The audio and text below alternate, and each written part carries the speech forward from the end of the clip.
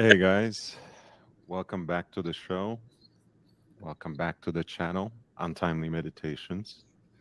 This is your host and your favorite pseudo intellectual, Lord Hellespont V, joining you live from Los Angeles. It's Memorial Day in the US. It's a day where we remember, or where we ought to remember, that freedom isn't free. It's a day where we remember those who are lost but not forgotten.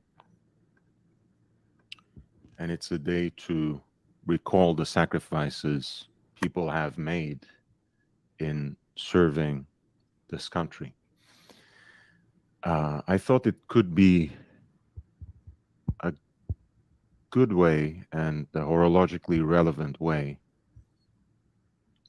to talk about some mil-spec watches on Memorial Day. So I will dedicate this particular live stream to a conversation on mil-spec watches.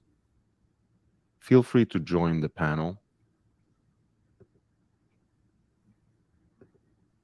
I realize while I was trying to put together this list of watches that I'm gonna talk about today, it's a very dive watch centric list. Um, it's a little bit too,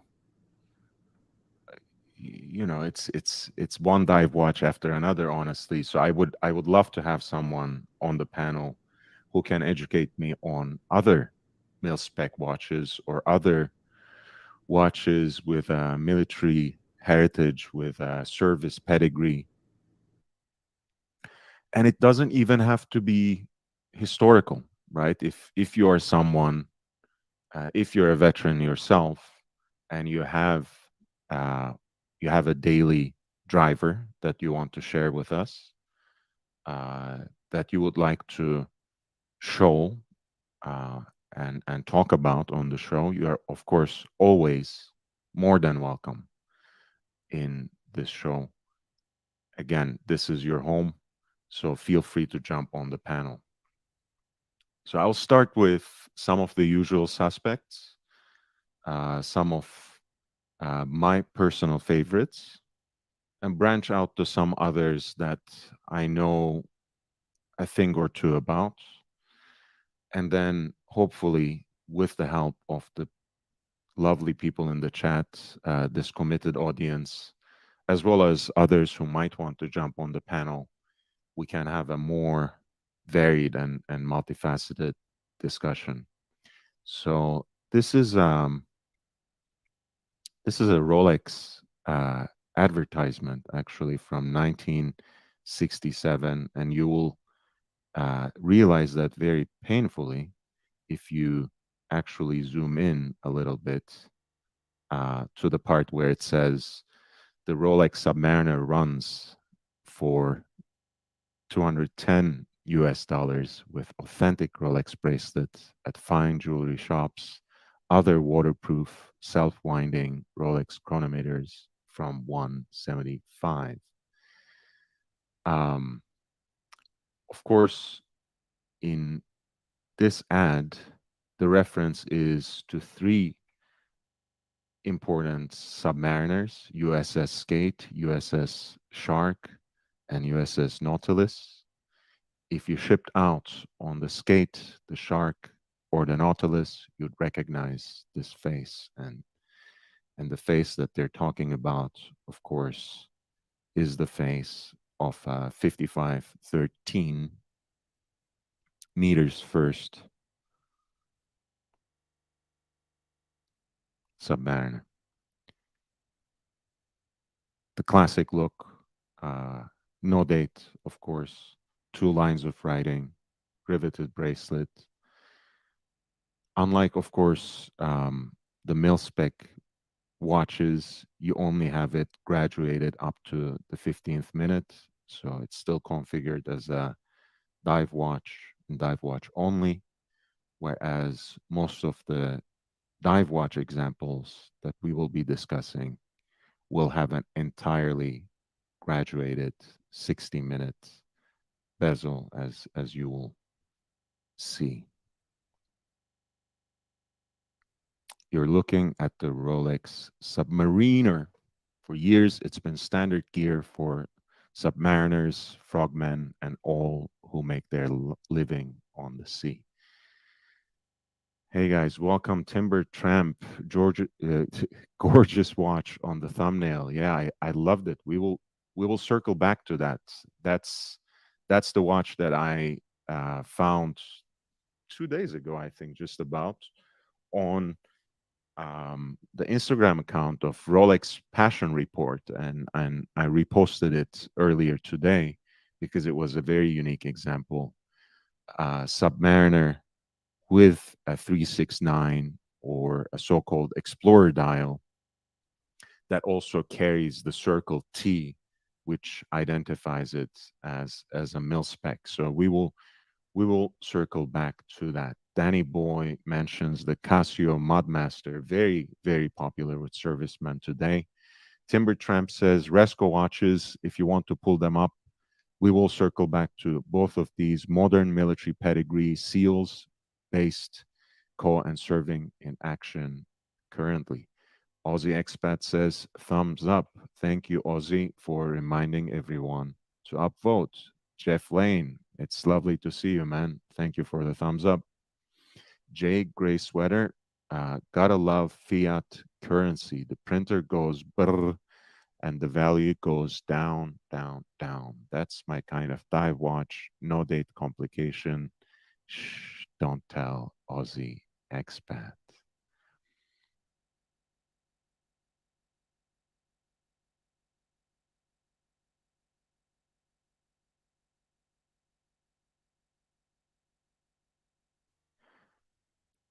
So this was our first example. It's not for better or worse.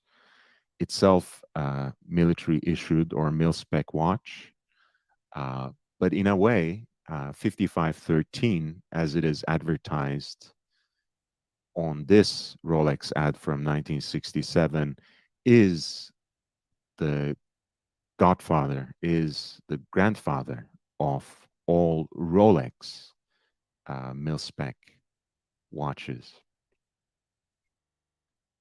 So let's focus on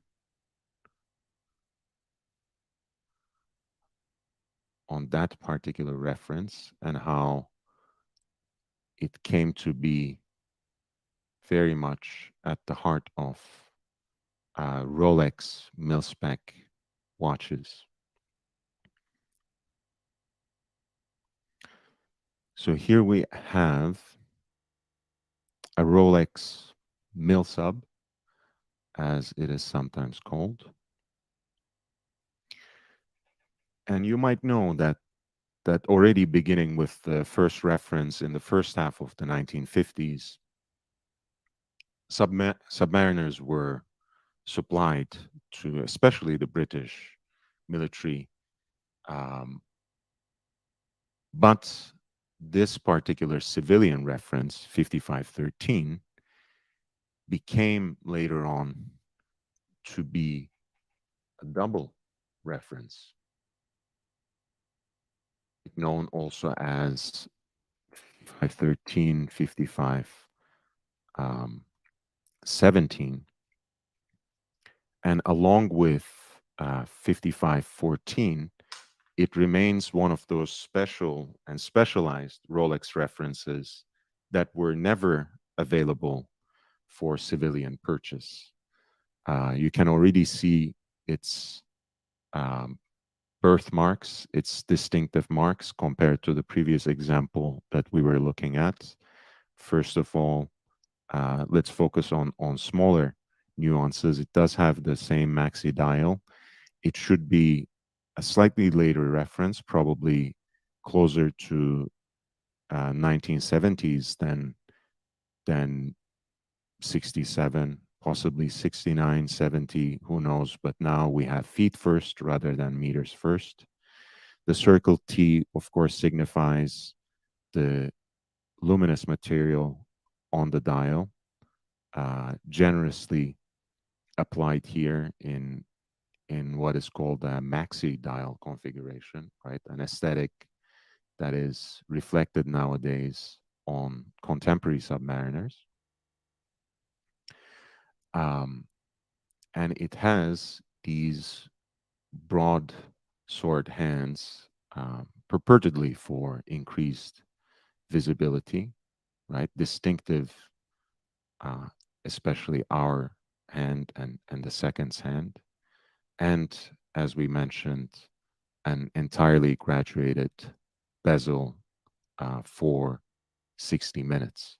And and one, of course, one thing that is also quite special, uh, and perhaps somewhat limiting for civilian purposes for these watches were the fixed lug pins, right? Fixed lugs, as people sometimes say, where you have a lug pin here that's soldered on, right? That makes it basically exclusively to be used with these military style, again, military issued NATO straps. Aussie expat says, I can afford the extra dollars for a date. Nice pun there. Uh, Danny Boy says, that's just something else. MLMJ, hey, um, you were great with the 30-man during Raw Night. Hey, I couldn't watch it. I didn't watch it. But I was sent the clip. I think that was a respectable performance. Also a great, I think, great rendering of my personal likeness by Green Room. Um, Tip of the hat, the chapeau, as the Italians say, to Green Room. He's truly a legend. Danny Boy says the bezel insert is in amazing condition. Absolutely.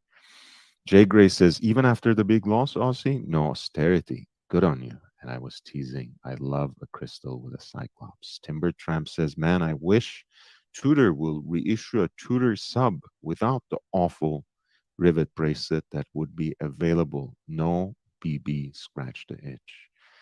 Yeah, that remains to be a very divisive and controversial option. I am actually, and this is a good moment probably to show it off.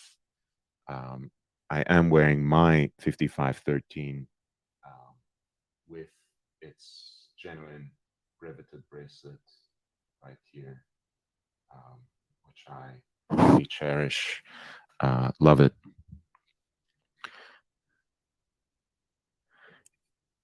DP says, Amen. Yes, let's remember those who have fallen and those who are lost. Peeping Time says, is that a Steinhardt? Um, hey, man, Steinhardt does make good replicas and homages to these kinds of watches. No, I don't have anything bad to say about Steinhardt. I would not necessarily recommend them. I like watches that try to be themselves, that try to bring something new to the table, but I'm not necessarily against homage or replica watches as long as we know what they are replicating, what they're supposed to be representing, as long as we don't take them for something that they're not. I think that's completely fine. Timber Tramp says that bracelet looks good. Nice piece. Hey, I had to resign myself when I sent it to Michael Young um, in Hong Kong to restore it because it was getting a little too jingly jankly, even for my liking, if you can imagine that. Um, and their condition was that they had to do a light polish, and I let them do that. And it makes an interesting contrast now um, to the case, which is itself quite beaten up, um, even though also rather full and preserving some of the original chamfers and the finish. Um, Guys, none of the watches that I show on the screen, unless I'm wearing them, is mine. So the watch in the thumbnail is something that I posted on Instagram, which is reposted from Rolex Passion Report. And all these watches are images that I found online, so I don't want to give any wrong impression. But yeah, I would love to own um, a watch like this. I have actually this 5517 is a watch that I have seen in the wild um, once. It's probably one of my biggest sightings in in the wild. I was sitting in this New Haven uh, hipster coffee shop. A man walks in, sees my sub, the one I'm wearing now. I was wearing it on a NATO. Um, and he says, "Nice watch." And he said, "May I sit with you?" And I'm like, "Oh, all right, why not?" And turns out he's a Chilean lawyer who actually practices law there. And the watch he was wearing, which he was kind enough to show me, was a 5517. And I was like, "Man, rock on! It's New Haven, and you're wearing basically a $250,000 watch as your daily driver. More power to you." But yes, this is not that watch either, but it was an exact example of this model, 5513, 5517, which is the mil spec model of that 4-digit reference. They're assumed to be made for about, maybe 1,000 or 1,200 examples. So not many of them out there. And even even before um, this entire craze that we experienced in the market, these watches were fetching quite a big because of how limited they are, of course. Let's switch gears to the next watch on the docket. Change things up a little bit. And what we have is actually uh, Blancpain 50 fathoms.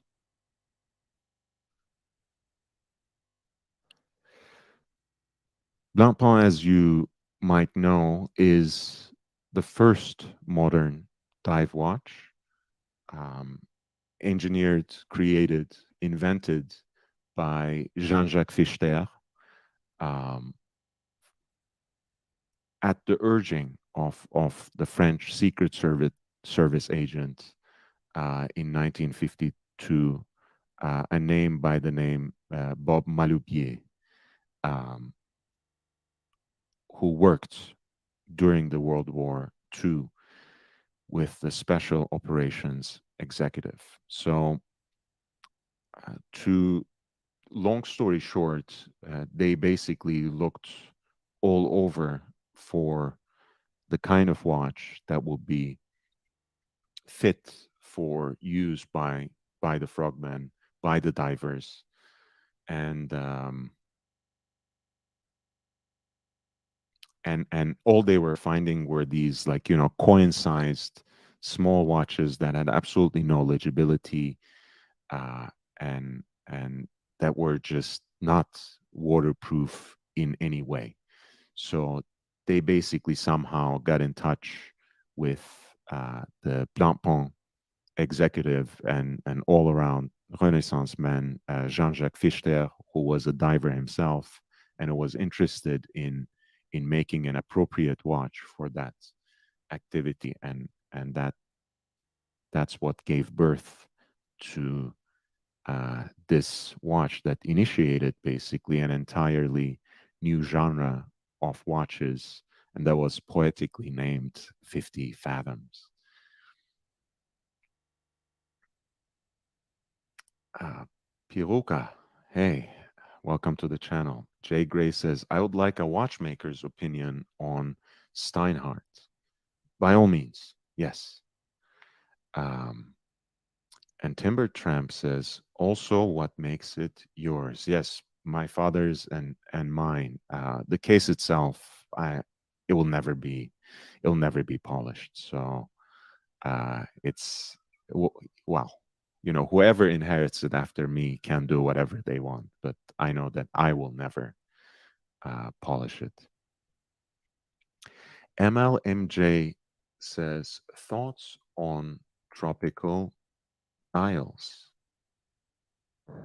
Um, in a way, I'm off two minds about it. You can say,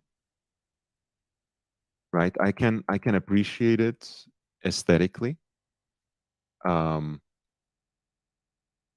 because sometimes you see dials that have just aged in such a spectacular fashion and in a way that actually reflects what they have lived through, in a way that carries the history and the story of that particular watch. Um, in that case, when I look at these watches, whether it's just on a computer screen or if I get the privilege to handle and examine them more closely, I admire it, and um, and I understand why a particular um, kind of a collector might desire it, might um, pine for it. I'm blanking out on his name. There's a guy, I think his name is George Graham. Yes, I think it's George Graham. Um,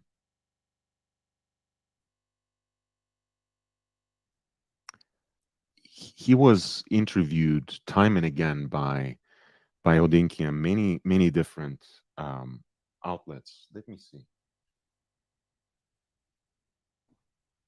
I don't know why I said George Graham. I think it's Graham Fowler, but let me dig it up because I think some of his collection is represented here in A Man and His Watch, which I of course always hold very close here, so I can go into story time whenever I need to.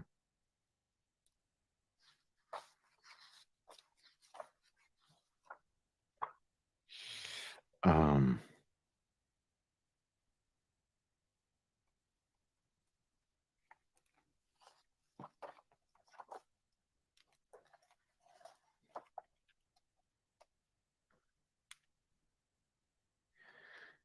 Bear with me, guys.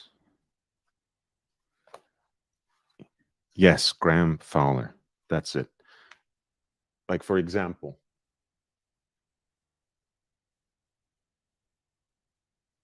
this is one of the prized pieces out of his collection, right? And he's a collector of particularly um, mil subs, mil spec watches, watches that were issued to commercial divers, such as the COMEX references of Rolex, whether they are marked as such or not, whether they are 5514 or not. But anyway, so if it is a watch like that, and if it goes to the right collector, who can argue with that? Um, but I'm also somewhat suspicious and entirely not with it when it comes to people asking crazy premiums just because there's an interesting aging, because ultimately it's just water and humidity damage. So why are you trying to sell me a watch 3 4 times what it's worth because it's damaged? I understand for the right collector it can mean everything. For me, I'm not a mil spec collector myself, So as much as I get passionate when I see them and when I talk about them, uh, I wouldn't want to own them, if you know what I mean. I wouldn't want to own one that has that sort of excessive aging. So MLMJ, that was my response to you. Eric L says, had a marathon GSAR and was drawn to the modern mil-spec concept. It was way too busy for a 41 millimeter watch, so much that it made it wear small. Interesting. Um, Fries with Mayo, reporting from Geneva, wearing a very similar 1963 Omega 165 024. Nice. We are going to get to that, I think. Yes, we are getting to that. And that's basically very similar to Rolex mil specs visually and aesthetically are very similar to um, Omega mil spec Seamasters, and you will see what I mean in a little bit. Danny Boy says, if I subscribe, can I inherit the 5513, please? Danny, I thought we were friends. You were one of the first people I thought who subscribed to my channel. If you have not subscribed, I am heartbroken. MLMJ says, okay. Weezer is here. Jay Gray says, Blancpain, my first choice for a diver. Hey, I came a long way in terms of my perception of Blancpain, and all I had to do was to read more about the Blancpain, research a little more about its history, and actually go out there and wear a couple of different examples. And I realized that once again, I was reminded of the fact that never judge a book by its cover. You know, never rule out a watch just because it's too small or too big for you. In my case, usually I assume that it's too big, especially when it's listed 45 millimeter in case diameter, but it actually wears well. And when you think about the provenance of the watch, why it was designed, it's a watch that's supposed to be oversized. It's a watch that's supposed to be larger than life, larger than it should be. So it is visible under the most extreme conditions down there in murky waters. So it's uh, it does matter. All right, guys, we are doing something right. We got the porn advertisement in the chat. We're doing really well today. MLMJ says, I missed you, mate. And Timber Tramp says, does the modern Blancpain 50 Fathoms have the terrible engraved script on the case edge? Uh, I don't necessarily agree with your sentiment, Timber Tramp, but they do, yes. They do have the Blancpain engraving uh, on the case flank, and that's another controversial thing about the 50 Fathoms. Mike David says, dress it up anyway. That watch is buggered. I, it doesn't need to be dressed up. It's a mil spec watch. It carries its history. I think it's already very nicely dressed.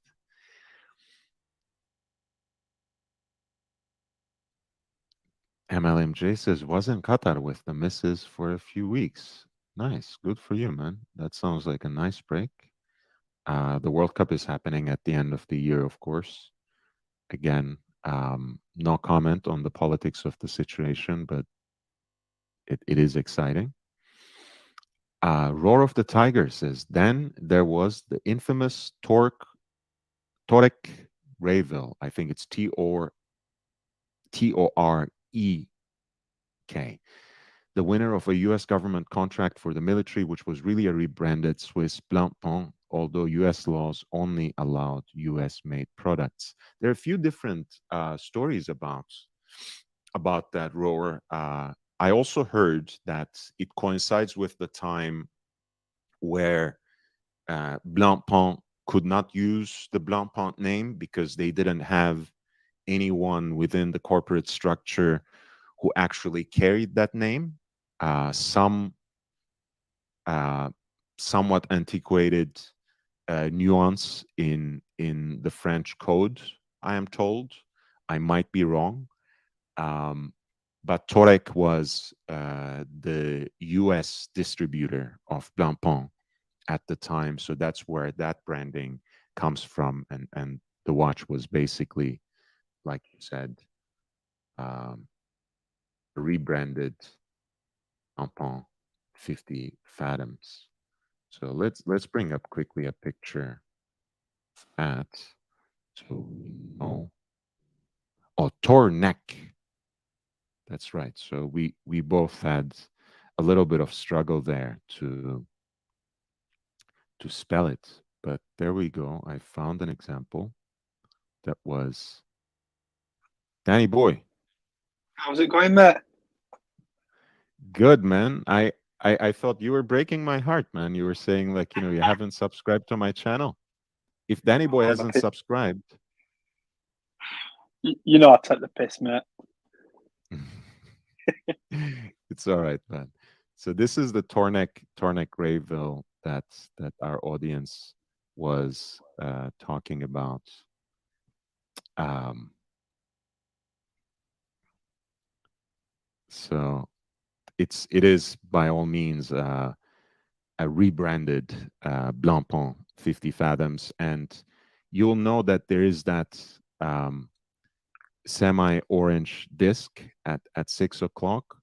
That is again a very specific uh, marker of its mil-spec pedigree, because these watches were basically issued to divers for a specific mission, after which they had to hand it back.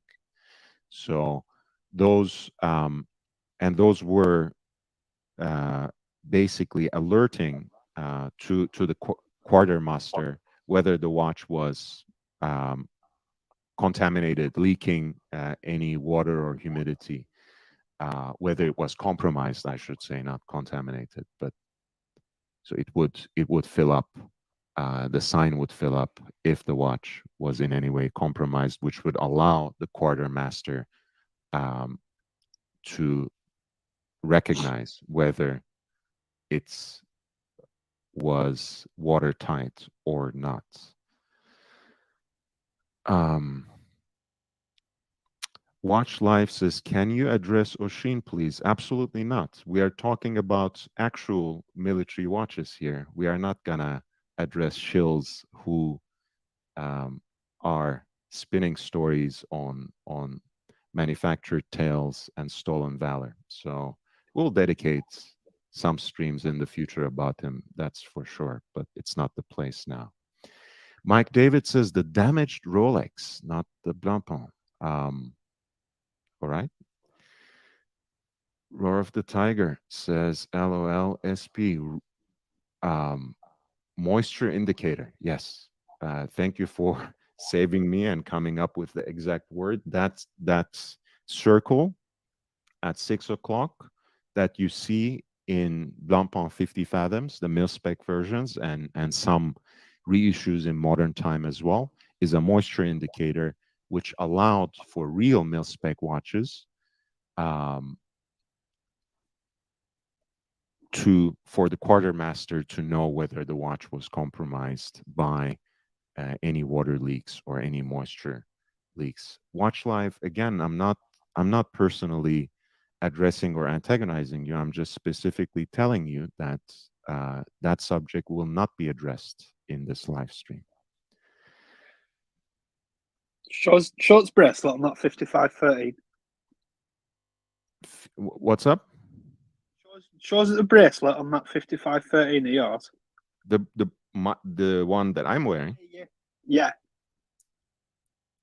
Sure. Put it on big screen for us so I can see it properly. Of course. Later on, maybe after we are through with it, I can pull it off too. And that. You know what? You don't see him with bracelet anymore, do you? It's getting I didn't, harder and harder to find them, didn't but realise of you had course bracelet. I was lucky enough to be Yeah, handed one down. So you really lucky to have bracelet with it. You don't see him anymore with bracelet. yeah, I mean they're beautiful watches anyways, and I do, you know,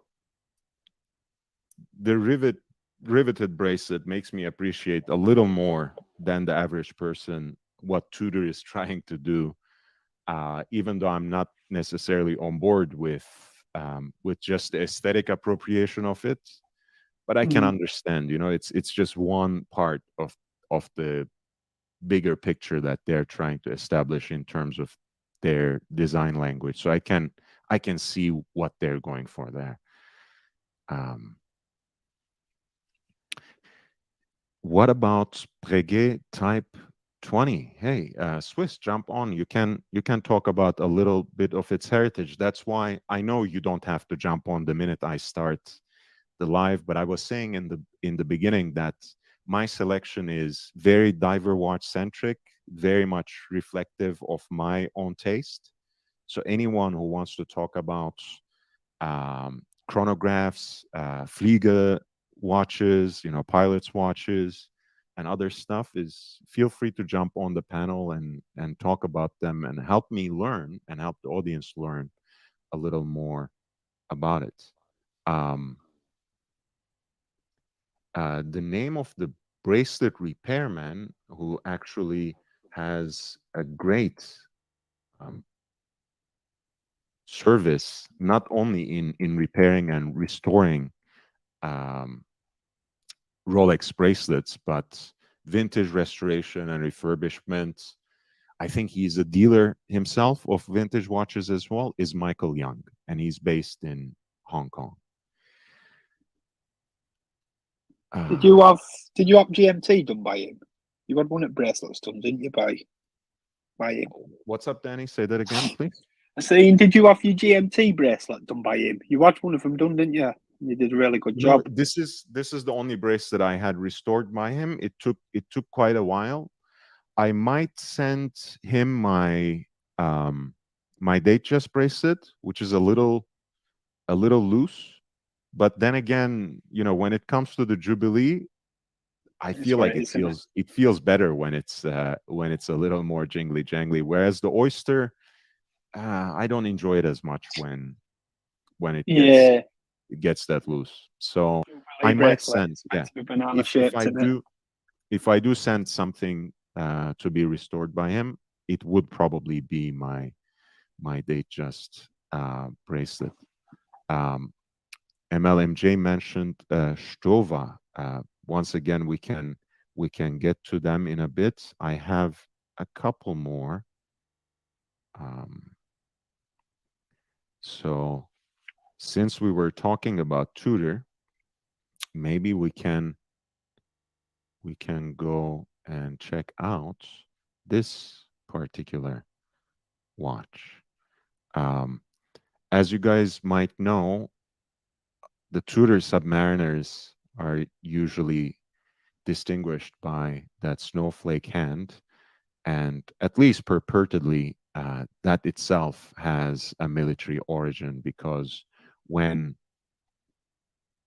uh, the French Marine Nationale commissioned these watches, it's said, it's rumored, pardon me, that they requested a particular kind of hand design that would have increased visibility underwater.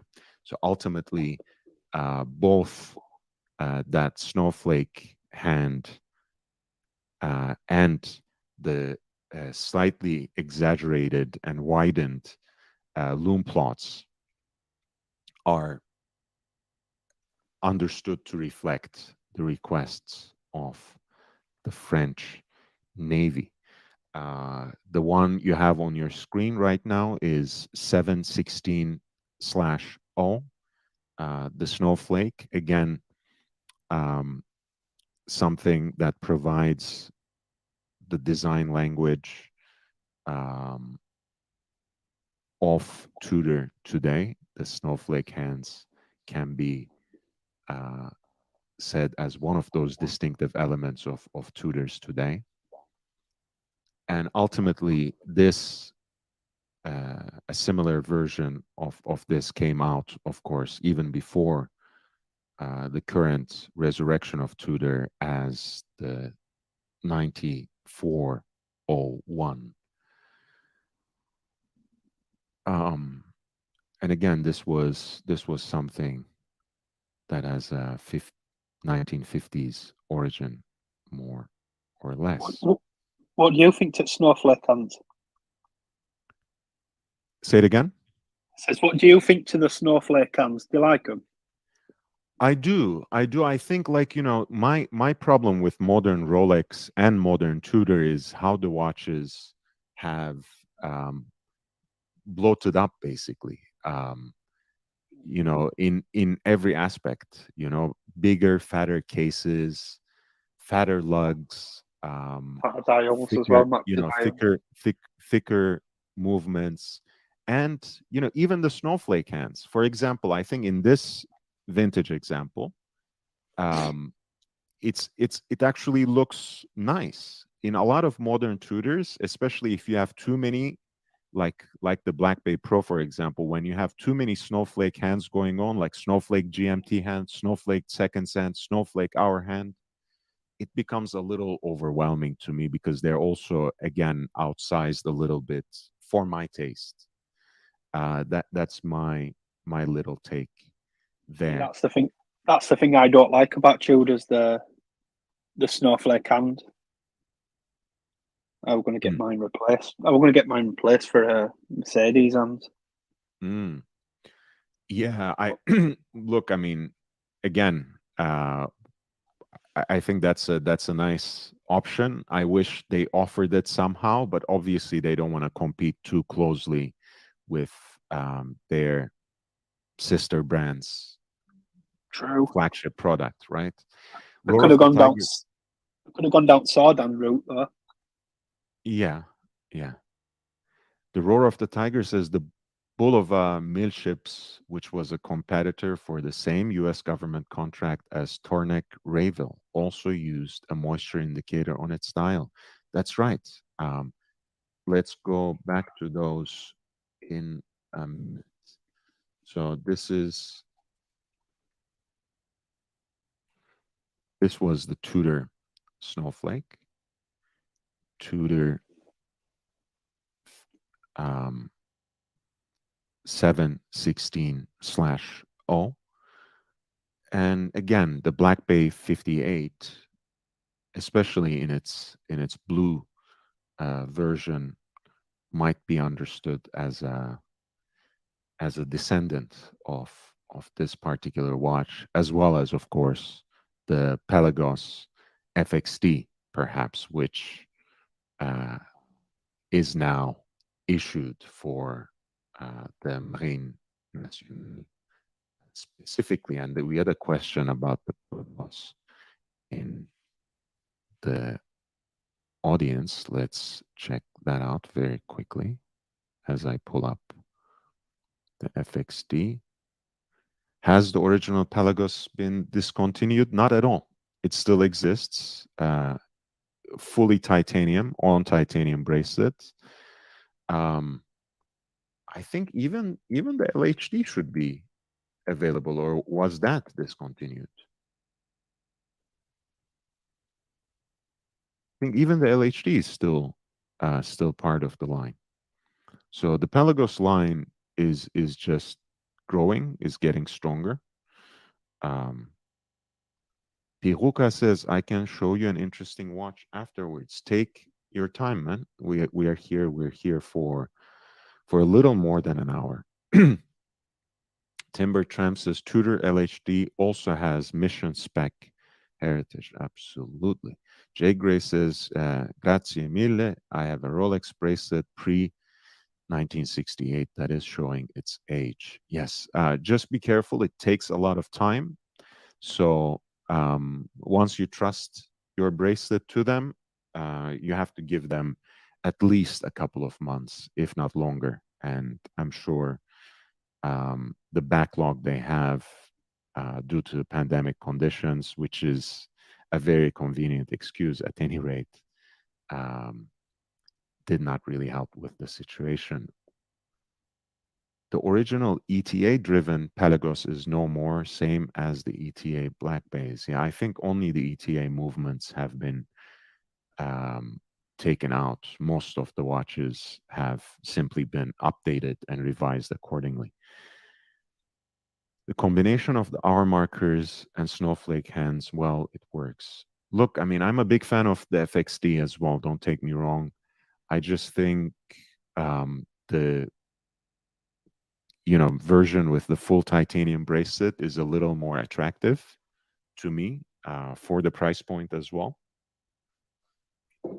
Um, but otherwise, yeah, it's a great watch. But again, I'm not really a mil spec collector or mil spec enthusiast myself, so I can't justify what is essentially a more limited version of the full blown model.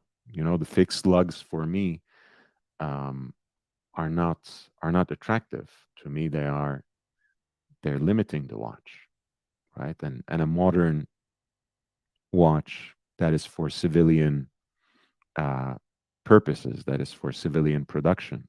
Um, so you don't really inherit the heritage of an actual mil spec watch, no matter where it's issued, right? Unless you are actually issued this watch, why pay technically more, and especially on the secondary market, for less of a watch than the Tudor Pelagos is? Personal preference, again, no judgment implied.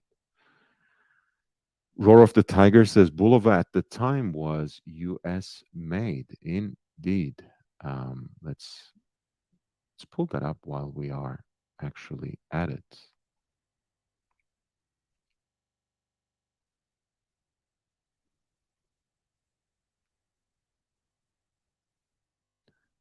Um,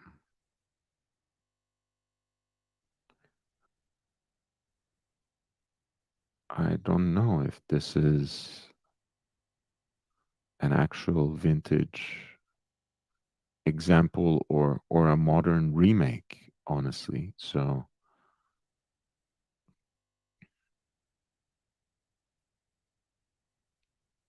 but I know they resurrected um, it for a new edition, right? Yeah. So let's pull up their own page for that.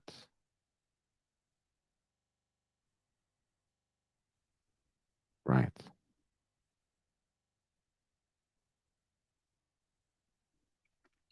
They have basically reintroduced it to the line a couple of years ago already. Great. I think this is very cool. Very, very cool. Here's the original with a similar moisture indicator there. And again, the aesthetic is quite similar, but also, uh, different from the Blancpain 50 Fathoms and the Tornek Greyville watches that we were showing earlier. Oh, I thought I pinned the link. Let me send it again.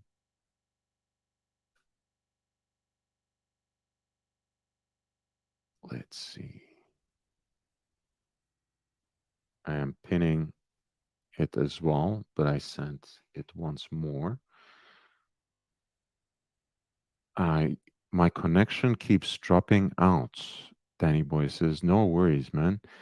Timber Tramp says, "I actually have a much tougher time reading proper time at night after several hours of no light in regards to snowflake hands." That's an interesting point. Eric says, "I also love the snowflake hands, but like Lord says, if there's too many, it doesn't command attention, which goes against the purpose." That's a good take. What competition would it be to have a Tudor that represented some of these original features or Mercedes hands? You cannot get a Submariner at retail. They don't seem too concerned to let you. That's a great point as well.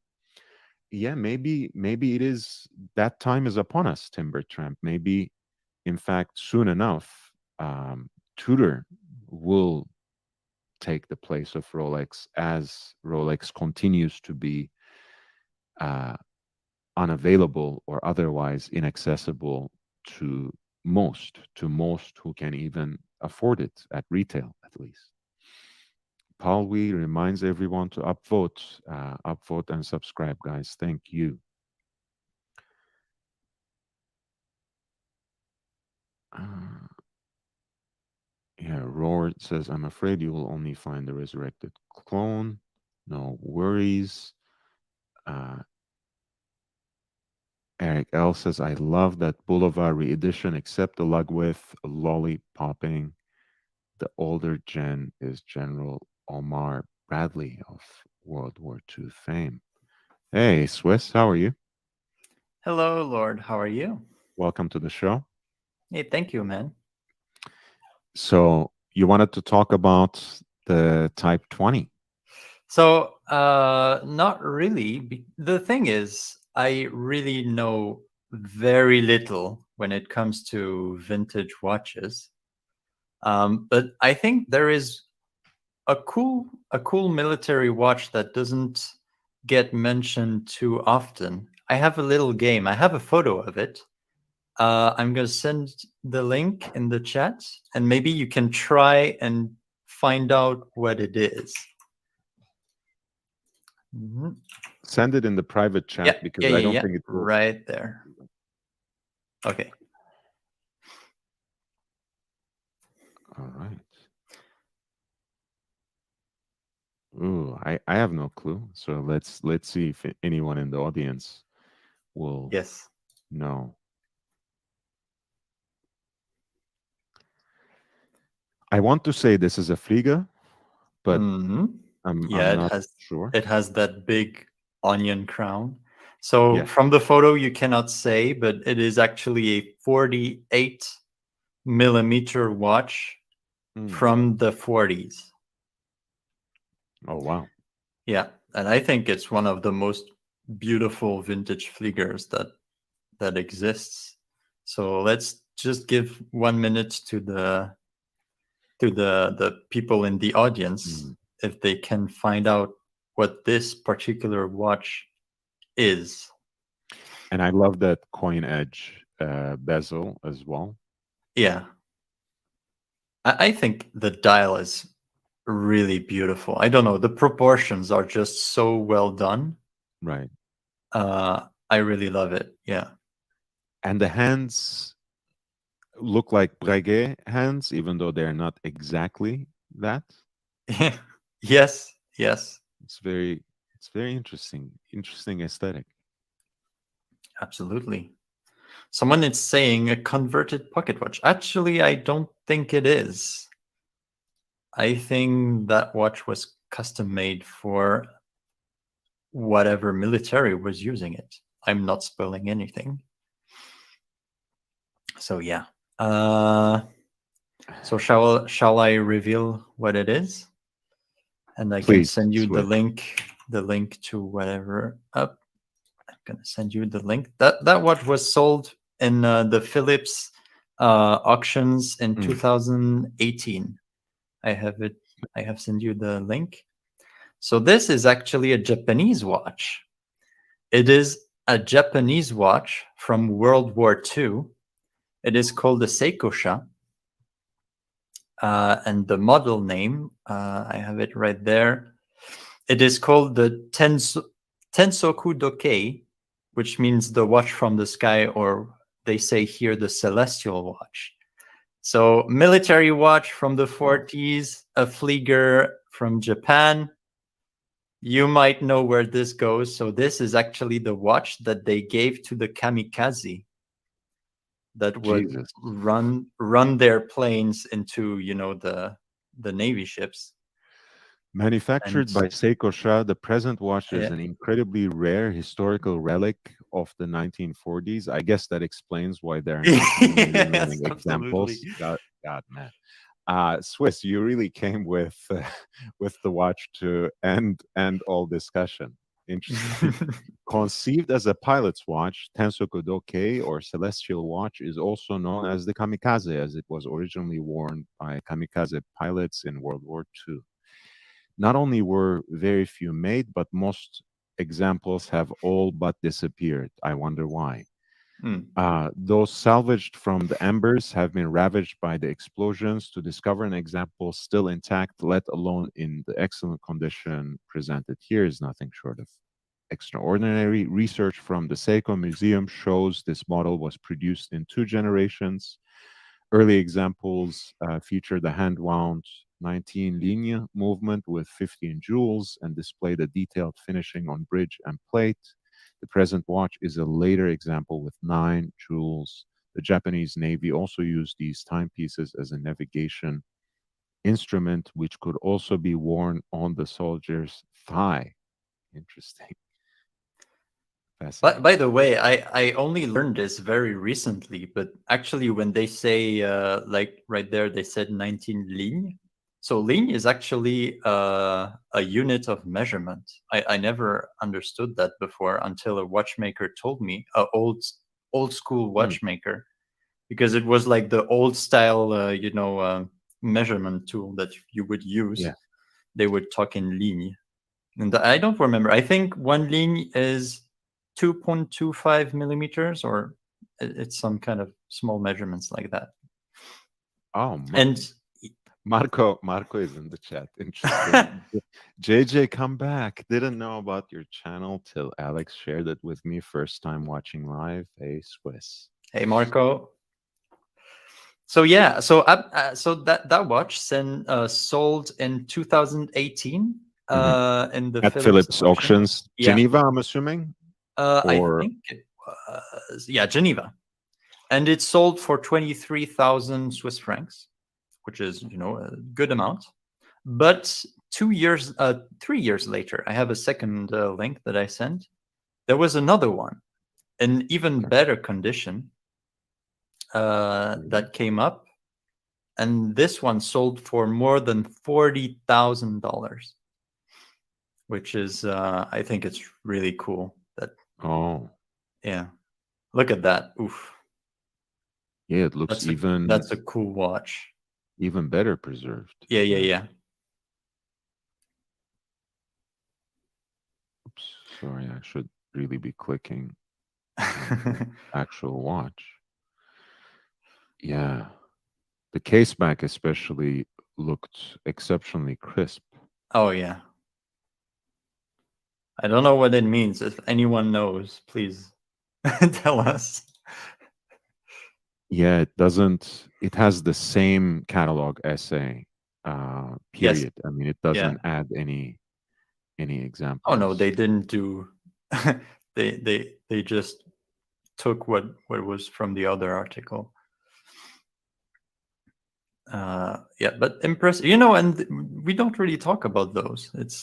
It's interesting. We always talk about European military watches, but Right. Japanese, they also had, I mean, look, that's one of the problems, and I guess we need people to interface for us because I don't speak Japanese, but there's a watch collectors community and an enthusiast community in Japan that has, in certain respects, more knowledge and more experience than a lot of the Americans, for sure. Europe, Europe is a little different, but I think, like, Japanese knew how to collect Rolex watches before most Americans, I have to say. So we have much to learn about wristwatches and about collecting watches from the Japanese, but we don't usually get a lot of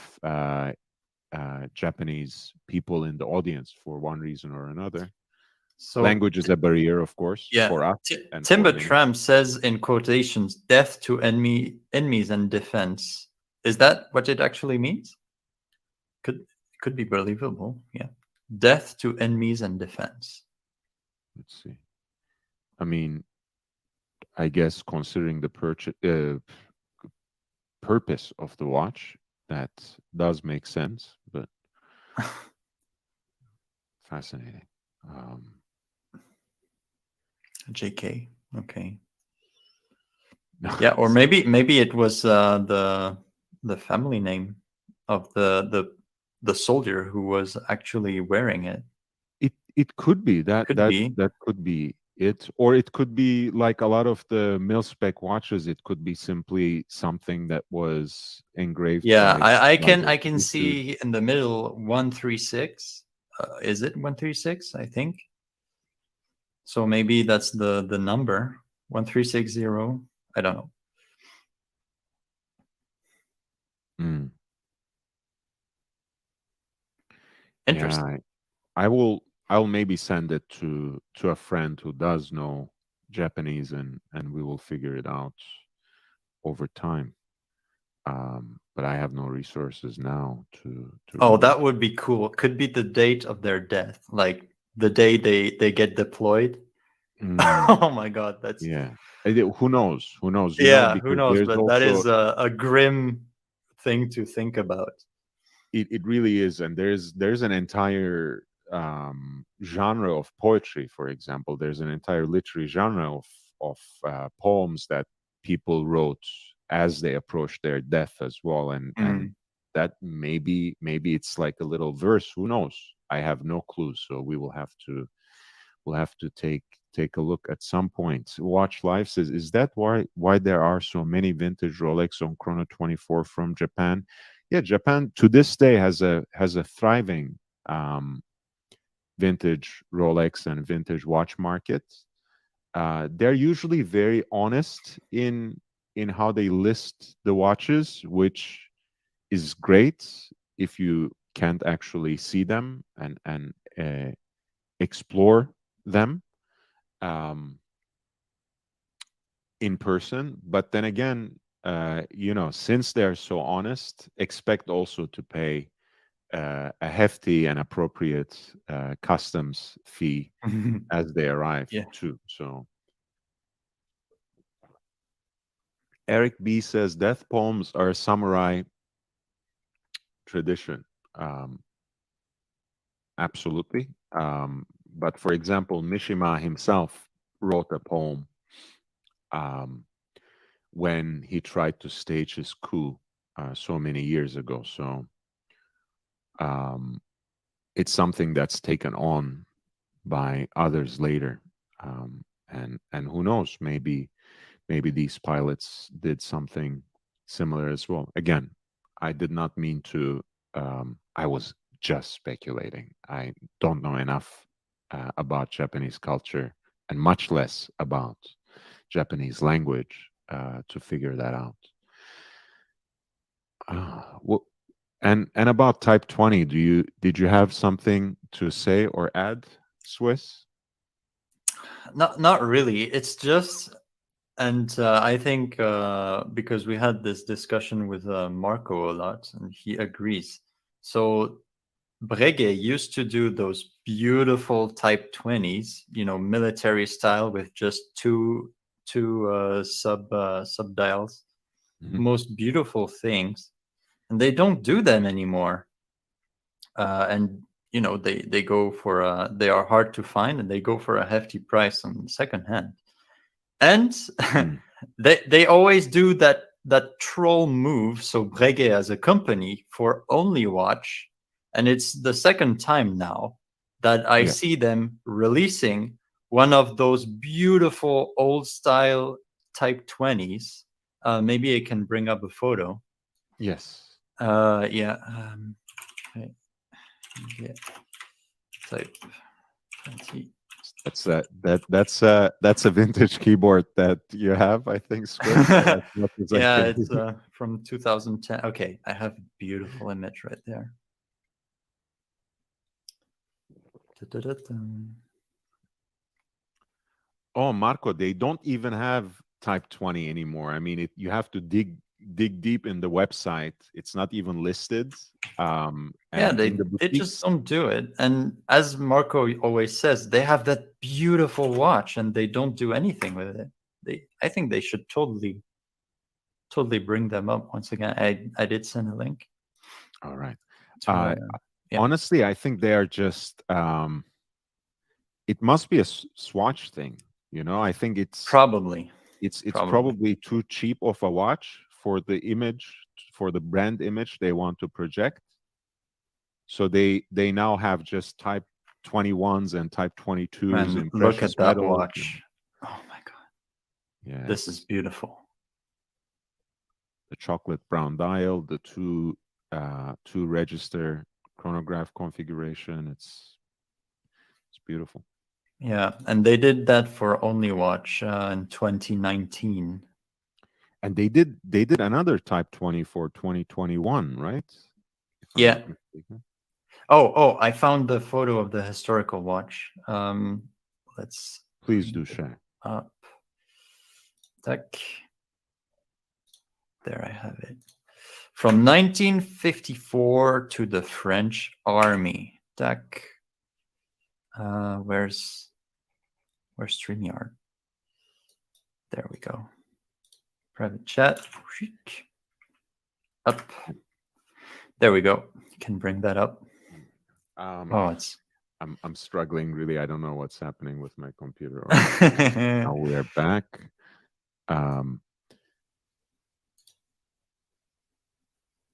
Yeah, it's wow. Yeah, you have that nice onion shaped. So actually, Longines has a very similar watch. It's it's called the Big Eye, which really takes that dial Right. and this old style chronograph. Avigator Big Eye or something. I think Yeah, Avigation, right? Avigator would be even worse of a pun, but Avigation is quite bad already. And I really don't get why Breguet doesn't do it. And this is a very handsome watch, by the way. Oh, it is. I mean, it is beautiful watch for. I think it's a bit more than 2,000. I don't remember. Yeah, 2,800. Yeah. To be honest, that's a good watch for that price.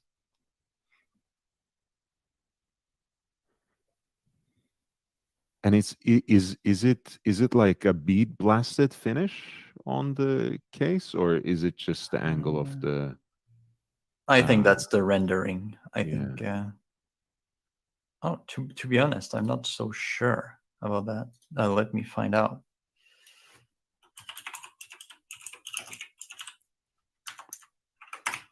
Interesting. Yeah, it can be just the rendering, like you said, but then again, it also looks quite satin-like. And Oh yeah, it is slightly satin brushed, very finely brushed. Okay, all right, that's very interesting. At least on the lugs.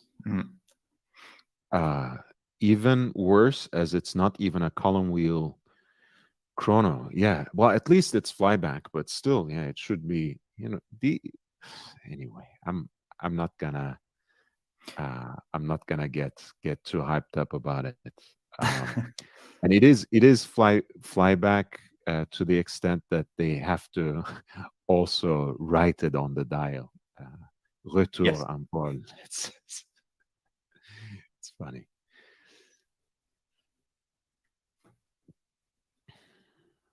Yes, the whole case is satin finished, very finely. Yeah, I think again this was one of the. I had an earlier show a few days ago by now where we were talking about some of the best purchases for chronographs at each price segment, and this was one of our choices in the sub 5K segment. And I'm willing to get over the horrible pun, avigation, because it's just a cool watch. Looks great. It is, yeah. Truncated 4 is a mess. Yeah, no, I understand what you mean. Look, man, I mean, Hey, Yeah, it's get the chopped world's off not by fair. the yeah. The world's not fair. We have, um, we all have our own qualms with certain models. For me, it's always a way to know whether I really love that watch or not. If I start nitpicking about one detail here, one detail there, I know I can't live with that watch. I know I will have to get rid of it soon enough. In this case, I like that big eye design. To the truncated 4 doesn't, or 2 or 10, it doesn't really bother me. Um, but I know exactly what you mean. Watch live. Yeah, that's Yeah. a fantastic watch. I'd rather have that than a date at 4. That's for sure, in my opinion. Sure, and that's another nitpick, right? Because there are Oh yeah. there are watches that like. It's not like I have like an existential resistance to the date function. So there are watches that I like with the date function, and even those that have a date between 4 and 5, that might be it. But if I'm getting agitated by that on a watch, I know I just don't like that watch. Yeah. I'm gonna Yeah. find a problem with it no matter what.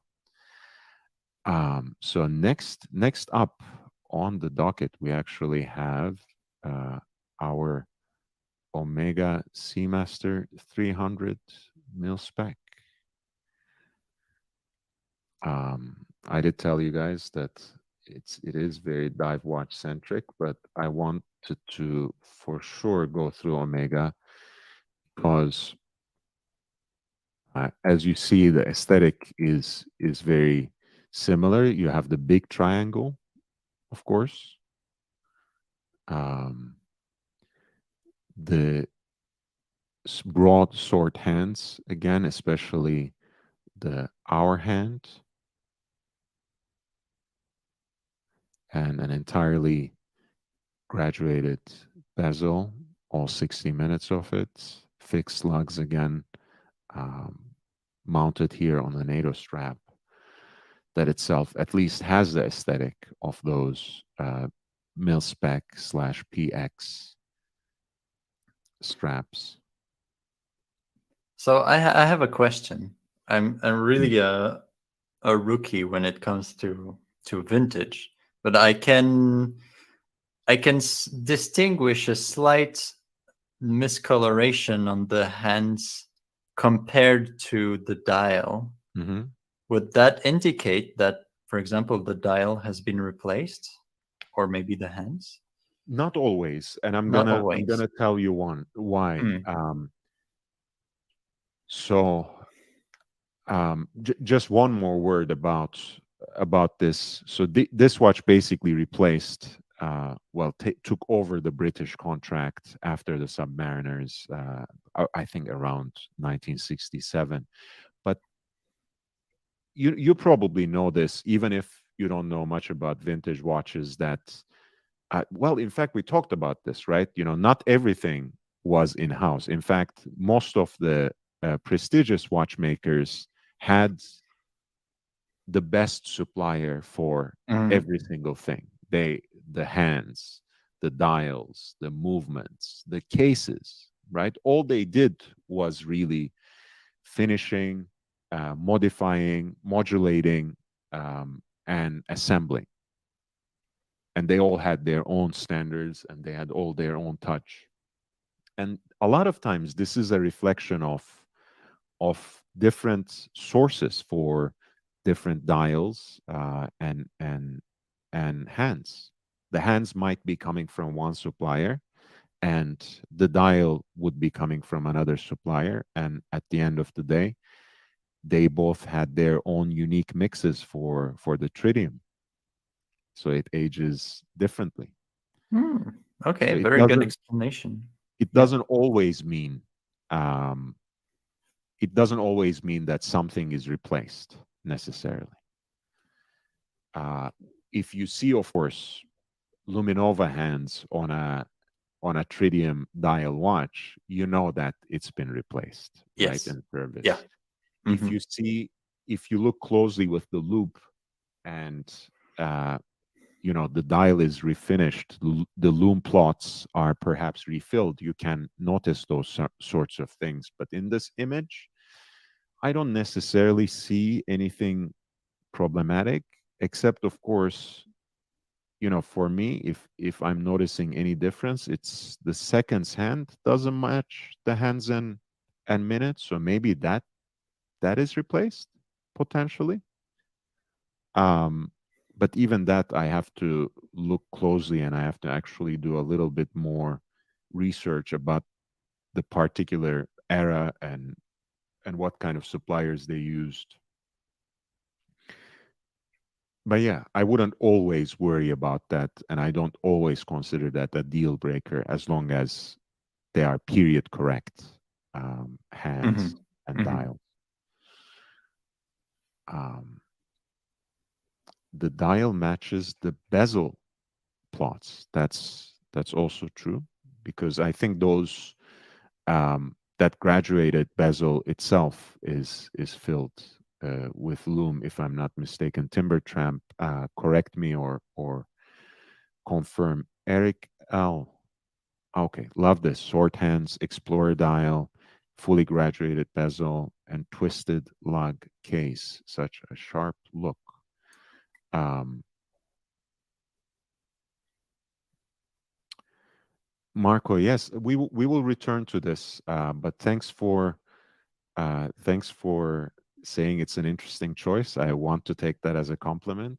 But yeah, I'm a vintage watch guy, so that was the first watch that I bought with my own money, and I do love it still very much. Love that Omega big triangle at 12 bothers a lot of people, but I don't mind it on this piece. I see it as one of the most distinctive elements of this piece. So I do love the big triangle actually. Um, might only have printed plots without loom. That is possible. Again, something that we Mm, would have to it's inspect possible, yeah. with a loop. That would defeat the purpose, however. I think so. Probably as a mil spec, it did have like the whole reason for the big triangle was Yeah, to get that visibility. sense of Yeah. orientation and visibility. We are getting a lot of porn spam in the chat. We are doing great today, guys. Thank you for Yes. your support. Yes, If you have absolutely. been watching the show and enjoying it, please upvote. If you haven't subscribed yet, subscribe. There's always a lot of interesting content like this. Uh, this is mostly a watch channel, but we do a lot of sports talk as well, especially football slash soccer and boxing. So everyone is welcome here. Please do subscribe. Timber Tramp says, I agree. Potentially, the loom that was used on the dial and bezel was a different mix than the hands. That's also my opinion, yes. Uneven patina typically is an indicator of replacement parts, but can vary as patina is not always even and never a perfect Yeah, process. absolutely. Especially, back back in the 50s, 60s. Yeah, right. So this was our Omega. Speaking of, let's see what else I have here. Okay, we will have another 369 configuration, but one more watch before that. That is Panerai.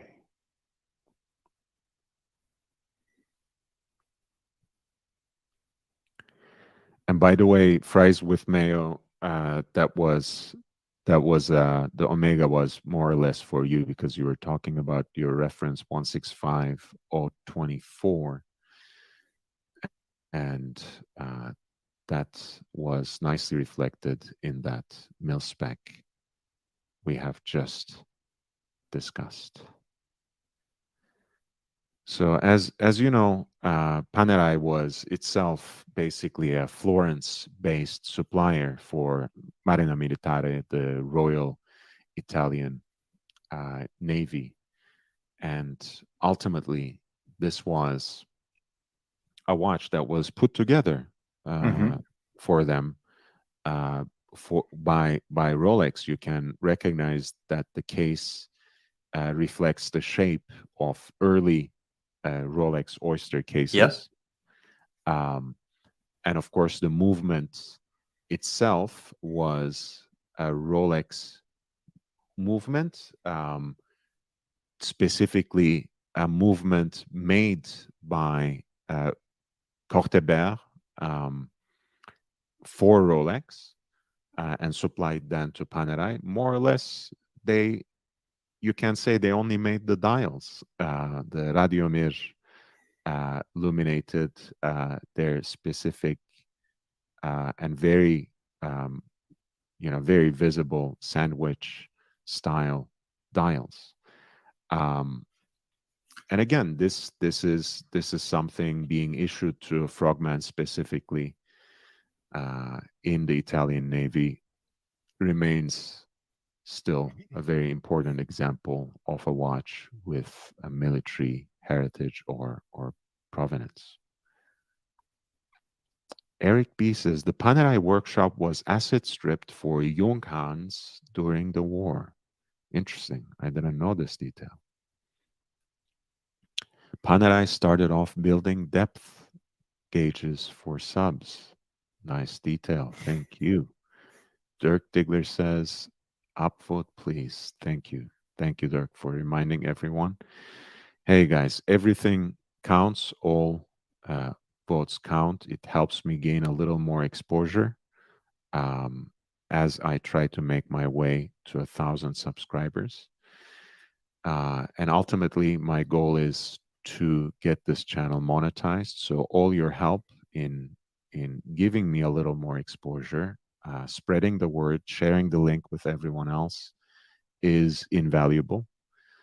In the meantime, if you want to contribute, if you want to encourage me in creating this kind of content, running these live streams, if you want to support the channel, help me buy more equipment, feel free to send a PayPal contribution, and that's at lordhellespontv@gmail.com. lordhellespontv@gmail.com. I also have a Cash App at $LHVVV, $LHVVV. Um, and finally, we come to the crown jewel of my presentation, at least. This is something I came across just a couple of days ago on the Instagram account of Rolex Passion Report. Um, it's not the first time I see uh, a 6538 with an Explorer dial, a so-called Big Crown Submariner. But it is the first time I see one that is mil spec, that is military issue, and you can recognize that by the circled T above the depth rating, Hmm. again, giving you the the information about the luminous material, tritium on the dial. We have the entirely graduated bezel insert.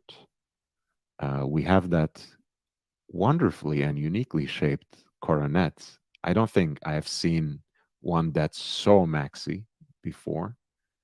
Um, Very cool. And we have, of course, the iconic 369 quote unquote explorer layout, which gives the watch again another unique charm. Man, that is such a beautiful watch. I never saw anything like that before. No. And Oh my god. you see the little serifs on the on the markers and everything. It's like it's fascinating. All the vintage details of these sorts of watches, very very unique and I love it. And it seems just too perfect of a condition somehow. Hard to believe sometimes, but hey, at least in the photo, everything looks to be in the right order. Yeah.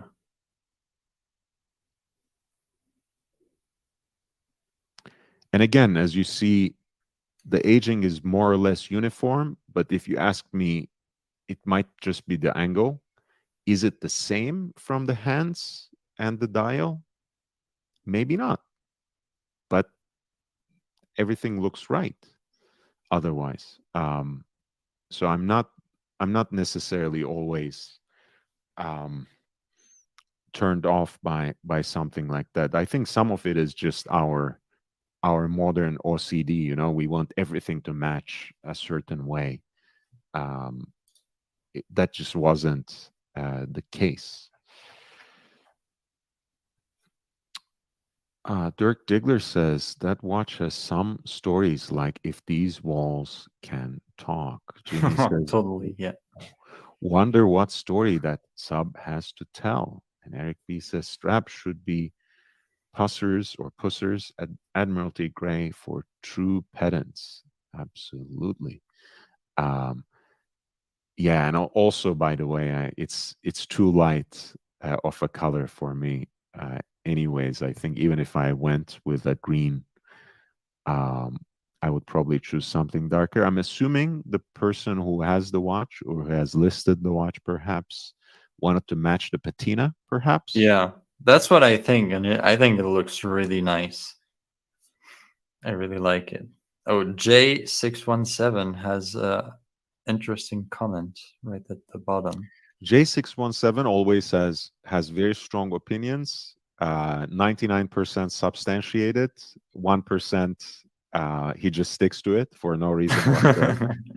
Like implying, for example, that the first Rolex sub wasn't actually a sub and just a turnograph. No proof of that or no record of that anywhere, but Jay still holds on to it. Um, he says here that's a civilian mod. Hey, uh, it is possible. I don't have the watch in my possession. I'm not trying to sell it or pass it on as a mil spec, but I've come across it, thought to share it. Um, we'll figure out. Maybe the story will come out. Jimmy says, "Really? Again, it's possible, guys. It's if I actually had the watch in my possession, I could tell you better. But the, if there is a lot of history for mil-spec watches, there's perhaps a richer history of people trying to pass on watches as mil-spec with devious modifications. So I wouldn't put it past them. Yeah. And as I said before, when it, in my concern, I really know nothing about when it gets into, vintage Rolexes and all of that. So I'm just discovering like everyone else. Mm-hmm. Yeah, yeah, it's possible. Um, right. I mean, that would be the other thing. I haven't seen, not that that couldn't be replicated or faked, but in this case, this is the only image that I have of this watch. Right. I haven't seen the movement. I haven't seen the case back. I haven't seen if and how the case back is engraved. Pardon me, whether that matches the supposed provenance of the watch. So I'm not going to present any strong opinions about it, but it is something I came across a couple of uh, days ago, and I thought it could be an interesting way to bring up in a conversation of mil-spec watches. Uh, when it comes to vintage, the phrase "buy the dealer" is uber important. Hey man, now that you are working for a dealer, you have to say that. No, I mean, look, it's for anything, man. It doesn't have to be vintage watches. You have to buy the seller. There's no doubts about that. The problem with that, of course, Marco. Again, this is not shading any particular dealer. Um, but even otherwise trustworthy dealers in the vintage markets in the past have quote unquote made certain mistakes, ended up selling watches with manufactured or embellished provenance in the past, which made some people lose trust in vintage watches entirely. And Yeah, even the big auction houses. I remember that Antiquorum, which is a very big auction house for vintage pieces. it's basically the first. Yeah, Like, when it comes to yeah, wristwatches, Antiquorum exactly. is basically the And godfather. yeah, and I remember they had some scandals when it came to some of their offerings. Yeah. And the funny thing is, of course, well, I mean, you can have someone like Swiss, for example, who is entirely enthusiastic about watches in general, but possibly he hasn't even dipped his toes in the vintage market because to him it looks probably like an unnavigable mess. Yeah, Uh, pretty much. and a lot of people who have lots of disposable cash to spend in the market for watches have for the last generation tended to buy from respectable independent brands new watches from independent brands, and that has basically propelled the rise of F.P. Jean, of Philippe Dufour, of even A. Lange und Söhne, which is of course not an independent brand at this point by any measure of imagination, or even in its resurrection, it was not really an independent, right? It was part of LMH, a kind of Günther Blümlein, Walter Lange pet project, so to speak. But in terms of their limited production, right? They're like basically, as people like to say, they are the most bespoke of serially produced watches, or most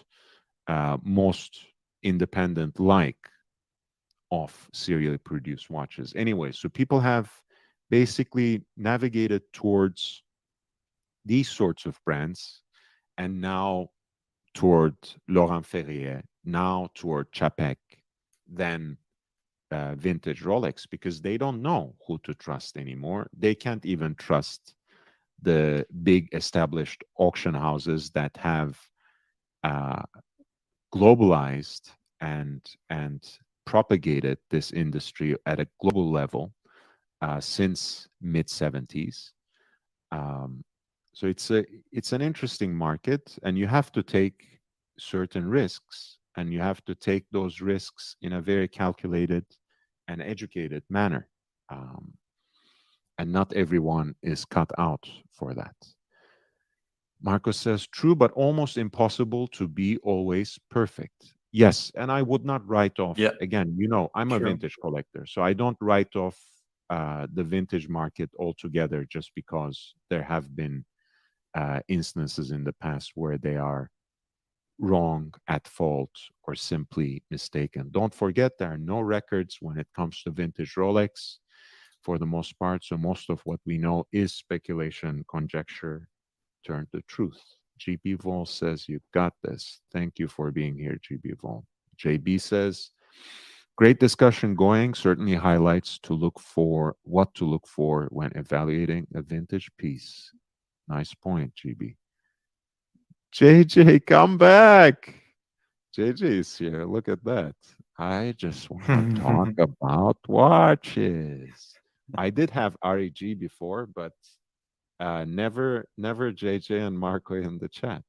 In America. Um, Jimmy says, JJ, you got fiked yesterday. Should have won. What happened? Oh man, this is like YouTube All Stars, man. Oh, Watch wow. is here. Swiss is on the panel. This is I'm humbled. I'm humbled very much. Yeah, I think he was referring to the wrestling game of yesterday on I think it was on Archie's stream. They had a recreational wrestling game, and Yeah, the they whole cast was there. right. Yeah. They sent someone sent me a clip Yes. of when I appeared, which was a Yes. very short but respectable performance, and I thank Green Room It for really was really funny. It was really funny. but anyway, it's all fun, and I Yes. think again, um, he got the hairline right, he got the patched jeans right. That was a great likeness for me, and as a one-off, I'm not gonna charge them anything for using my likeness. There you go. Ryan Singer says upvoted. Thank you. Eric L says upvote. If you're still tuned in, it's because you like Watch Talk. We just want to talk about watches. And JJ, come back. Um, Jimmy says all in good fun, man. Oh, J617. Look at the crown and dial very off, not from a 5513 or 5517. Well, that's because this is a 6538. I'm telling you, Jay, sometimes you get stuck in your own 1, 2, 3, 4, 5, and you confuse things. Again, I cannot vouch for the military provenance of this watch 100%, because again, Rolex is said to have supplied the Brits since early 50s, since they have first introduced the submariners. But the more well-known history is with 5513 and the later independent reference of 5517, or double reference, I should say, 5513, 5517. This is presumed to be an earlier example of a big crown submariner, possibly supplied to the military, possibly built for mil spec. It can be wrong. This is the only photo that I have of the watch. JJ, come back. Timber Tramp says unique. Gentleman's Hangout podcast. JJ says Greeny did a good job. Timber Tramp, Royal Rumble. It was funny. I find Green Room quite clever. You can blame it all on me. Well, I would rather you blame Tim, of course, but if that's your condition, I will take it. I'm always after blaming the right people, but hey, if you're gonna come back, you can blame it all on me. JJSW, JJSW, JJSW. Oh man. Oh, I'm looking at that auction from 2018 where I found the Seiko Sha. They were actually offering the left-hand root beer. Oh yeah. Oh, Can you send the link for let me that? send you a link. And in the meantime, maybe I can tell Marco, if he's still in the audience, there you go. It's in the private chat. What else do I have in the collection? Basically, the heart of my collection is my 5 Rolex watches and one Reverso. I have this 5513. I have that 16753 root beer transitional with the nipple dial. This is, of course, the 4-digit, as you can see from the raised crown. The hands are pretty unique to begin with. Dauphine hands, the small GMT hour hand. And of course, it's so-called destro, right? Yeah. Wow, what a fascinating that watch. is gorgeous. And the dial just aged so beautifully, man. And in really, really good condition. Like, this is beautiful. And this is full gold, 6542. And it sold for 2,000 $200,000. I mean, even more. At the time, I guess the parity was more or less established, but now Swiss francs are worth more than Oh US yeah, dollars. So, before it was a bit more. Yeah, wow, the left-hander. from And this is 1959. mm, yeah, because it's the first reference, but they had already changed to aluminum bezel inserts, of course. Did they do the root beer with the bakelite? Yeah, that's what I was Yeah, they. wondering. That's why I they didn't say anything. I want to I want let's to find out. I want to Bobby Google it in the in Let's the background. learn about watches. But I've never seen it. I don't think they ever I'm did. also gonna Bobby Google it.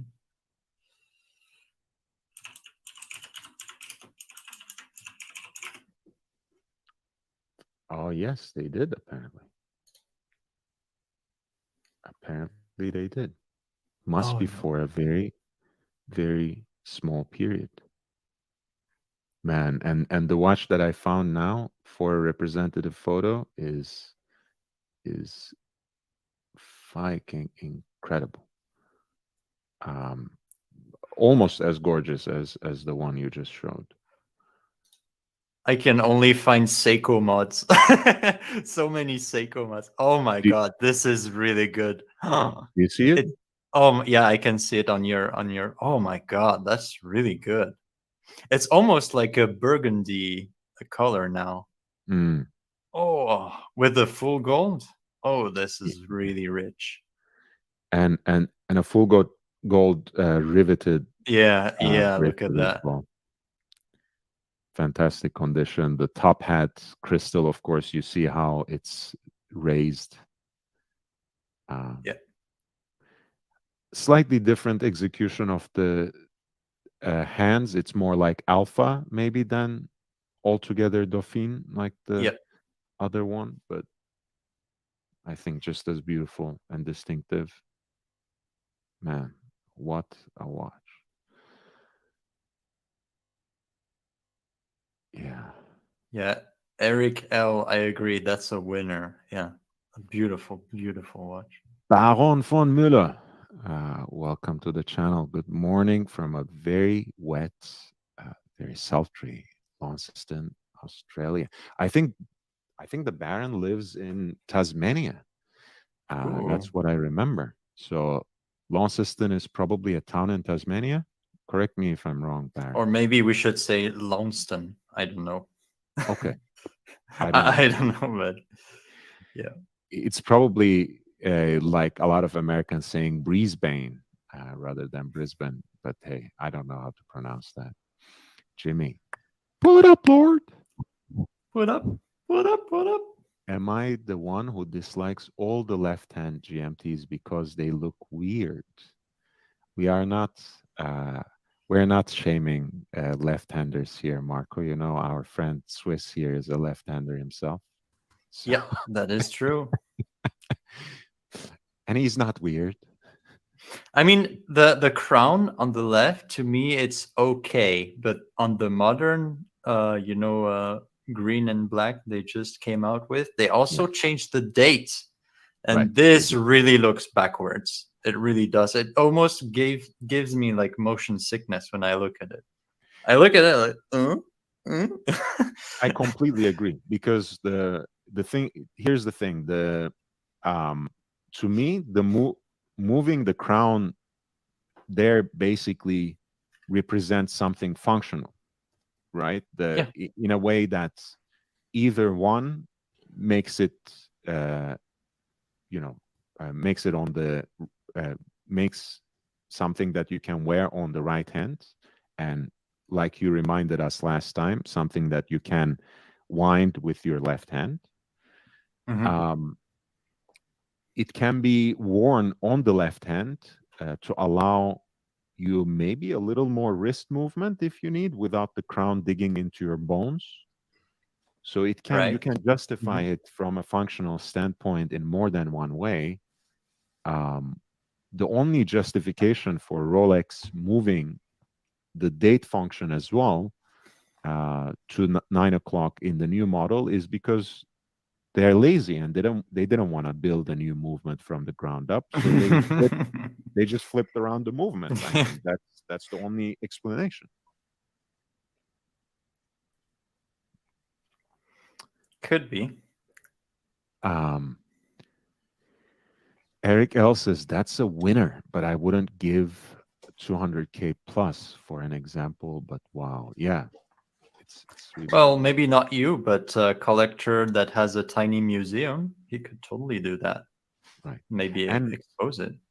honestly, if I were that sort of high rolling collector, not being a huge chronograph guy, I would rather spend my money on something like this than a Daytona, Mm. right? So Mhm. if you want to put $250,000 on a vintage Rolex watch, why not get a full gold example of a root beer with, if you can find it, with the bakelite bezel insert, um, than a Daytona. I know the Daytona is cooler. I know it's in many ways more iconic, certainly more desirable, no question about that. But I think this is an absolute winner. And Corrado Galizia, welcome back, man. It's the date that messes it up. Guys, we're in the last stretch, by the way, the last 10 minutes, I'm guessing, because guessing Archie's starting in 10. Um, let's see, just checking that. Yes, it is starting at 10. So we are going to close in about 8 minutes. Please upvote. And if you haven't subscribed yet, do subscribe. This is a watch channel with supplemental sports talk and with just a tiny bit of drama, which cannot rival uh, the, the more dramatic and theatrical channels because I have no talent for that sort of entertainment. So we'll talk about watches here. If you like it, subscribe, uh, upvote the stream. It really does help. Gentleman's Hangout says, I'm left handed and I dislike it. One thing that uh, was very surprising to me is I was sent this internal Rolex newsletter release that had, like, the sales points and Mhm. everything for every model. There was just no mention of anything left hand or left hander when it came to marketing the watch. It was just like, unique colors on the bezel insert and, revolutionary model, and just no mention uh, Right. of left-handers being Mhm. a targeted market or group. Timber Tramp says, I prefer LHD for wearing as standard right hand. It's more comfortable, period. Exactly. Timber Tramp says, exactly, it was a lazy move. Uh, Baron says, correct, Tasmania. It's pronounced Launceston. Gentleman's Hangout says the Sprite. I want to call it the Sprite as well, but some people have gone already with the Riddler. I like the Riddler because it makes no sense. It's like a riddle. Yeah. Uh, me and Lord agree. Marco says, I think GMT is the best watch Rolex makes, most functional since it's the easiest to use. On that note, by the way, the late show, which will start right after Archie's ends, uh, that's about our favorite complications. So everyone is more than welcome to come in, jump in to discuss their favorite uh, functions. Yes, so I have the 5513, I have 16753, I have 16014, silver linen dial, date just, classic proportions, 36, onyx jubilee bracelet, and with the white gold fluted bezel. Love that watch. I have 16570 Explorer 2 Polar. Um, I have I have 16710 Coke from right around 1997. So still the tritium dial. Um, sapphire crystal.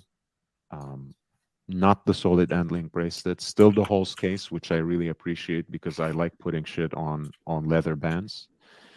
Um, that's my Rolex collection, and I also have a Reverso Grand Date, which is the same as Archie Luxury. Swiss is one of the few that I know who has seen the new Sprite in the flesh. Indeed, he has, if I'm not mistaken, right? Yeah, I saw them both at the Watches and Wonders, and also my AD had gotten a couple of them, and they were nice enough to show them. Cool. And Thomas Burnett, Mr. Burdett, since you are one of my favorite people in this space, I'll pull up the Doxa Army. Um, this is the Watches of Switzerland edition that they have recently come up. So it's something they still present on their lineup. 50 years after the Doxa Army was born, the iconic Swiss watch brand honors its history with the Swiss Army's elite divers by reissuing for the first time a limited edition of the famous model that has become an instantly recognizable and cult timepiece. And let's look at the vintage example.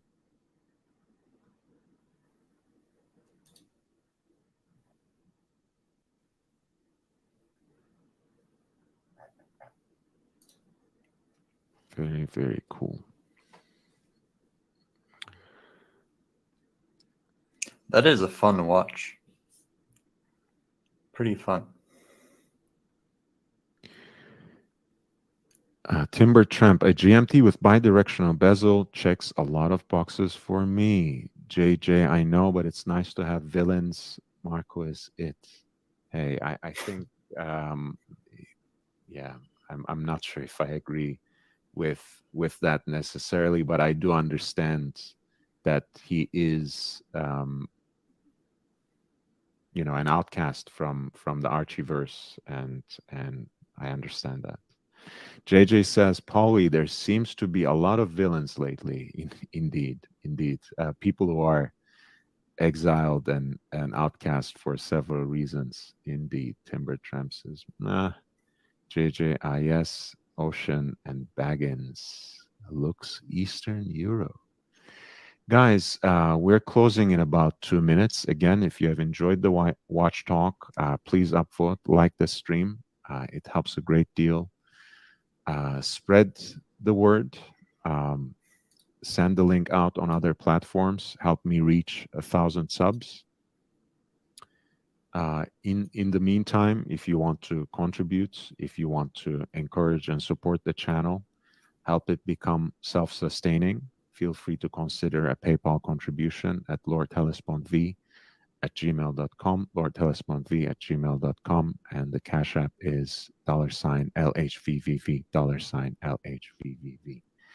Pauli says, well, I mean, it's my dream role, actually. I always, ever since I first watched the Bond movies, I've always wanted to play Can we talk? one day. And this is as close as I can get because I'm a failed actor. Hey, man, how are you? Oh, yeah, not bad. Are we allowed to talk? I wasn't sure if I'd ruin it. I was fucking confused. I thought, what the fuck? Have everyone blocked me, man? I'm seeing all these messages on your screen. Isn't this a great business model? I just have myself talking on the screen, and it gets even more viewers than when I'm actually live. It's beautiful. I even got a super chat from my lovely friend Nick Butter. Glad to see your streaming studio is coming along. It's like, it's funny. You finally got a chair. I still haven't. Now you can Hello, it's Dirty Daddy here again, and I'm talking to you all the way from bloody Northern England. Get to fucking bed. And I only shag sheep on bloody weekend. I'm not dirty me. I only shag about weekend. Oh, he went away. Well, speaking of which, look what I'm wearing. Yeah, that is mint. It looks well on that strap, you know. Yeah, I like it. Yeah, it's Even as the cool. gold plated buckle. I actually do have a matching Rolex buckle as well, but it's on another strap, like a suede strap, which I used to wear with this quite a lot. I do like the original Jubilee bracelet. I think it can do with some restoring, based on what we were talking about last time. Yeah, it looked good. That restoring that you got on that 5513, though, that looks well. That looks really good. It's done a brilliant job. Yeah. They took their time, and that was even before the pandemic and everything. But even then, you get a so you send in the information, you get a quote from them. I'm Yeah. talking about Michael Young, guys out of Hong Kong, and then you send it in. You basically have to wait for a few months, at least up to half a year. Yeah, but if you're getting a job done, you want it doing right, don't you? So if he's taking his time, he's obviously doing it properly. For sure. And again, he's I think since then he has branched out and kind of started even selling this kind of vintage inspired micro brand stuff, like Undone, I think is the brand called. Yeah, I've heard of that. I've heard of that. So it's like a multi-armed business now. So it's a little, I don't know, it might be even longer turnaround times, but I'm pretty sure that the quality hasn't fallen off. They're still one of the best. And with all due respect, if I have any prejudices, I always trust people from Hong Kong, Singapore, Japan before I trust people from the US when it comes to these things. So, they know. I was saying a few things, in a more diplomatic way in that earlier episode, which was a good Memorial Day coverage, I think. So that's why I put it up.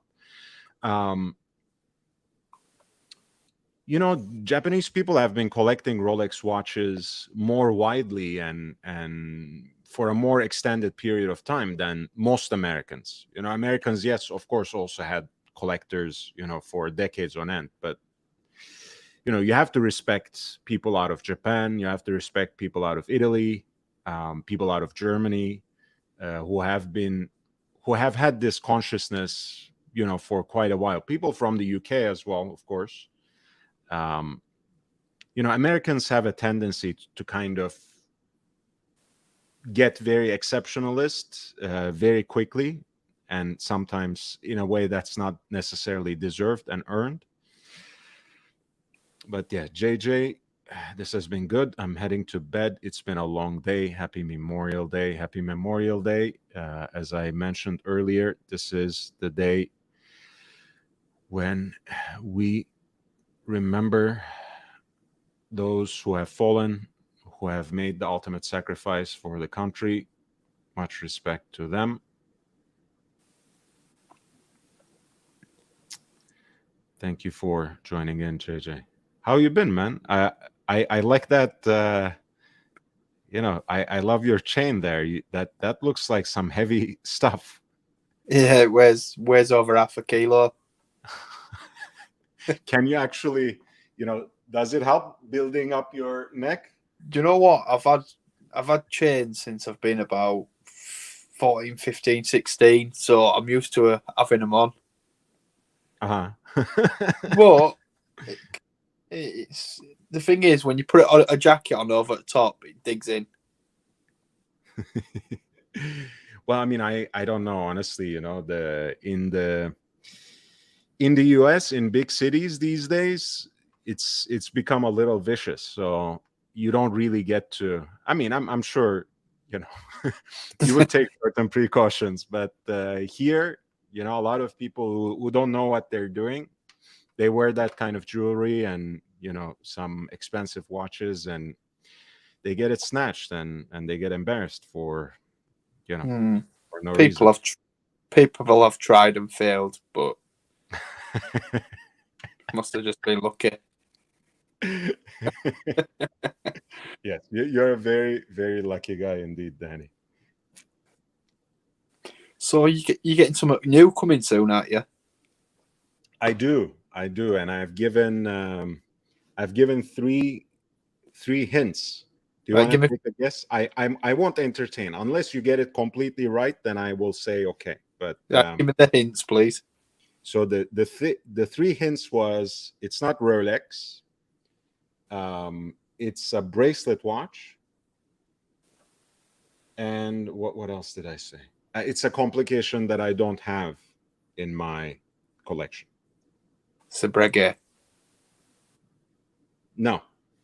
But that would have been nice. I have been pining for like a classic reggae piece. Like I have my Type 20 now, so that itch is scratched since that last episode. But I have been pining for like the classic, just the moon phase power reserve indicator, early example, something like I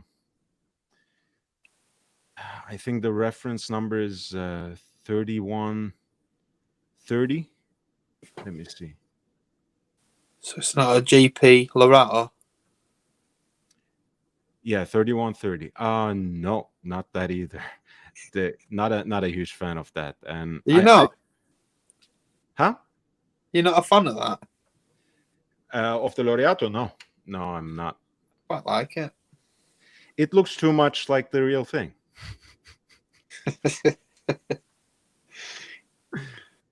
Yeah, this would have been a nice addition, but unfortunately, this is not it. This in white gold or even yellow gold, 3130, like a late 80s example. They're still quite affordable. Before people start pouncing on them, since Daniel Roth was involved in the making. But yeah, still a good deal. No, it's not Breguet. It's not Gérard Perregaux. Is it an expensive? Is it an expensive one? That's a very relative question. If I'm not going to give you a price. Well, that give it but, away. But it's not. No, it's not. I mean, look, it's really relative expensive. So, but it's not. It's certainly not a. It's not a $20,000, $30,000, $40,000 watch. Right. No, it's not that expensive. You've got me intrigued. I mean, I think my upper limit still, I can't stomach it paying more than $10,000, $15,000 for a watch. Well, it's fair enough, isn't it? And even that I have done quite rarely, I have to say. I have bought most of my collection before things got crazy. And since things have gotten crazy, I've gone for pieces that are somehow fallen off the radar. Even if people like certain elements of them, I've been fortunate enough to find, like the Jaeger LeCoultre Reverso Grand Dates. I got that for $6.5, full set. Yeah. I got my Breguet for 4K. Again, box, no papers. Which breguet did you get? I've not seen it because I never Type know when 20. you're on. Oh, did you get the Type 20? They're nice then.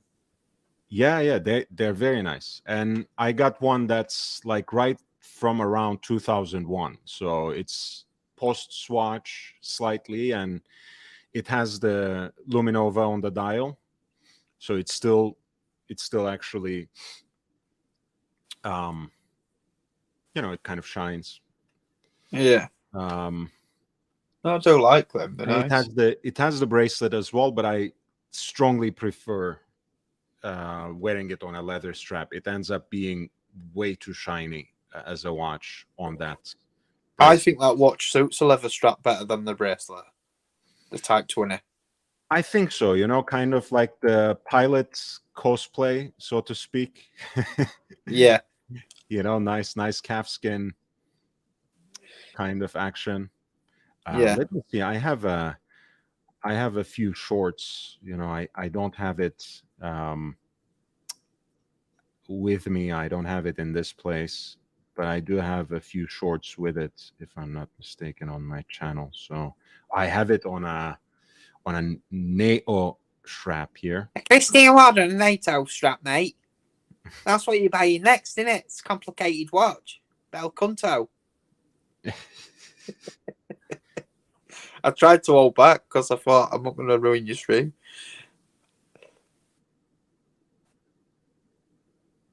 Oh, yeah. Yeah. You need to fucking bin that NATO strap, though. Well, I'll show you another one that's not with the NATO strap. This one is great. I love that leather strap. Yeah, that goes perfect, that. It's a nice thick leather one as well, isn't it? Like a padded leather one. Yeah, that's actually made by an Austrian company called Hirsch, and it's hybrid. So inside it is it's rubber actually. What is it? So it's a great strap for the summer. I don't think you could have picked a better strap for that, to be honest. I don't think you could get better than that, look wise. Yeah, it's amazing, and I also have the original croc strap with it as well. So that's You cool. see, I prefer the other one. I think it makes that look a bit dated. Yeah. I mean, I don't know if I agree with dated necessarily, but I do prefer the non-original, just calfskin look strap because it's a little sportier, it's a little more casual, a little less square, so to speak. It fills the watch out better, doesn't it? Yeah. Have you got some nice jeans on there, lad? Yeah, it has been. Where is it? How can you see that? I don't know. How did you see my jeans, man? St. Patches on that. Oh, you mean my classic pair? Yeah, I have them still, and I wear them very proudly. It's just Go on. yeah.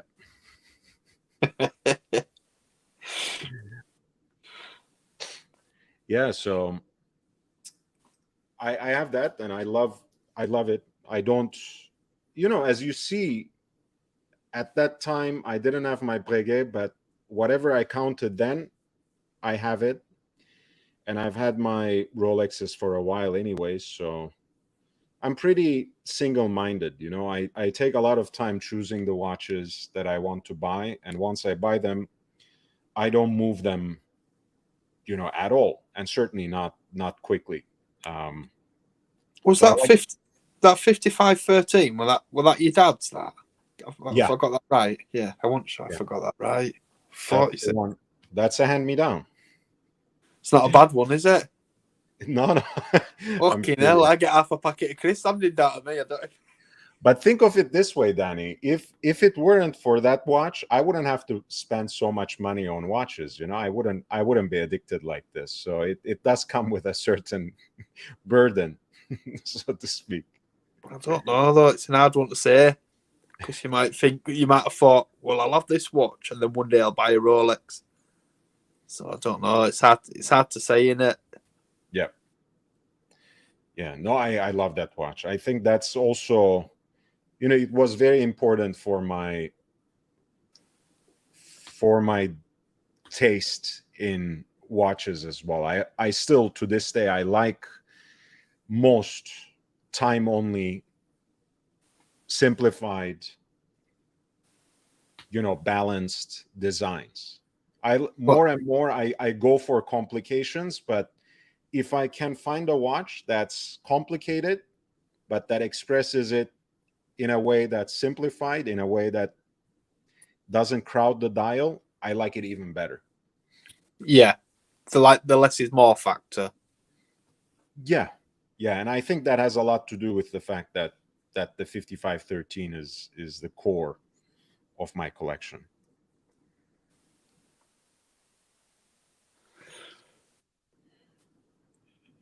I obviously have a lot of little shorts of that watch, and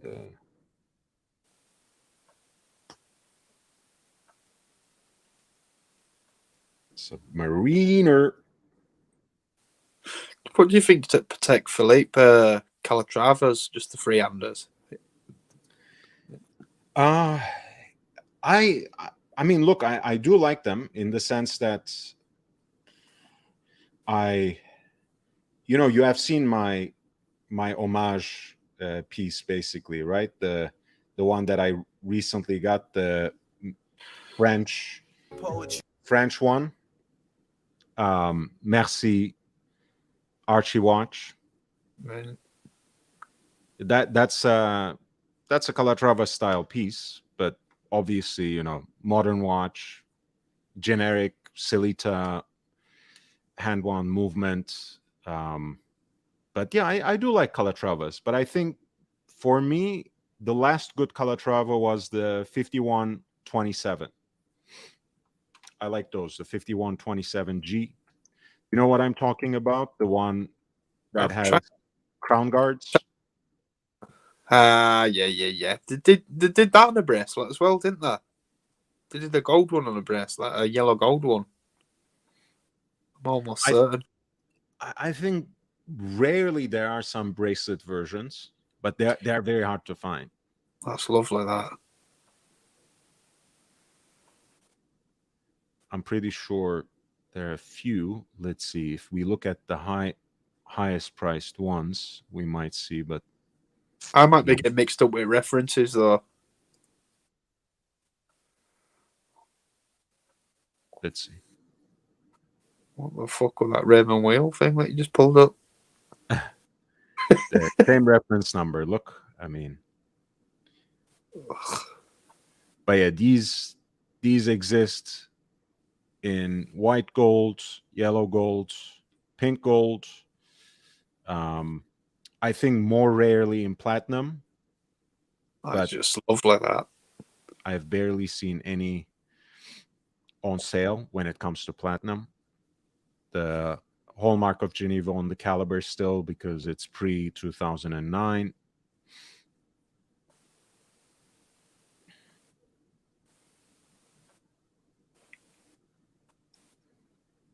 Yeah, I think they all have their charm, honestly. The white metal one looks fairly sporty, crown guards, white gold. The pink gold one looks just very classic. Yellow is always, it has its appeal.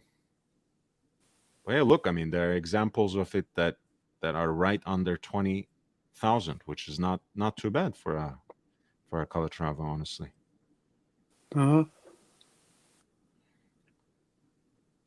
But yeah, honestly, unless we go far back, I can't say I'm a huge fan of Patek. There's always a few examples, a few reference numbers that I kind of like the 5960, the annual calendar flyback chronograph. Yeah. Like in steel or white gold, I like that. See, when it comes to Patek, I like these sort of dress watches over the sports ones. Yeah, it's lovely, that. This kind of JJ splits. got that. Pardon? Has JJ got one of them? Does he? I'm sure he has. I might be getting mixed up.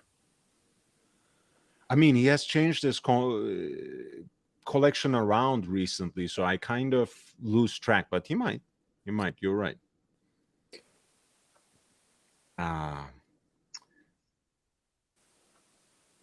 Lovely that. And another annual calendar that I like is the 5235G, the one that has the regulator style dial. They have it in pink gold now in the lineup, but the white gold one has been discontinued.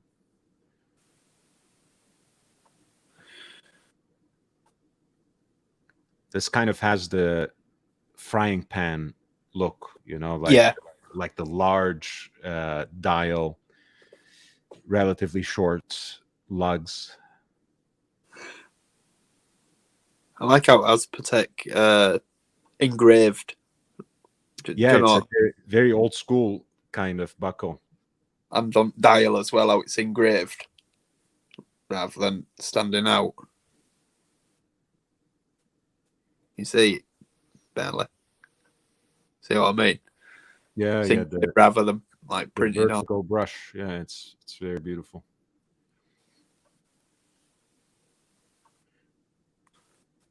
Yeah, I like stuff that's a little different than the regular thing. 5960. Sorry, I passed it very quickly. The thing that I like about the white gold version is also the pushers, because they're styled like the famous reference 1463, the old school hand wound chronographs that had these round pushers with conical tops like this, guilloche decorated. They used to call them tasti tondi. Italian collectors came up with the name, which just means round pushers. So I like this watch for a number of reasons. I also like the steel version of it, that has a matching bracelet.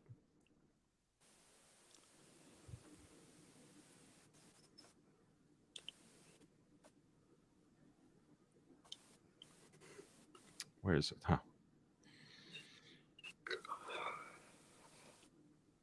I think the red hands and the white and black dial, it just all goes perfect, doesn't it? It just sets it off, them red hands. Yeah, they made also a black dial for 1 year. They came out with the black dial version in 2017, and then 2018 they discontinued the steel altogether.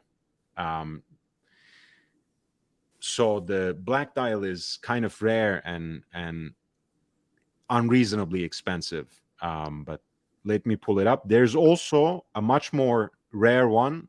I don't know how you would feel about this necessarily, but a Leicester City version to celebrate their Premier League win. They had a special one made with their colors and an inscription on the sapphire case back as well. Yeah, it's on back, so you don't have to see that bit.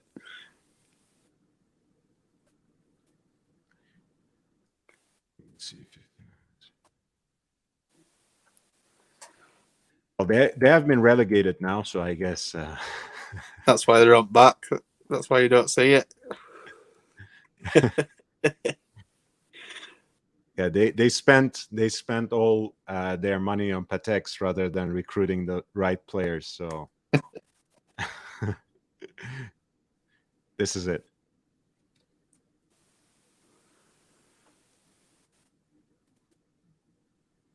I mean, it's so subtle when you look full frontal that you might just think someone swapped out a few hands, but there's actually a fox on the back. Yeah, you could put a bit of gaffer tape over that so you can't see it, can't you?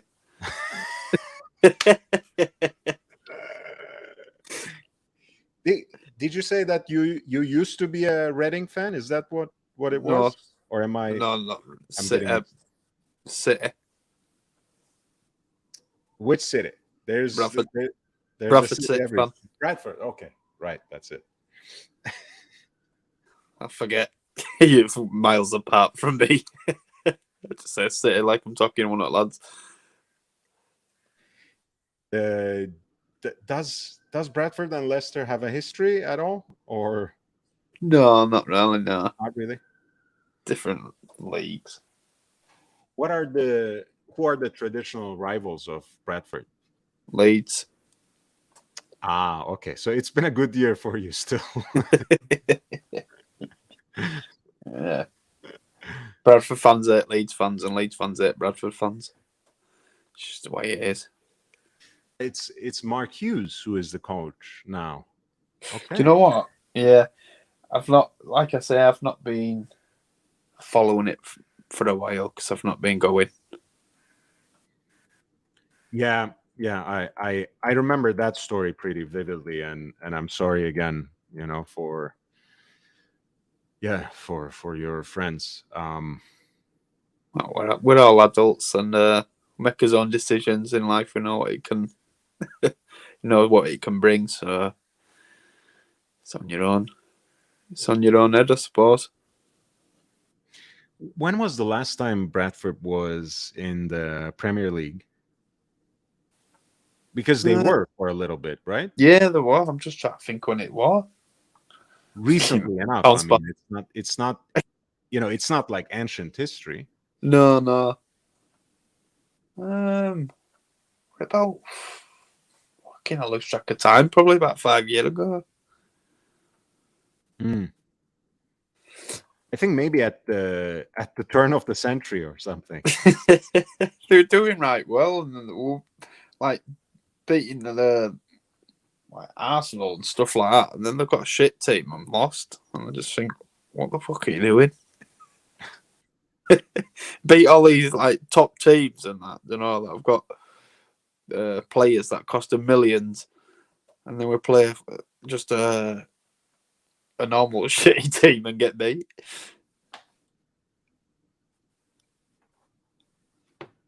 Did you guys have a rich owner or something for a little while, or was it just mostly No. homegrown? We had Parkinson then, and he used to play for him, and he had his heart in it. So I think he pushed the players to play the best.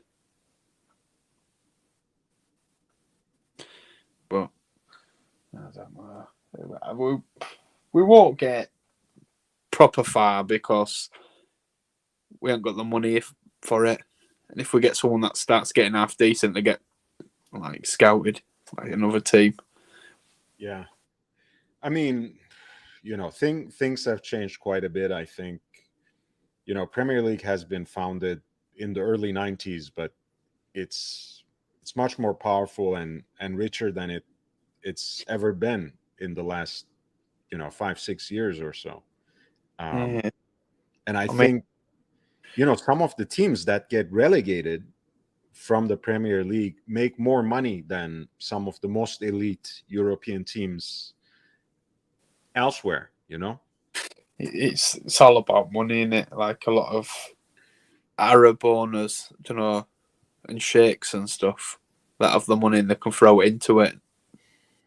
Yeah, and before that, of course, there was the trend of Eastern European owners, Chelsea, Monaco in France, and some other teams. I mean, it's just I don't think there's a problem with certain kinds of investment into sport without entering into the politics of the situation, but I feel in football there's just a lot of unchecked power. So the big teams get away with the worst possible. Once every so often they get caught for something and they get a slap on the wrist. Yeah. And the small teams sometimes get banned from European competition, for smaller infractions for years on end. So it's a strange system. It's become more of a business than it is a game now. Same with boxing. Oh, for sure. Yeah. It's not what it is anymore. Yeah. So I'm gonna get off now anyway. But nice to catch up to you and have a one-to-one with you and spoke to you By all properly for a means, while. thank you for jumping on. I think you didn't realize that it was recorded before you jumped. No, I was fucking confused. So that's just on at 10. Eh? Actually, And it's won't be when getting out of bed. it's when you were still Danny Boy, not Surty Danny. But Yeah. So yeah, like I said, nice to talk to you and catch up with you again. of course, man. Take care, man. All right. See you later, mate. Bye. All right. We started with the Memorial Day special from, pardon me, way back when I was still even more of a wee little channel before even I got monetized. But that was a nice episode, which featured Swiss and which had some interesting guests and interventions in the chat. We are going to go back now to my auction coverage. We're looking at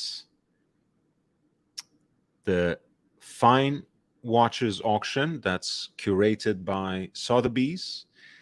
This is the online component for their New York summer season.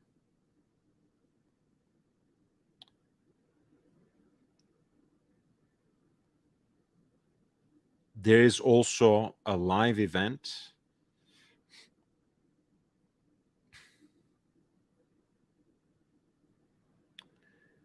which is going to take place on June 9th.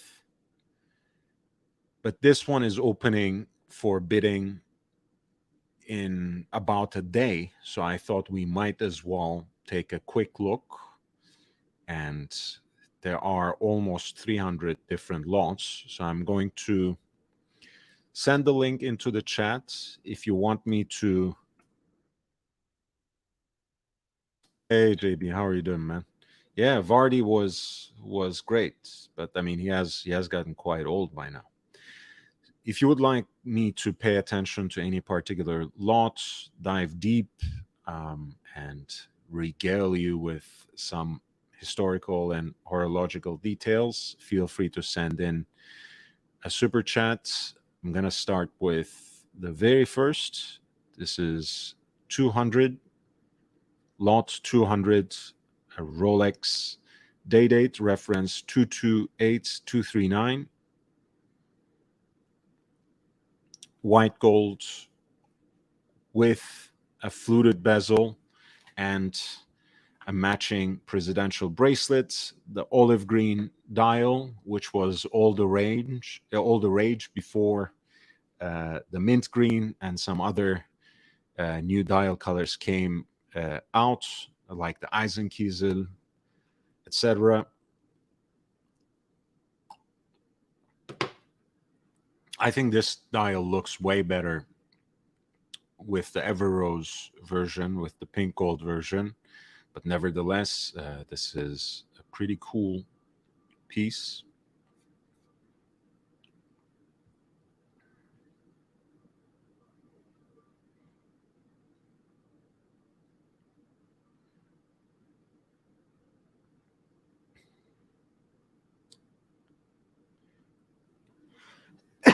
In this case, we're looking at a piece from 2021 that comes with its box and papers, as well as the leather card holder and booklets, outer packaging, and whatever else.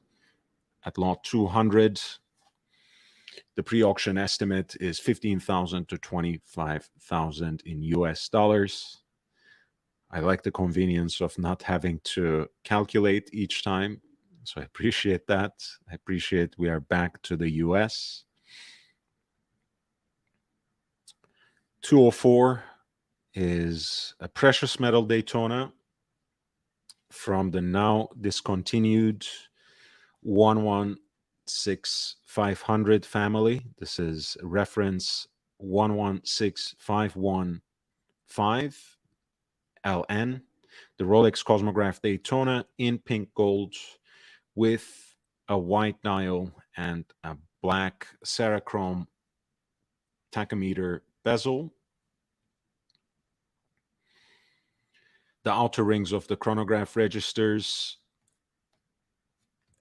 resonate with the tones of the case, and so do the engravings on the tachometer bezel.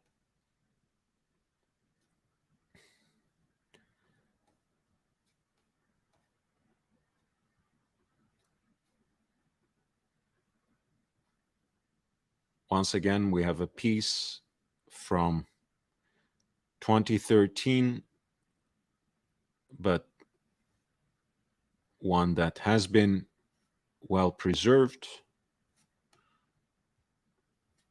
And it does come with its box and papers, as well as the outer packaging, not to mention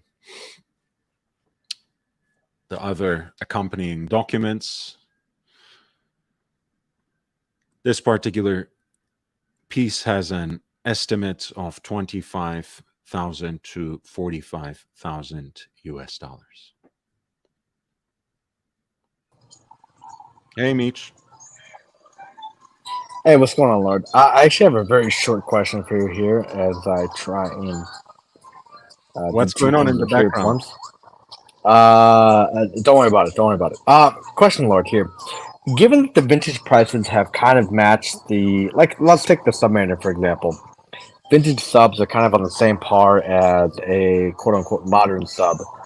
Do you think the vintage prices will decline a little bit more as we go toward the end of the year here, or not? Or do you think they'll stay stable?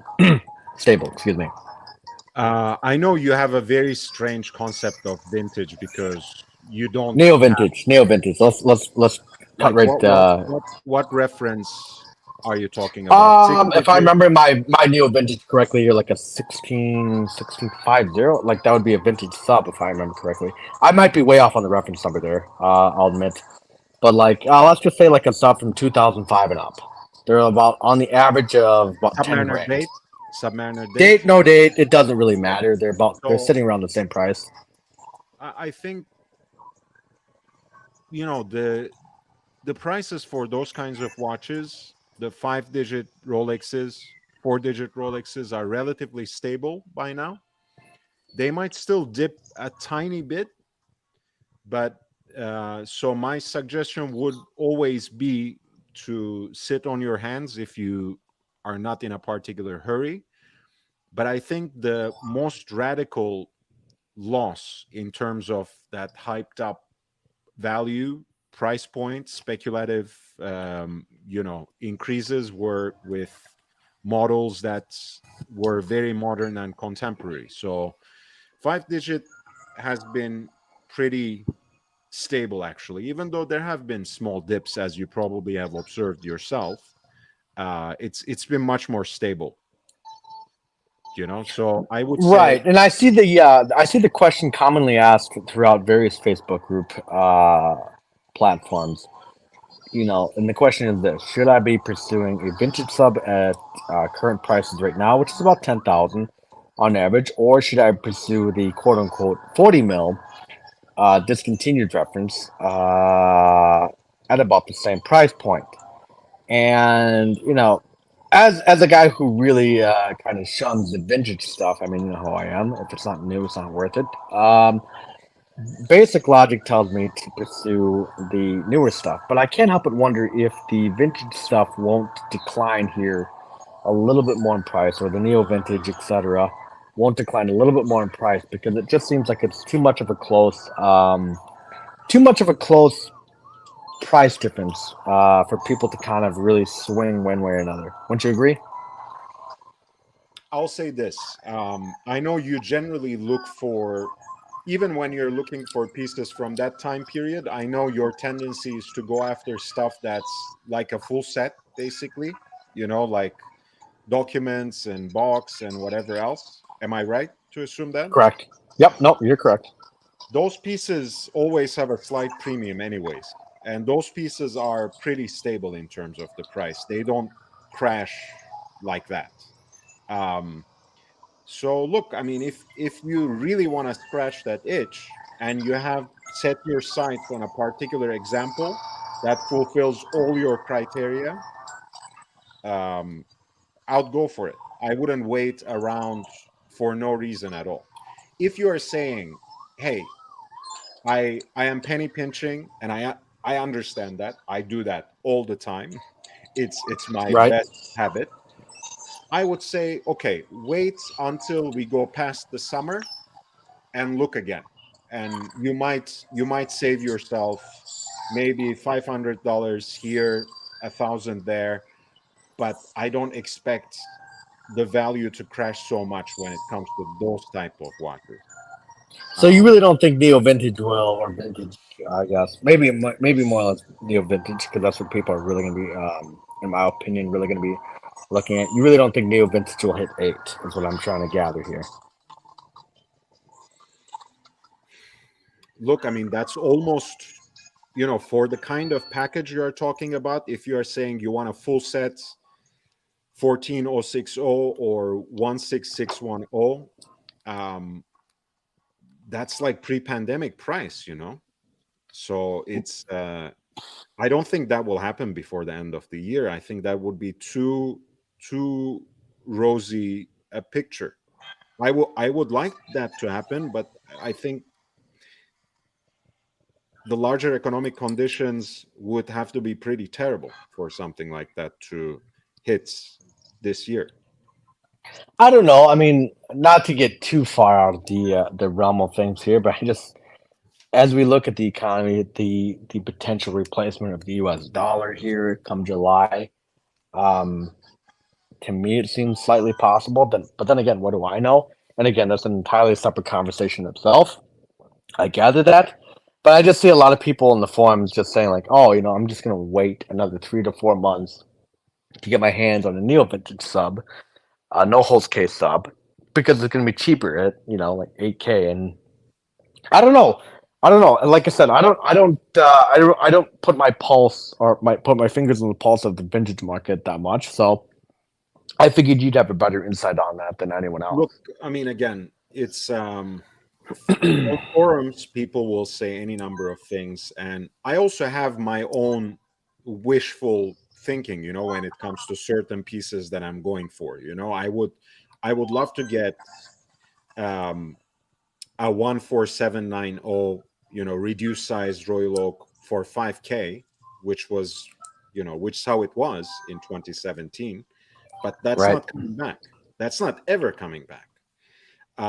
When it comes to the 5-digit Rolex, here's the problem. Yes, of course, market dips and things depreciate in certain ways, and people's interest move to different kinds of directions. But when it comes to the 5-digit era, a lot of fuck shit goes on with 4-digit.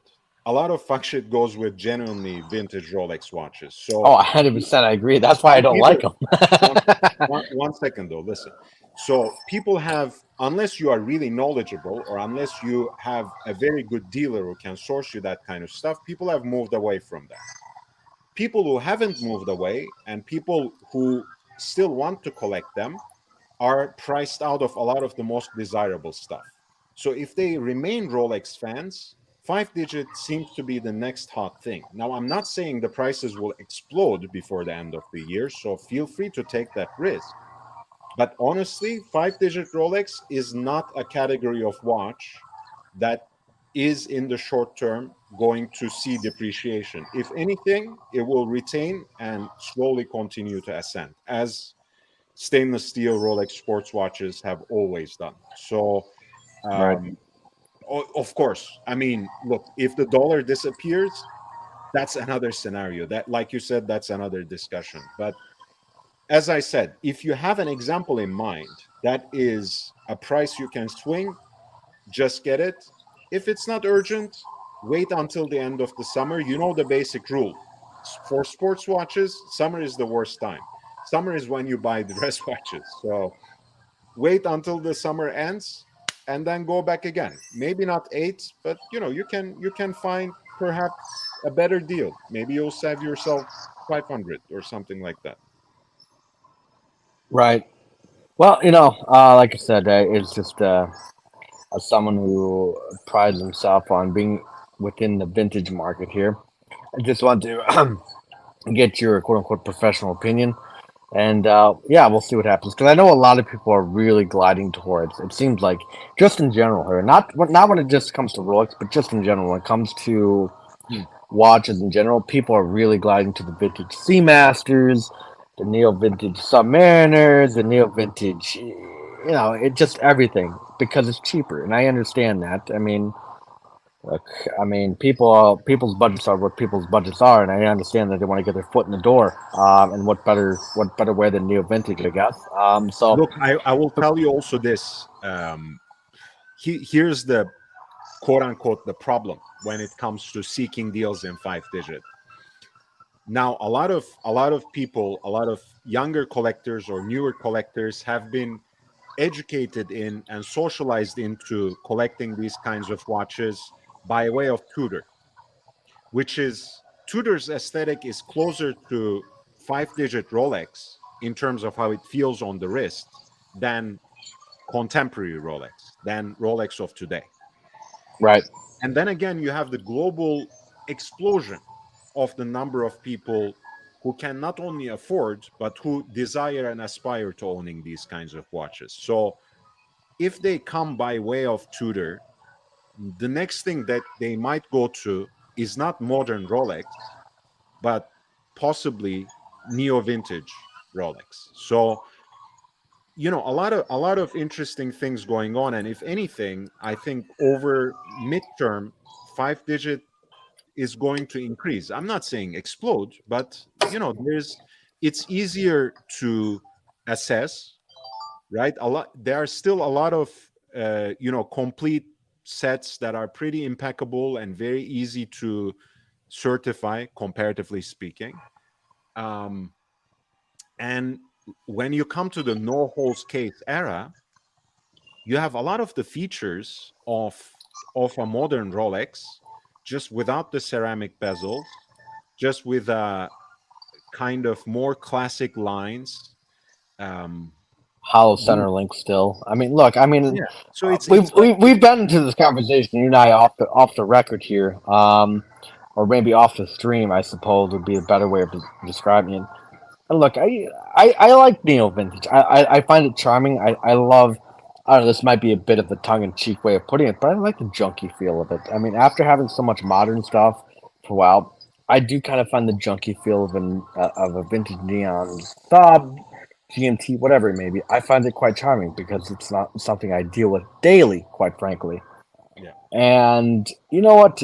As we kind of expand upon this conversation here, and as I try to work my way across this bridge here, I think neon vintage, whether it be Seamasters or Submariners, whatever, I think you're right. I think the prices will stay stable. I think enough people want them enough that the prices won't fluctuate too dramatically, but yet they're still not desirable enough to where they'll go crazy. Like, they'll jump up 5 to 6 grand if that makes sense. Even in a down market.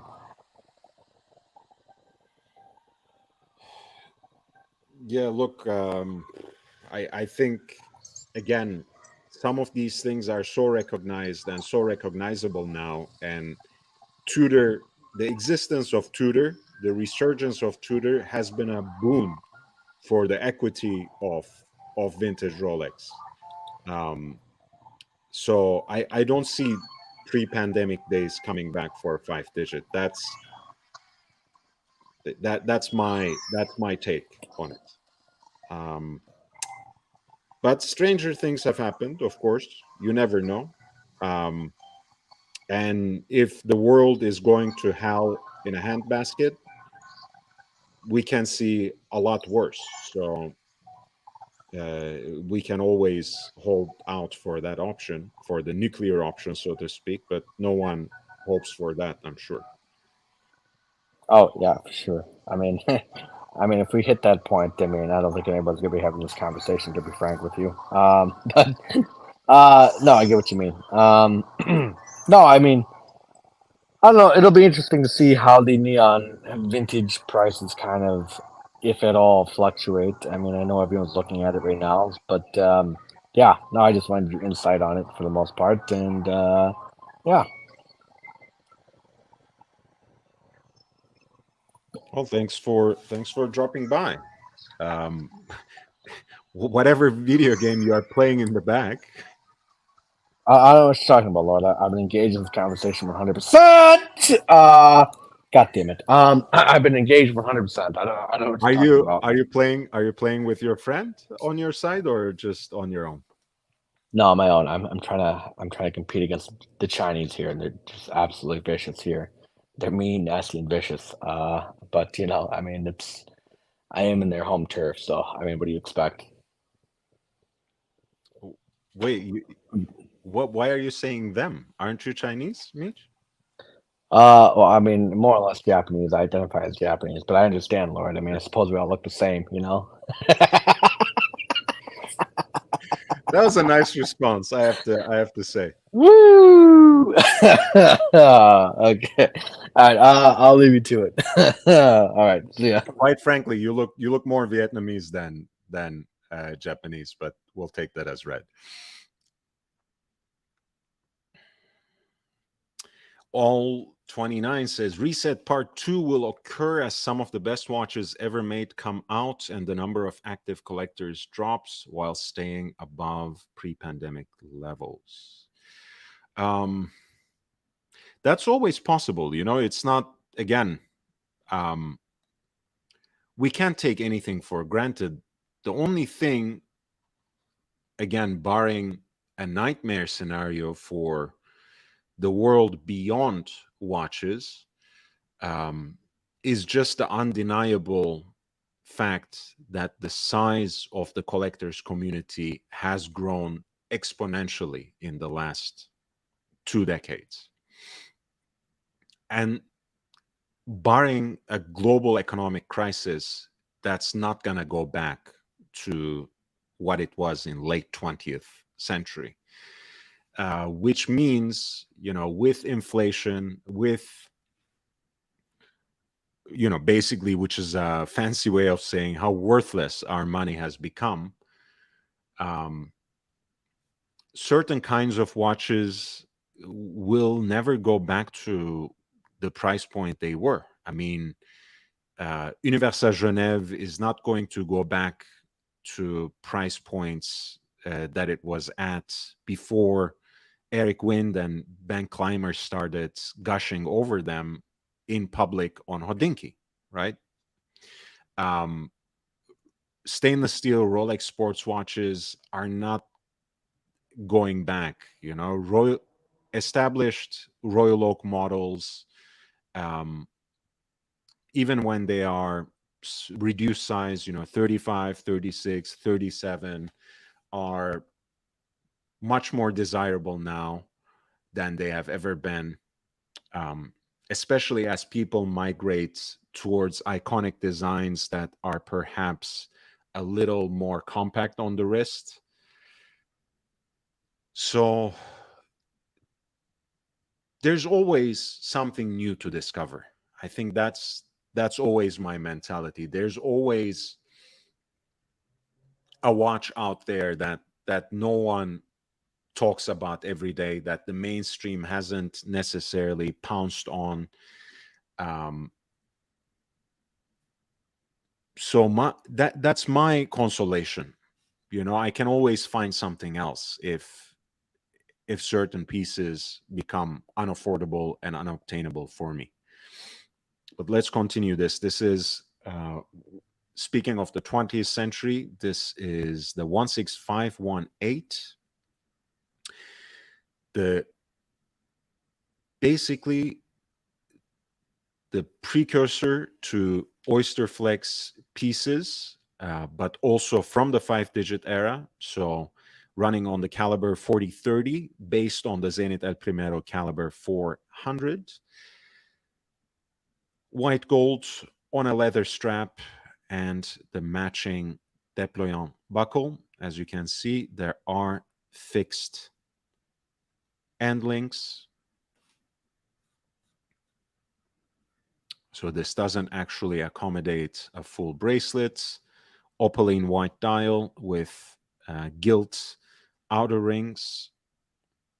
And you can see the layout reflects the Zenit El Primero caliber 400 base behind it.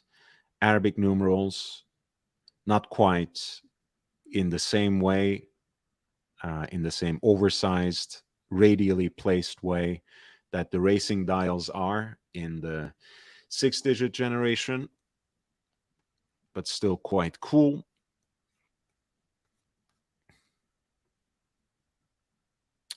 This is the 16518 Rolex Cosmograph Daytona on the leather strap with the matching déployant clasp. The watch is naked, watch only, and it has an estimated value of 20,000 to 30,000 at lot number 205.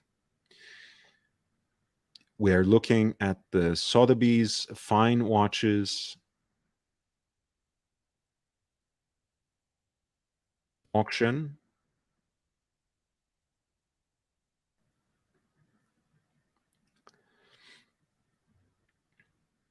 Which is a prelude in any way to the important watches auction that Sotheby's will have in New York as a live event on June 9th, starting at 10 a.m. This is an online auction on which the bidding will start in a day and will continue for about 2 weeks. We were just talking about this particular reference point. This is lot number 206 for mid-size Audemars Piguet Royal Oak in a two-tone execution, 36 millimeter in case diameter, with a petite tapisserie dial in that Bleu Nuit Nuage 50 classic color for that pantograph cut face. 18 karat yellow gold octagonal bezel with the white gold hexagonal bolts, and the tapering interlinks for the bracelet are also rendered in that precious metal. Unlike the jumbo, this piece also has a centrally deployed seconds hand and a date window at 3 o'clock, which has a champagne tinted background that blends in quite well with the other fixtures on the dial. I was just saying to Mitch, for example, you know, as late as 2016, 2017, these pieces were $5,000 because even though people still appreciated the Royal Oak in certain ways, everyone was either after the jumbo or a chronograph or perhaps a perpetual calendar in that shape. So they were usually going for 39, 41, or perhaps even for the offshore. No one cared about smaller sized Royal Oaks, certainly not from the neo vintage era, certainly not from the 90s or before. Just 6-7 years ago, people hated two-tone watches as well. You know, they have become kind of acceptable now, kind of even cool. You know, it's become once again, Rolex's bread and butter, especially in the GMT Master 2 line with the Bumblebee they just came out, or Guinness as people call it, the root beer from the earlier reintroduction into the GMT Master 2 line um, as a two-tone option, as well as the full gold, of course. But yeah, these pieces just had a lot of drawbacks. Now that everything else seems to have been cleaned out and largely unobtainable for the average collector, people have started snapping up pieces like these: 14790, 4100, two-tone versions of whatever was available.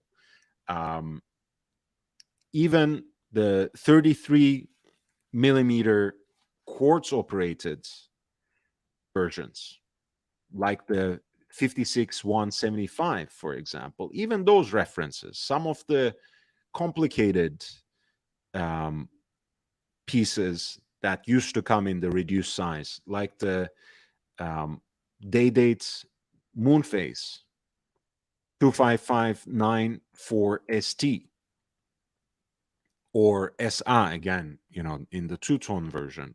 All of these have tripled or quadrupled in terms of the price. Now, part of it is because our money has become much more worthless, but part of it because everyone has woken up to how these were legitimate variations and options, and how perhaps the real thing that they thought they desired was not available.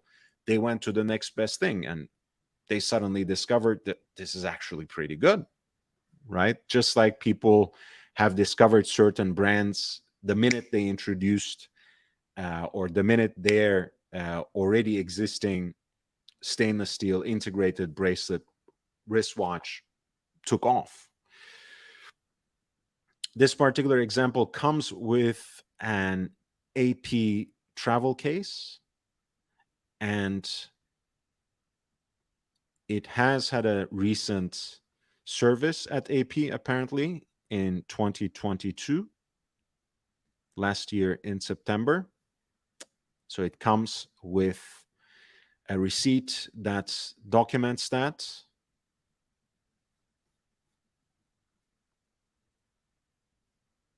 This is a reduced size two-tone Audemars Piguet Royal Oak, reference 14790 SA, from mid-90s, with an estimated value of 20,000 to 30,000 US dollars. I mean, sure enough, you can find these pieces for high tens, like 17 and a half on the secondary market, but that's still more than 3 times how they were priced 2016, 2017. So I don't see the trend going exactly in the opposite direction unless something catastrophic happens that engulfs the world of watches with it as well.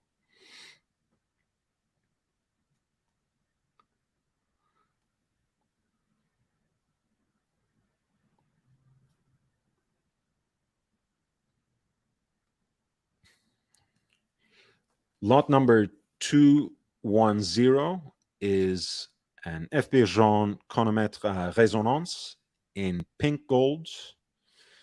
And since it is from 2002, it also has rhodium plated brass movements as well.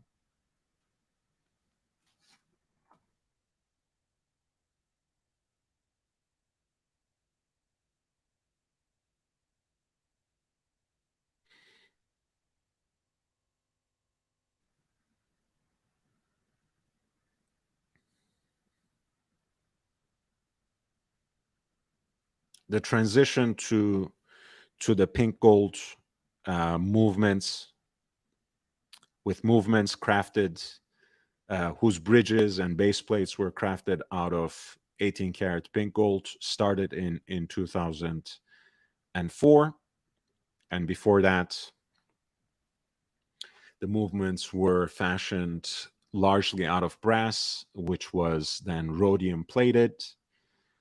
And there was a very important and interesting and quite limited collection that sort of shepherded over that transition, that is called the ruthenium collection, with movements, brass movements, with ruthenium plating, and dials with ruthenium coating as well.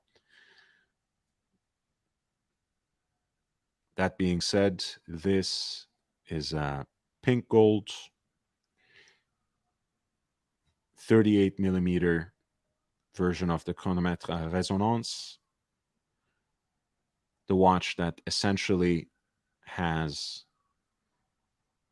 two movements with two separate gear trains and two separate escapements put into the same case in close proximity so that they actually synchronize through the phenomenon of resonance, so that they actually start compensating more or less for each other's errors.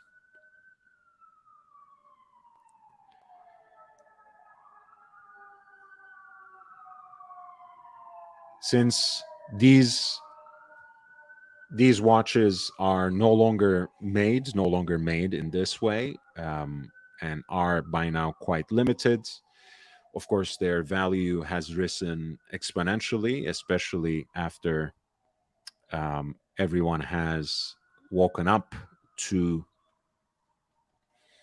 the existence of the brand.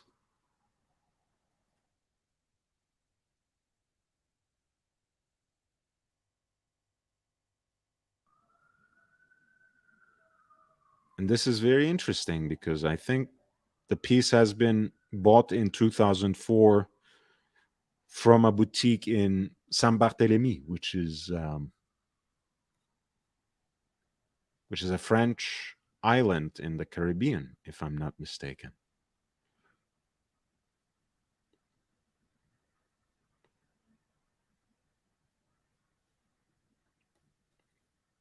Very interesting. This is an F. Bergeron chronomètre à résonance, 38 millimeter in 18 karat pink gold with a brass movement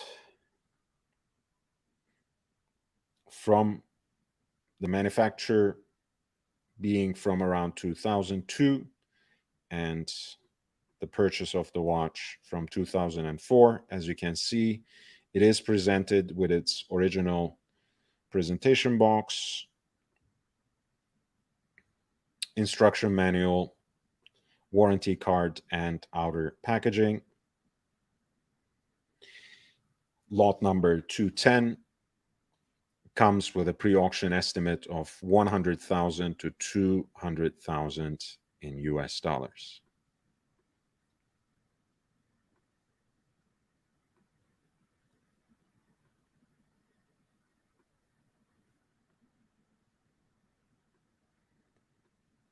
Nick Butter, thank you. Wow, 2 super chats on the same day and one when I wasn't even present. Thank you so much for your generosity. $7. I wanted to see lot 208 QE2 AP, as one of my family members has one. Okay, instead we can share lot 225. So simplistic. We can see both. We can see both. 208 and 225.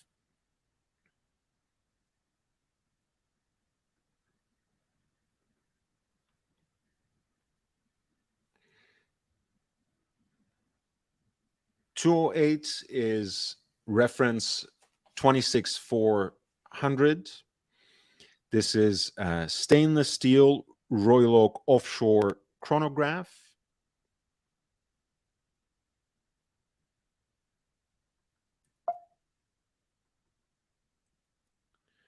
A very cool and interesting piece. You guys know that I have come around with the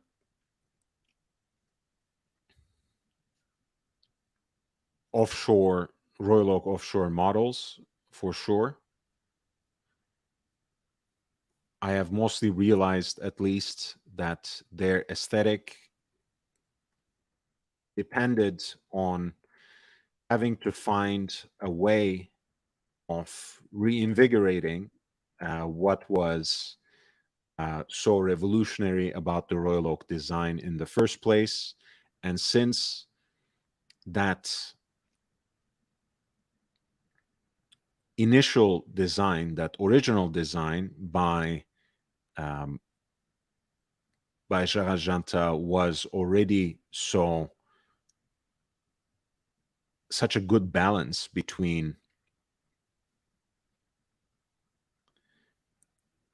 the kind of ultra thin, sleek, dressy aesthetic that Audemars Piguet's watches exemplified up until the release of the Royal Oak, and the kind of brutalist modernism and the dynamic sportiness that the design injected with and a tension between different kinds of geometric shapes, between elements that had a nautical inspiration and an industrial inspiration, the octagonal bezel, the conveyor belt like bracelet. So, whatever you did with that design, if you did anything with it at all, had to tip that balance in one way or another. And I guess for the 90s, it just made sense to tip it over to a larger than life presence with a kind of a larger, a sportier appearance, a more aggressive appearance. I think that's fine. I believe the watch is stainless steel, but the bezel is ceramic.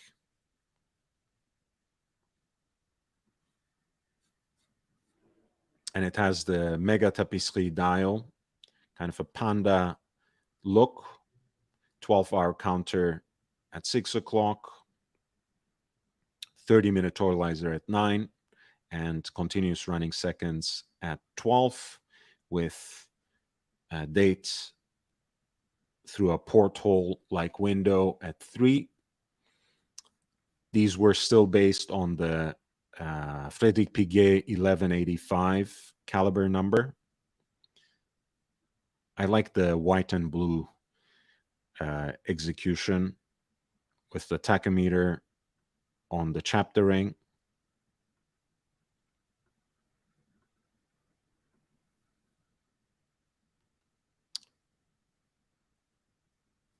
It's 44 millimeters on the rubber band, and it does come as a full set, basically. Has box with outer packaging, service papers from 2022, booklets and travel case, and the estimated value is $20,000 to $30,000.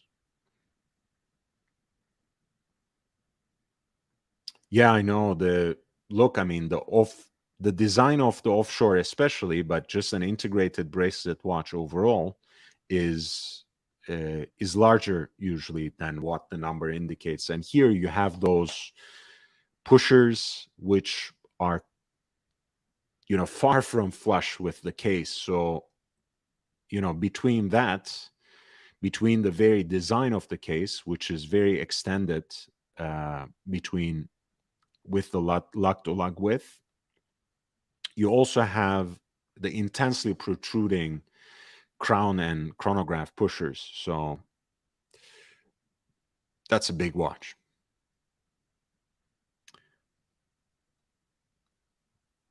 We were looking at the Parmigiani toric, right? Or wait, you said 225. Oh, nice. This is even better. There's some great deals, by the way, on these Parmigiani toric perpetual calendars. There's some great deals. This is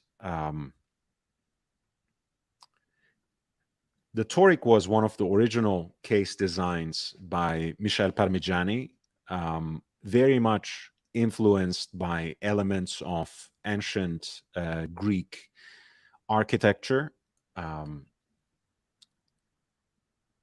The very name, actually, toric, comes from the design of the bases of Doric columns of ancient Greece.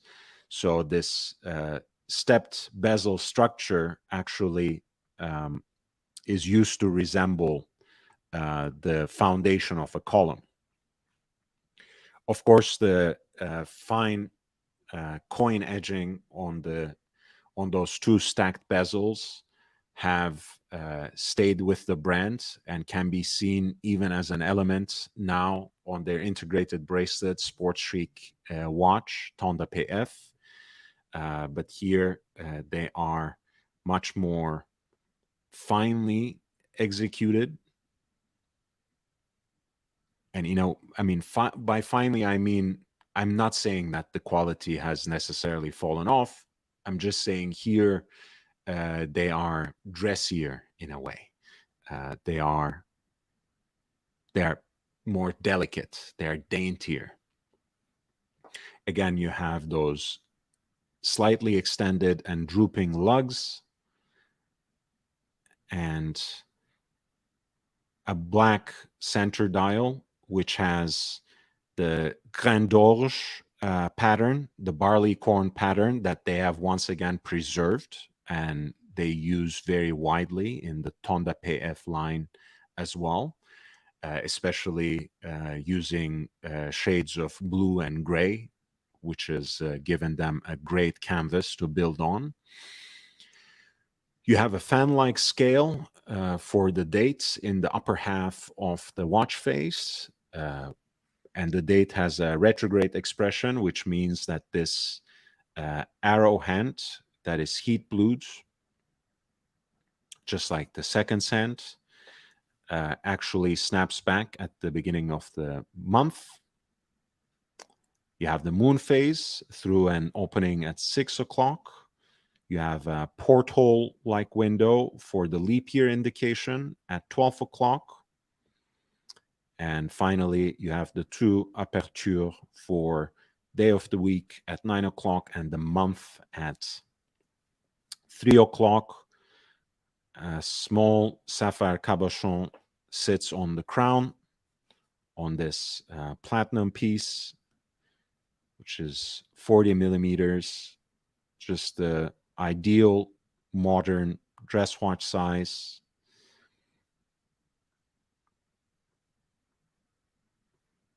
The condition seems pretty good on this case. Here, take a look at those elegantly drooping lugs.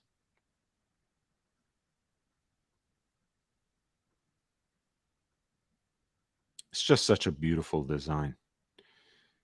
You even have some of that fluting in this case in a single layer this time on the case back as well.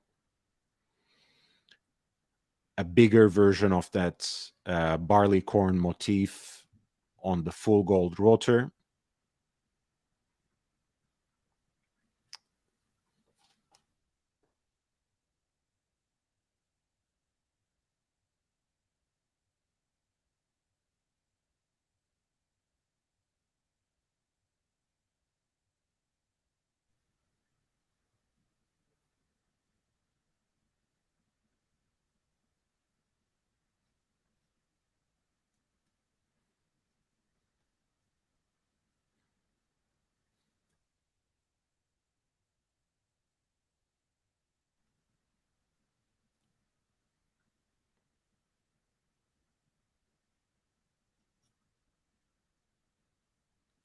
And I believe the power reserve is quite respectable at 50 hours as well. Very nice piece and quite distinguished in platinum too. I have seen some beautiful examples of this on the secondary markets over the last year. I I'll see if I have anything saved I can pull up very quickly. If I don't, no worries. But oh, there we go. This is white gold with salmon detail on the dial, like an anthracite gray background, a little more of a simplified look for the moon phase,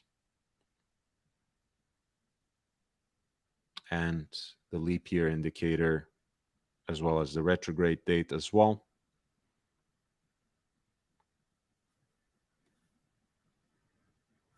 These are beautiful pieces. I mean, the platinum one is even better, but look at the price point. I mean, these were listing for 61,400 euro. This is an untouched example, and it's now selling at Chrono 24 for 23,600. And you can possibly find better deals, but this is untouched with the original box and papers.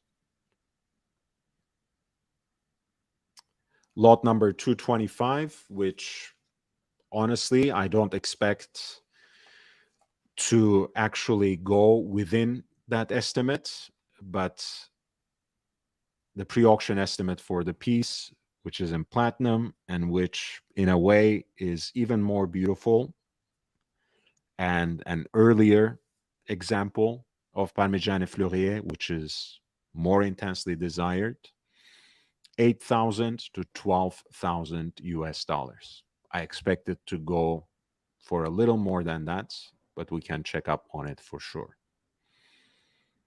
That was lot 2225 for the Parmigiano Fleurier Toric Retrograde Perpetual Calendar in platinum.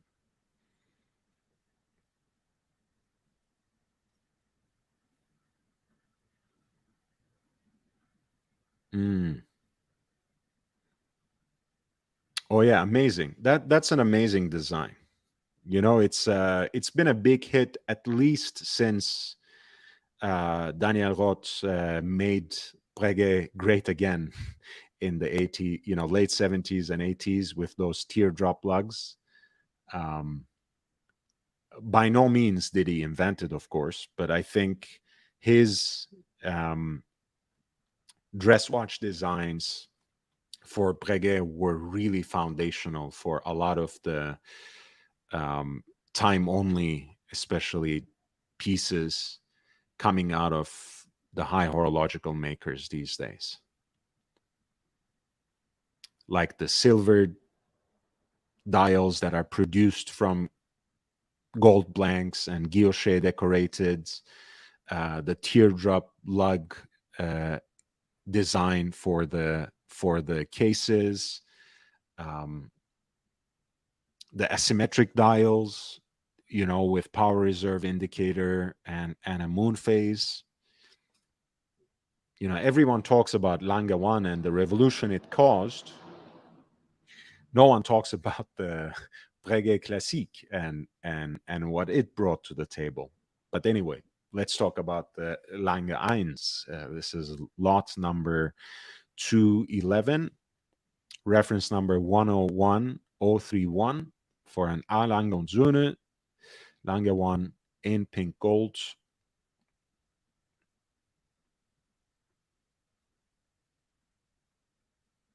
With a black dial, which I think is a beautiful contrast.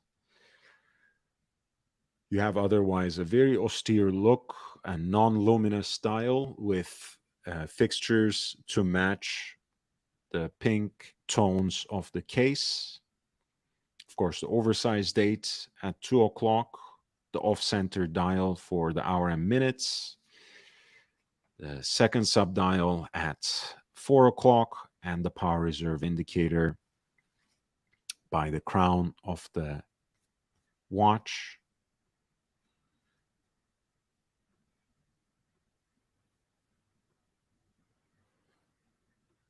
Of course, you also have, as you can see here, perhaps better, that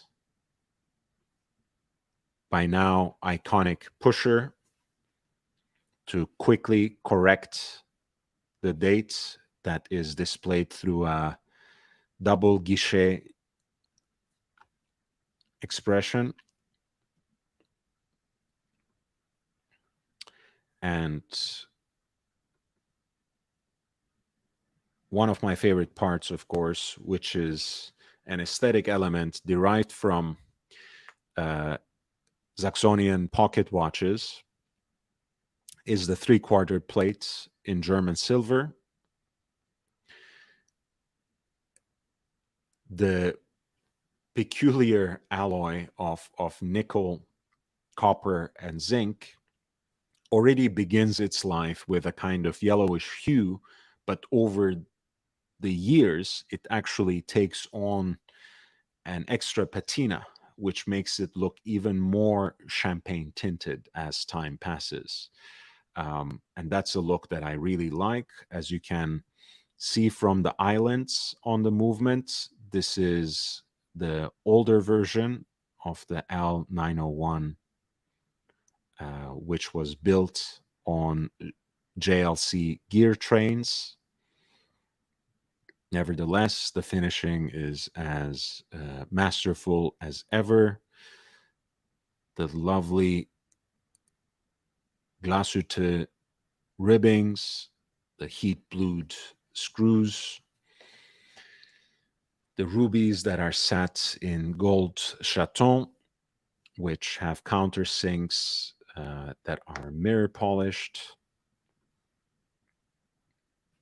And of course, the hand engraved balance cock with the floral motif, which I believe has the signature of the maker as well, who applied that decoration, and even certain elements that are black polished.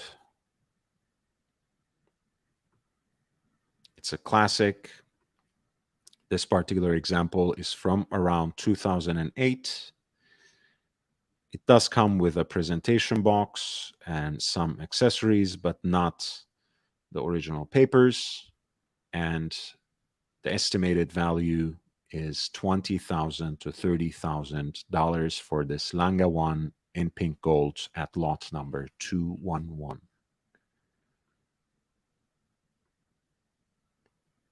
Thank you, Eddie. I appreciate you, man. And Nick, you are always welcome.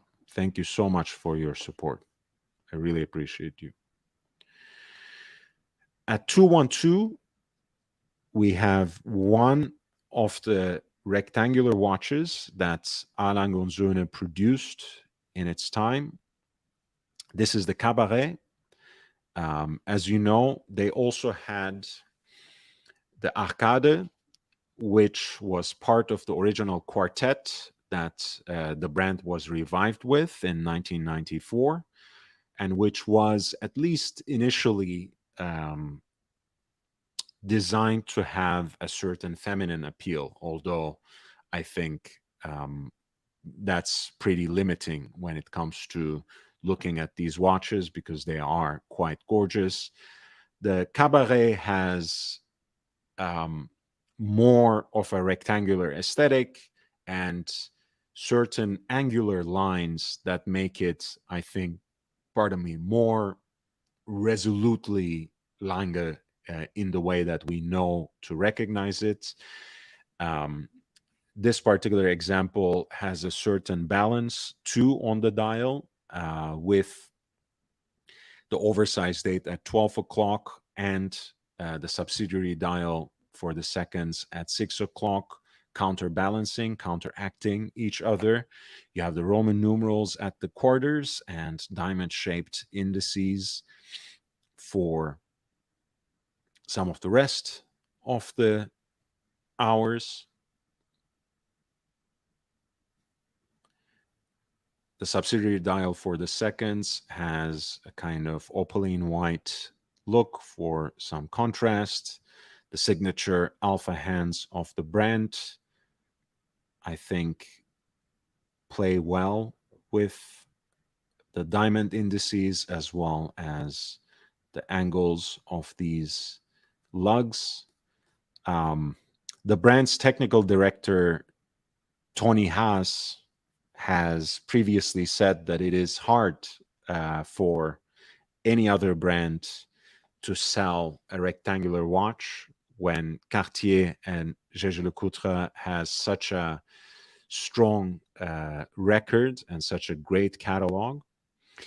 Of course, that has a lot to do with the fact that Lange has existed for quite some time under the same corporate body as these two brands, longer with Jaeger-LeCoultre than it has with Cartier, of course, but that's a longer discussion and a different story altogether.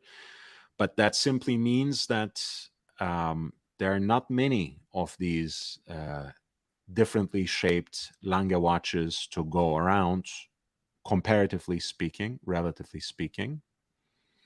And of course, as it befits a Lange piece, these watches too have movements that are designed originally for them and that are shaped according to their case.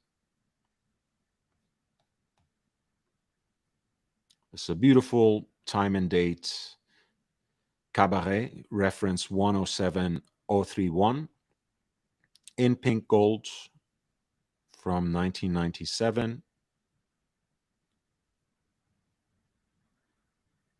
Hand wound caliber 25.5 by 43. So relatively modern proportions too. A watch that would have a significant presence on the wrist, matching 18 karat pink gold buckle too, which is not necessarily pictured. One difference, of course, is that you don't have a pusher on the side for the dates. This is what you have. Right, something very small and flush to the case. And that's why you have the setting pin as well that is presented as part of the package.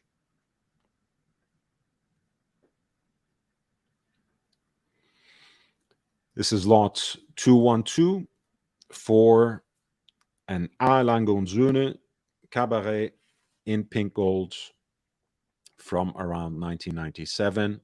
The piece has a pre-auction estimate of $8,000 to $12,000 US dollars.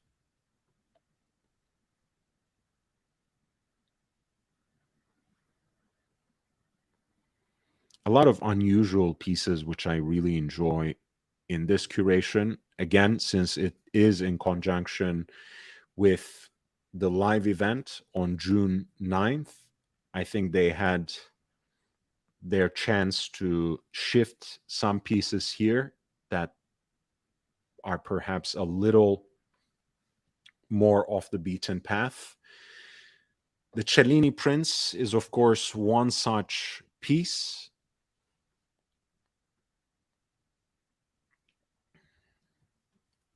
The Cellini line, as you know, is now entirely discontinued and in a certain way replaced, at least for the time being, by the perpetual 1908. The Prince was, in an important sense, Rolex's Art Deco watch that they revived, but that didn't find commercial success necessarily. So there are still some interesting deals to be found on the secondary markets. What I really like about them is not only their rectangular design and the Art Deco elements that go into the architecture of those cases, but also the decorative elements that give a very holistic approach, that very holistic view to the watch. So, for example, when you look at this sunray like motif that emanates from around the balance wheel, you can see that it replicates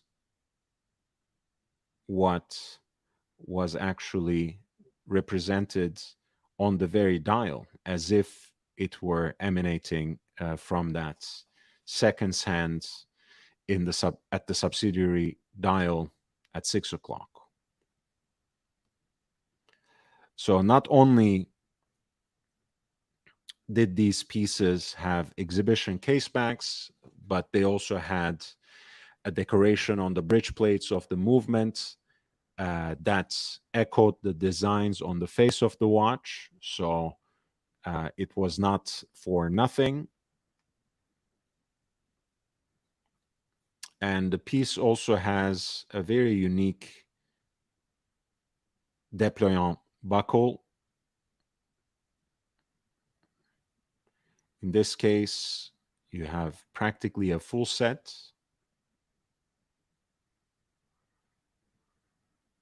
From 2010 at lot 213. This is the Rolex Cellini Prince reference 5442 in pink gold, the revival of Rolex's Art Deco watch. The piece has a pre-auction estimate of 6,000 to 9,000 in US dollars.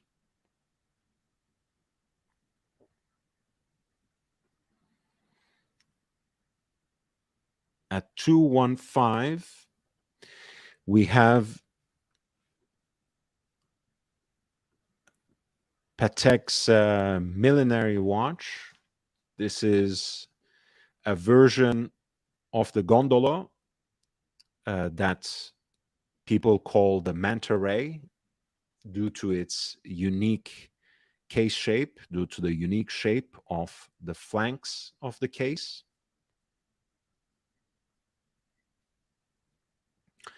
This was part of a campaign of releases around the year 2000.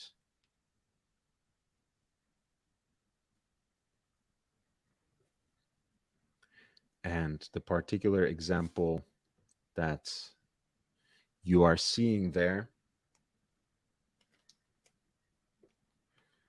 is in white gold, features the shaped caliber that has 10 hours, 10 days of power reserve at full crank, a set of Dauphine hands for the hour and minutes,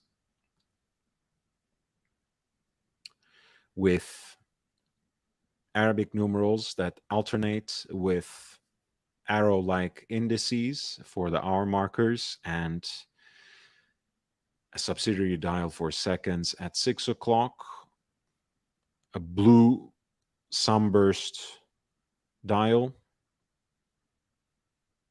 that matches the white gold case quite well. And as you can see, the piece itself has a relatively curved design, even if it has a mostly flat back, save for the teardrop lugs.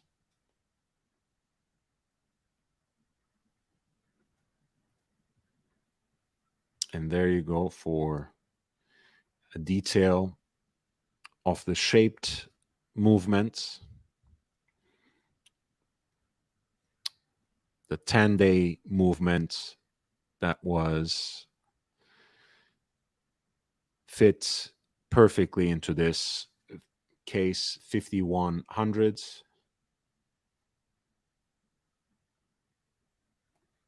which carries the hallmark of Geneva, of course.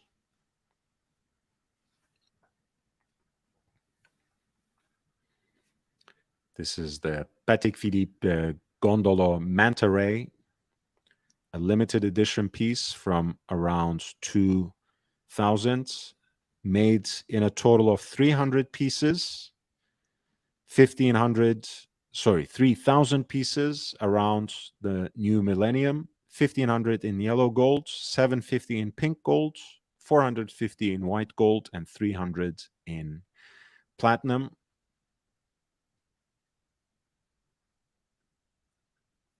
The piece comes as a full set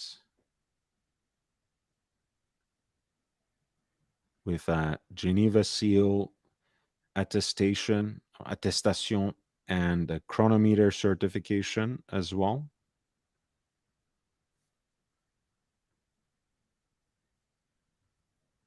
A beautiful piece, one of only 450 at lot 215. The piece has an estimated value of 25,000 to 45,000 in US dollars.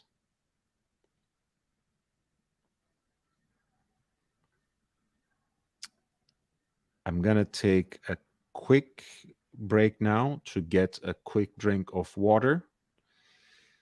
I will be right back. Thank you, Nick, for upvoting. Take a look in the meantime at this Patek Philippe Nautilus flyback chronograph in stainless steel.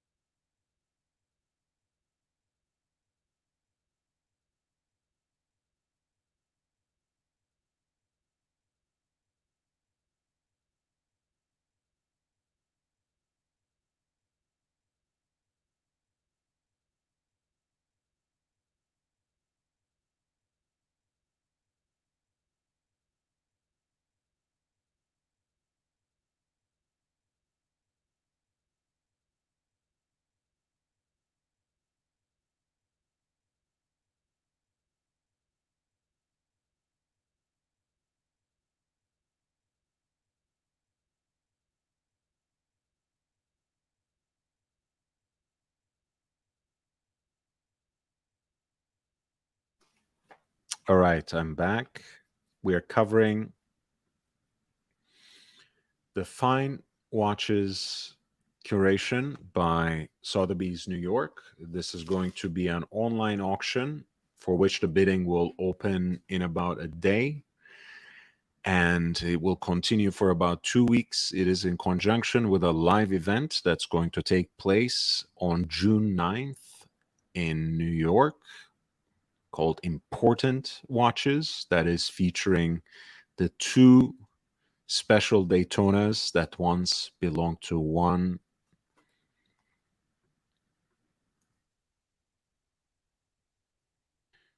Paul Leonard Newman.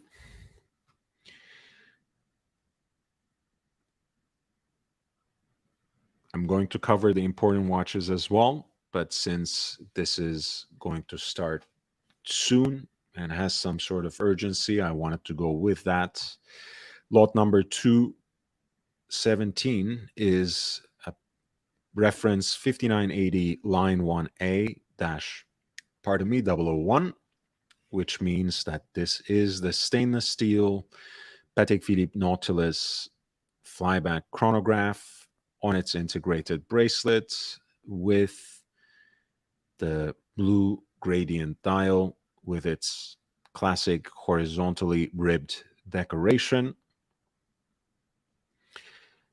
The chronograph has the single register execution, that crosshair style chronograph register placed at 6 o'clock, which has a 12-hour counter surrounded by a two-grade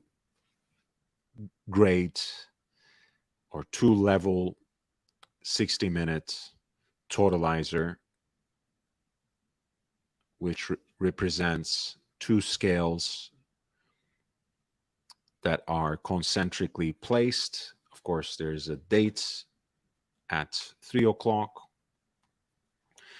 There are no small seconds or continuous running seconds, but since this is a self-winding column wheel vertical clutch chronograph, you can let the centrally deployed chronograph seconds run without introducing any extra friction or pressure.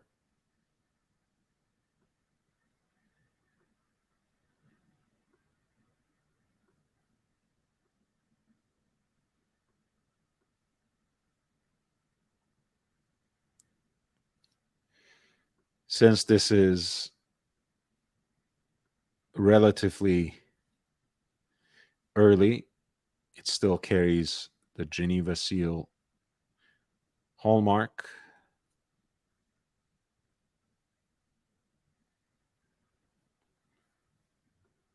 And this particular example is also offered with the full set of his accessories, even an additional travel pouch, of course, its original presentation box, as well as the certificate of origin, which are the most important and integral elements of that package.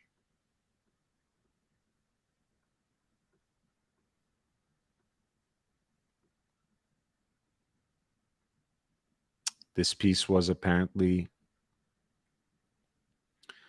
originally bought in Kiev, Ukraine, purchased in 2011, but certainly going back to at least 2009 in terms of its date of manufacture.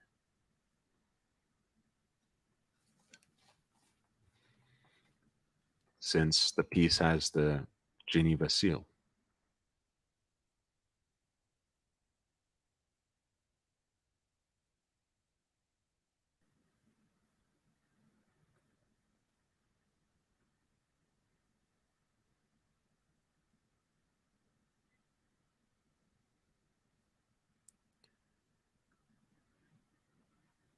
.218 is the 5712R. This is the Patek Philippe Nautilus moon phase, which for a long time lived under the shadow of the Jumbo, especially the 5711, with which it coexisted for the most part. And it has finally emerged from that shadow, really finding its own circle of enthusiasts with its asymmetric dial, the romantic expression of the moon phase, as well as the micro rotor caliber, which actually gave it a profile that is even more sleek than the 5711. It is appreciated, at least now, at a very different level and in its own way by collectors. This particular version is in pink gold with that gradient brown dial presented on a leather strap and its proprietary déployant clasp as well. An additional strap is included in the package, a setting pin, the outer packaging, and the warranty papers from the seller. This piece is from around 2013, and it is expected to realize a final hammer price somewhere in the region of $60,000 to $90,000.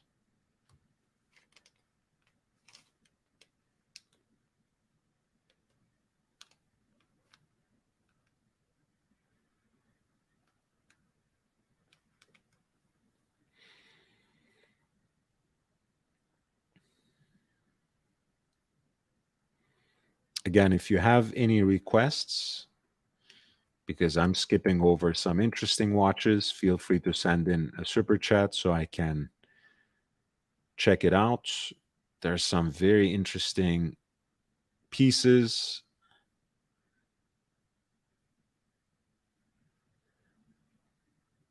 This is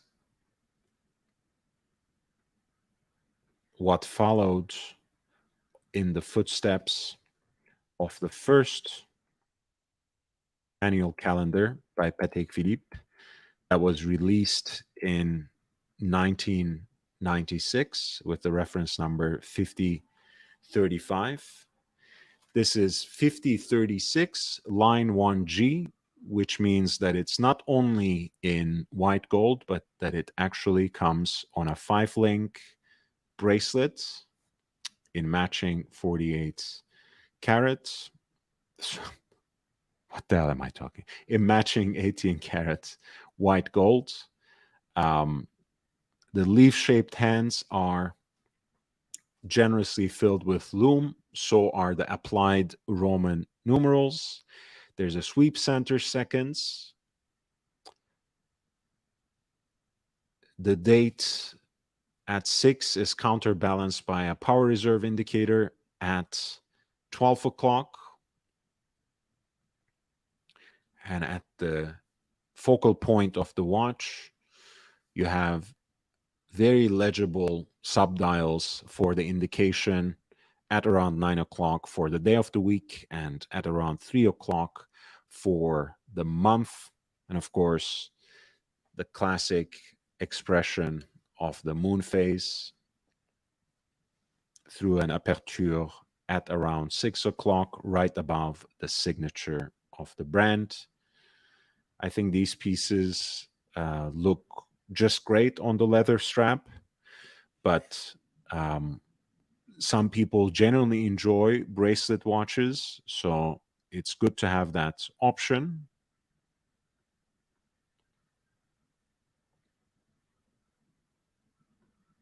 This particular example also comes in that gorgeous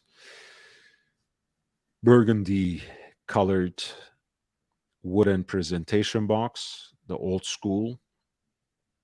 Additional links, a setting pin, the outer packaging, as well as a service hang tag, active 2-year watch box warranty card, which won't stay active for much longer, I think. And a watch box travel case as well. It's a cool piece for a white gold Patek Philippe annual calendar on the matching 5-link bracelet from around 2003. The piece is expected to fetch an amount somewhere in the region between 20 to 30,000 US dollars.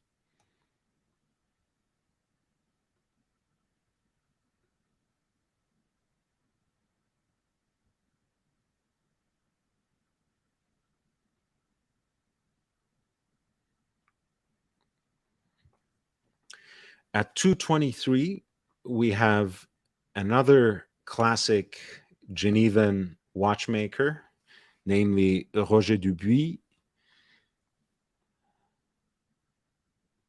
This is a perpetual calendar in his homage case.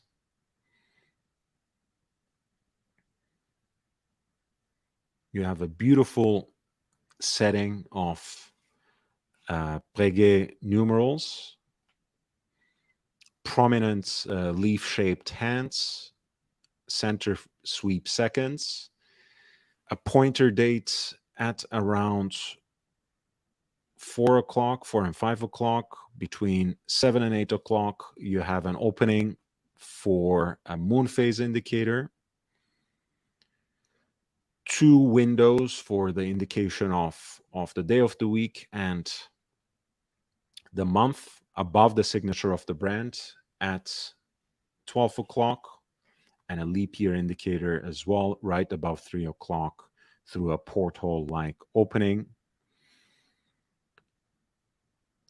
Roger Dubuis cared quite a lot about not only establishing the highest standards in terms of Genevan watchmaking, but also aspired to absolute chronometric precision, which is marked here by the inscription of Bulletin d'Observatoire.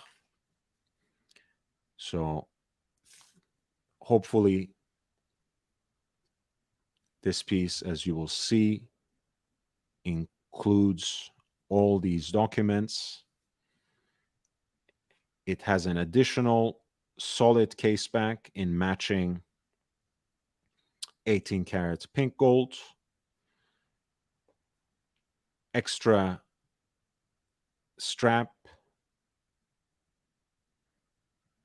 hang tag, the Geneva seal hang tag, the certificates with the hallmark of Geneva, the chronometer certificates from the French National Observatory at Besançon.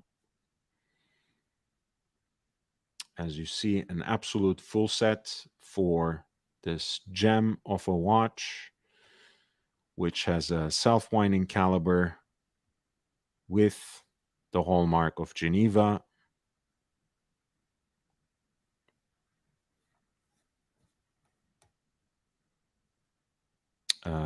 Well-preserved case where you can still see the hallmarks quite prominently.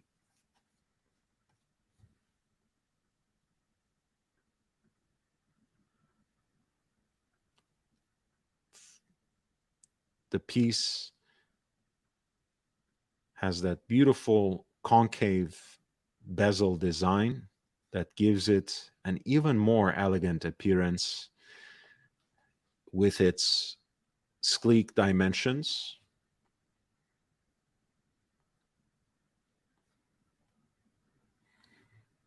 I think this is a pretty conservative estimate, but lot number 223, which is a Roger Dubuis H37,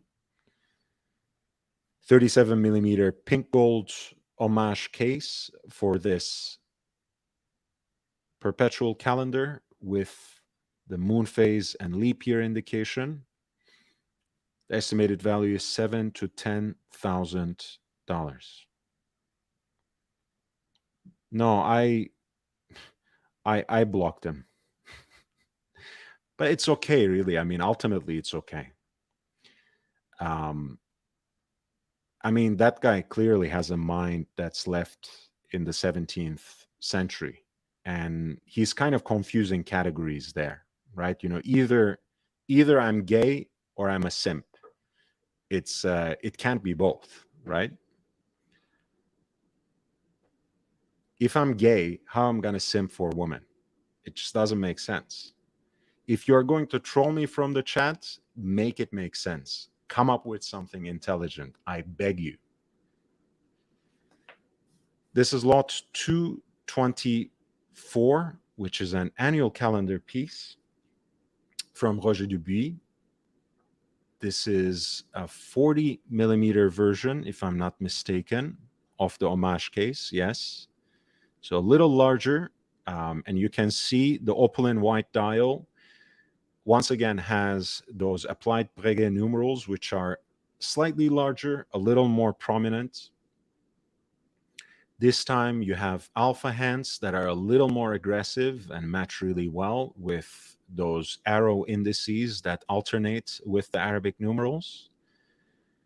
You have the Geneva hallmark this time within that pointer date at 6 o'clock, which is also inscribed with the hallmark or proof of the observatory certification. And of course, you also have the day of the week and month through the tour aperture at 12 o'clock, right above the signature of the brand, Roger Dubuis, Horloger Genevois. And as you can see,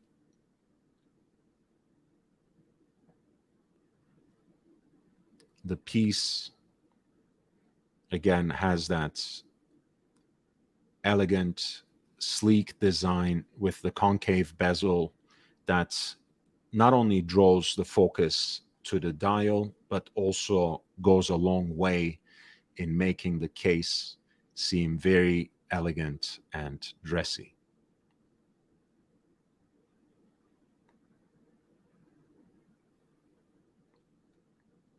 Through the case back, you can once again take a peek at a self-winding caliber with the hallmark of Geneva, since it is in fact assembled, finished, and regulated with those highest standards that is expected from the highest standards of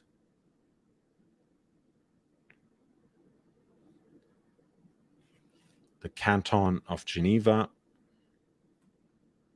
And as you can see, once again, what you have here is an absolute full set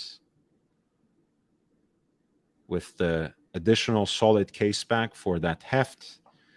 This is a very cute little pouch for the setting pin, actually. The hang tag for the Geneva seal and its accompanying certificate. This is the, I mean, it is a work of art. Look at that. This is the observatory measurements for the chronometer certification. Frame it and hang it on your wall. It's a really beautiful package. I mean, this early Roger Dubuis pieces are very precious, have been on the ascendance in terms of the prices. These are extremely conservative estimates, so I expect them to go for much more. But hey, if you have been chasing them down, you know, it's something that you should keep your eye on. Lots 223 and 224 are incredible. 224, which is the homage case in 40 millimeters, pink gold, self-winding annual calendar by Roger Dubuis from around 1999, with 4,000 to 6,000 US dollars of a pre-auction estimate. Again, extremely conservative. I expect it to go for much more, but who knows? I don't think it's Cam G, but you know, Basil means well. I'm not sure if he identifies him correctly. I really don't think it's Cam.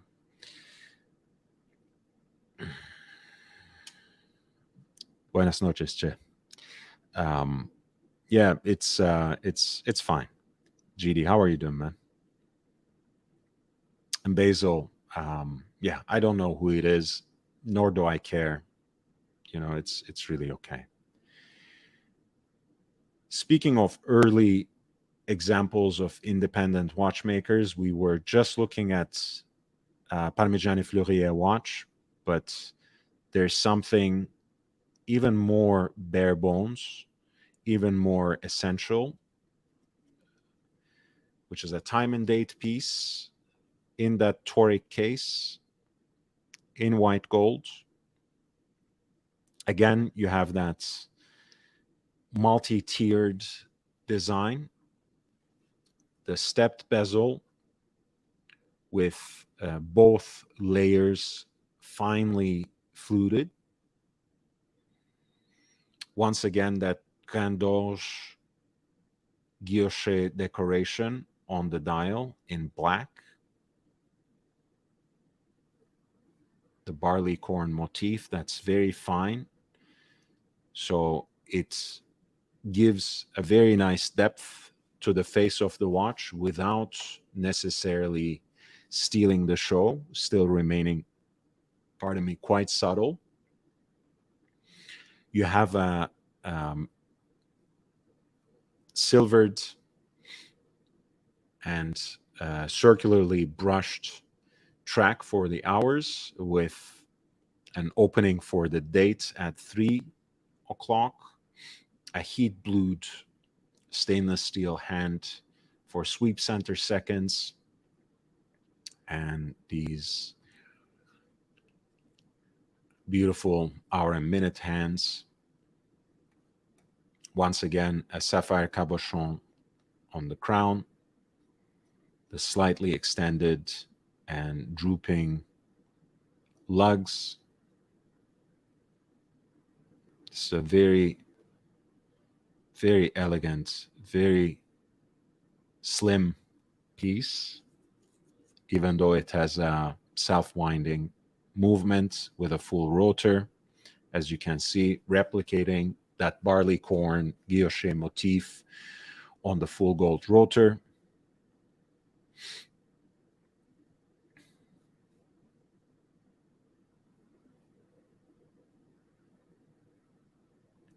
And once again, we are presented lot number 226 with a rather conservative estimate that ranges between 3,000 to 5,000.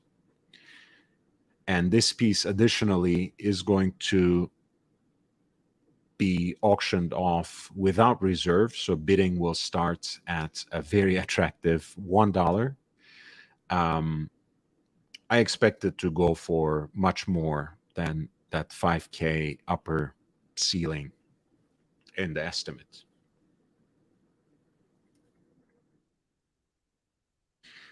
Actually, I mean, again, not to turn this into a whole thing, Basil, I'm actually positively sure that it's not Cam.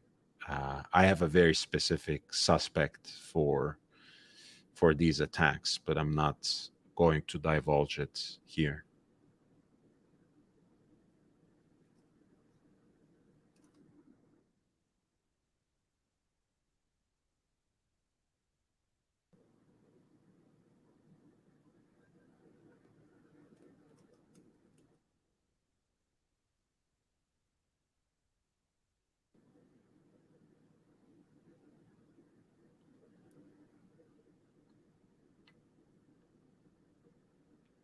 At lot 229,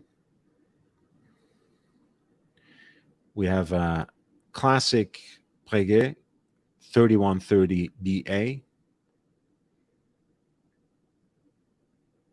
What you have here has a lot of the signature elements that Daniel Roth used in his revival, that included, of course, a collaboration with the CEO François Baudet and the patronage of the brothers Chomet in Paris. A silvered dial produced out of a gold blank, Roman numerals on a Breguet frosted track for the hour markers. The dial is guilloche decorated with 3 different patterns, and it has a sort of design that harkens back to some of the pocket watches designed by none other than Abraham Louis Breguet. Big Meech, thank you. $9.99. The old fling wants to get back together, see photos. She has a kid. Cat ears want to hit off. Fight me dead. It's gone cactus. Well, I mean, you just have to do a little bit of juggling, Meech. I don't think that takes much from good old Meech. You know these. You have the skills for this. You're built for this, Meech. You can do it. You can do it. I mean, I've sworn off these kinds of games myself.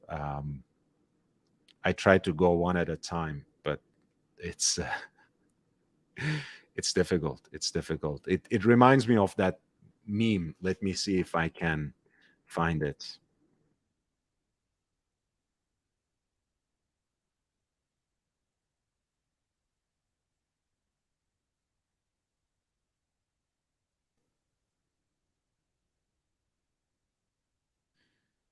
I try to swear this thing off. Let me see if I can find it. No.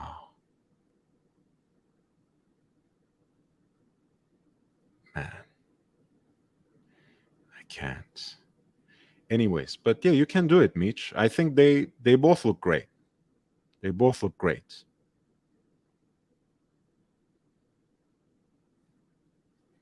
Although, I would take cat ears above the platinum blonde, but that's just me. Yes, we were talking about classic design elements of a Breguet wristwatch as imagined by Daniel Roth.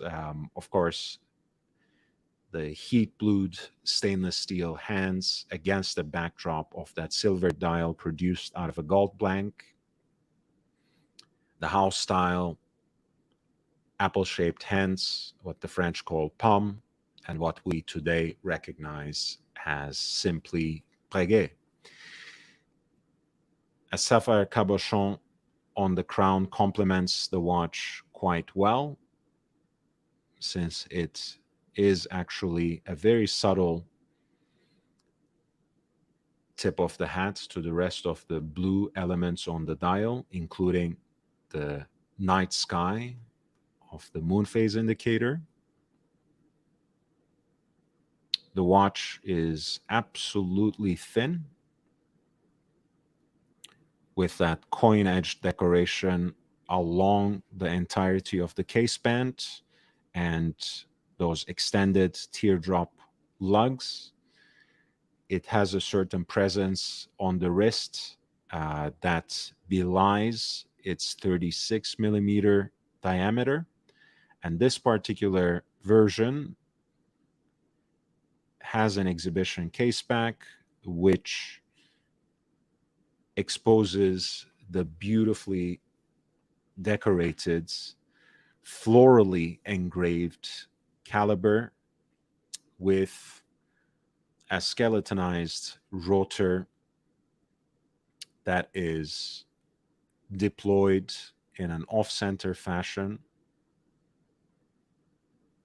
A very beautiful watch. And as you can see, it does come with its original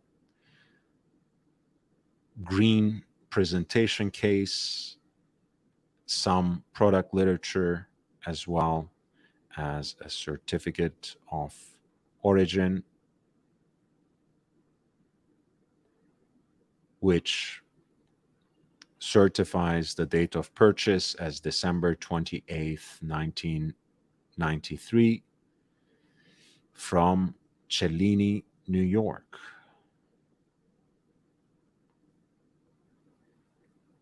Lot number 229, which is a Breguet 3130 BA, has an estimated value of 10,000 to 15,000 in US dollars.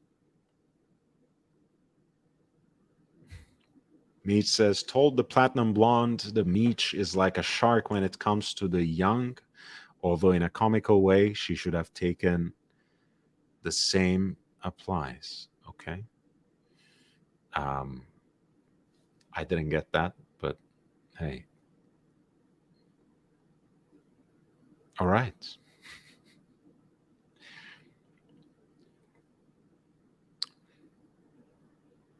232 is a relatively modern version of Breguet's classic chronograph. This is reference number 5247. The secret weapon of Breguet is, of course, the Lemania CH27, as you can see. That classic hand-wound column wheel chronograph, which was at the base of not only Omega 321, which is the movement that powered the Moonwatch, but also the very foundation of generations of Patek Philippe perpetual calendar chronographs, among some other great watches made by Roger Dubuis, among others, Daniel Roth himself, and so many other greats.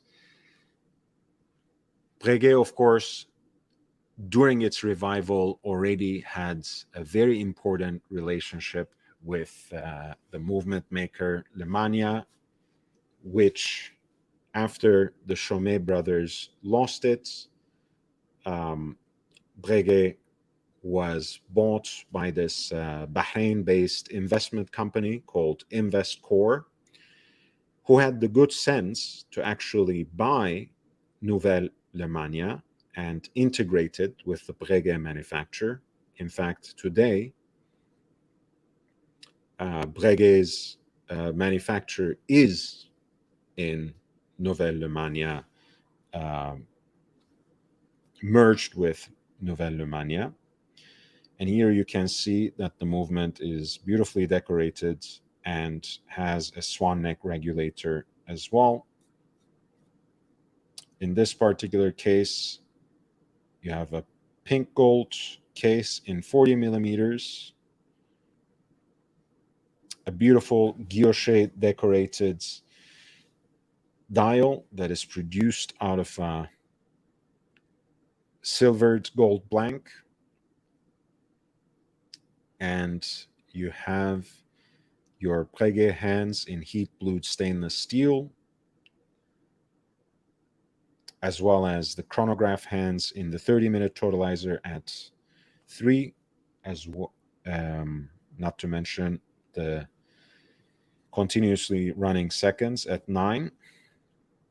The centrally deployed chronograph seconds hand is in red to match the tachymeter, which is snailed into the center of the dial and inscribed in red as well. Beautiful pump pushers. A classic chronograph that is in a modern size and with all the finishing and mastery that Breguet brings into the picture, with its original pink gold clasp and the accompanying documents, beautiful wooden presentation case.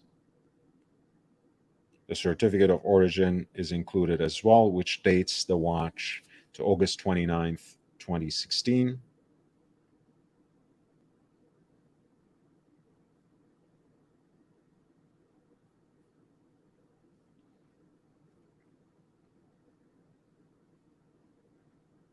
And the estimated value of this piece, which is Breguet's relatively contemporary take on the hand-wound Lemania CH27 base, reference 5247, the Classique in pink gold, 15,000 to 25,000 USD in estimated value. Thank you for being here, by the way. If you could click the like button. If you could hit the upvote, I would really appreciate it. If you are chancing upon the channel for the first time, please feel free to subscribe and hit the notification bell. I'm here with watch content on a daily basis. I talk about new releases, I do auction previews, I talk about some of the stories and histories that go with watches. I talk about watches as elements and articles of style. So if you're interested in any of this content, just subscribe and explore some of the other content as well. You can always feel free to share it far and wide, from the shorts to 1 hour interviews to these long live streams and anything in between. Feel free to send it to your friends, to fellow collectors, and other enthusiasts. At 2:33, we have a monopusher chronograph by Ulysse Nardin from early 2000s. This is a piece that has a lot of classical elements, actually, including the shape and aesthetics of the case as well. One of the models that was released for the 175th anniversary of the Ulysse Nardin manufacture in Le Locle. The piece has painted Breguet numerals on a white dial and a pulsometer as its scale that is graduated to 30 pulsations, so a kind of doctor's watch, right?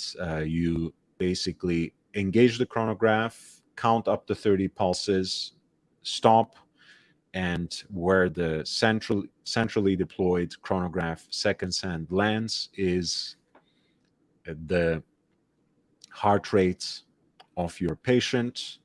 The hands are beautifully tempered, heat blued, and that goes for the chronograph register hands as well as the set of spade hands, of which the minute hand is beautifully and elegantly twisted.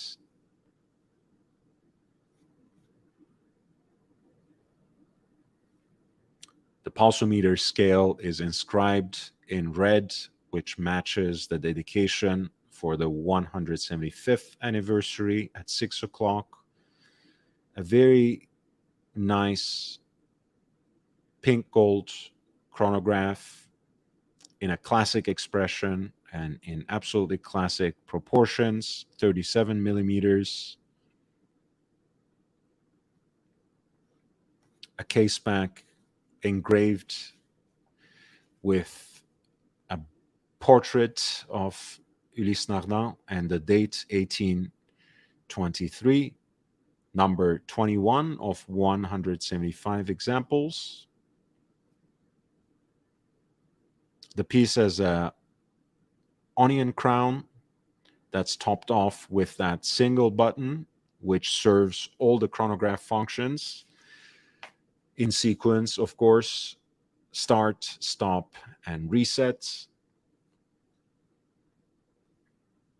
The piece actually does come as a full set, which includes the presentation box with outer packaging, the certificate of origin from 2005, product literature, and a leather document holder.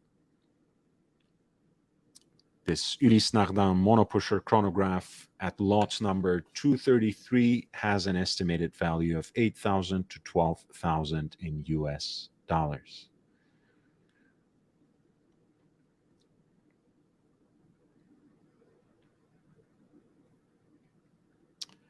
At lot number 235, we are looking at a classic Patek Philippe World Time 5131J in white gold and with a cloisonné enamel miniature painting of the Americas, Europe, West Asia, and Africa at the center of the dial. Those 4 gold beads at the quarters as well, giving you some orientation for a slightly better reading of the time.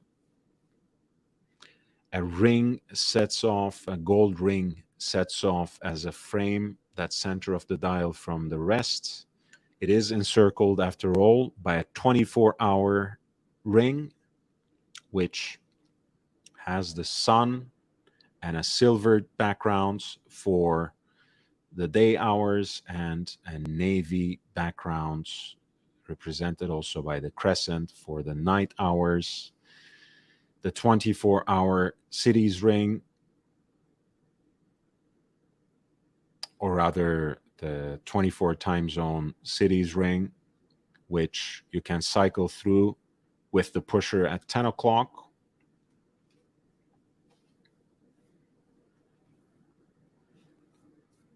And of course, the branding here goes as an engraving at 12 o'clock and 6, Patek Philippe Genève,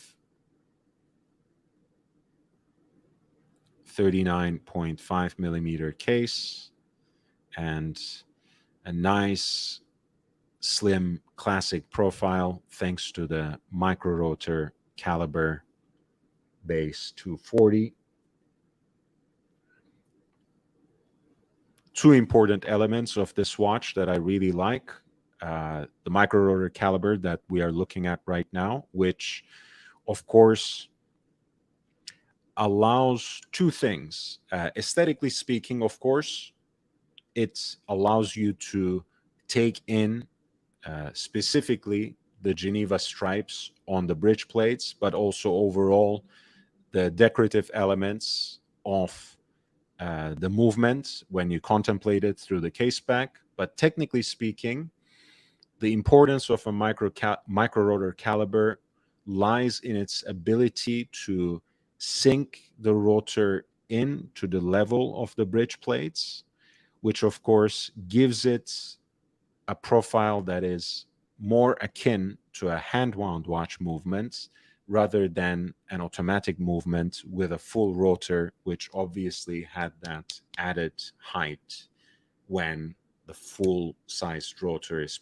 placed, deployed centrally on that. So I really appreciate that. The second element is, of course, a little more artisanal and purely aesthetic, which is the cloisonné enamel dial.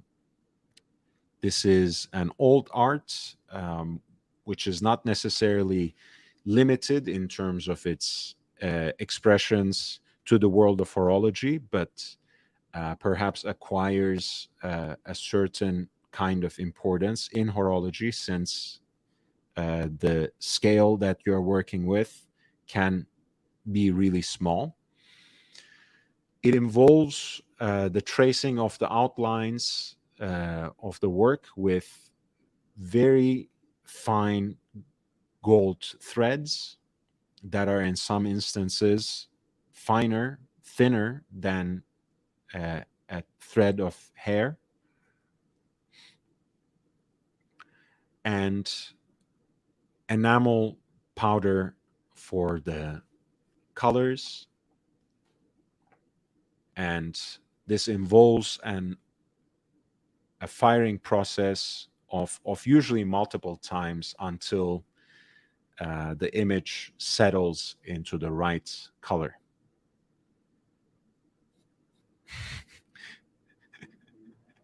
Amazing. The rooted rotor. Yes, that's it.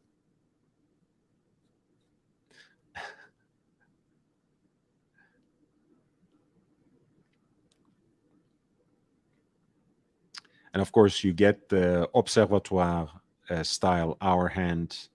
So your view of this beautiful miniature work of art is not impeded significantly.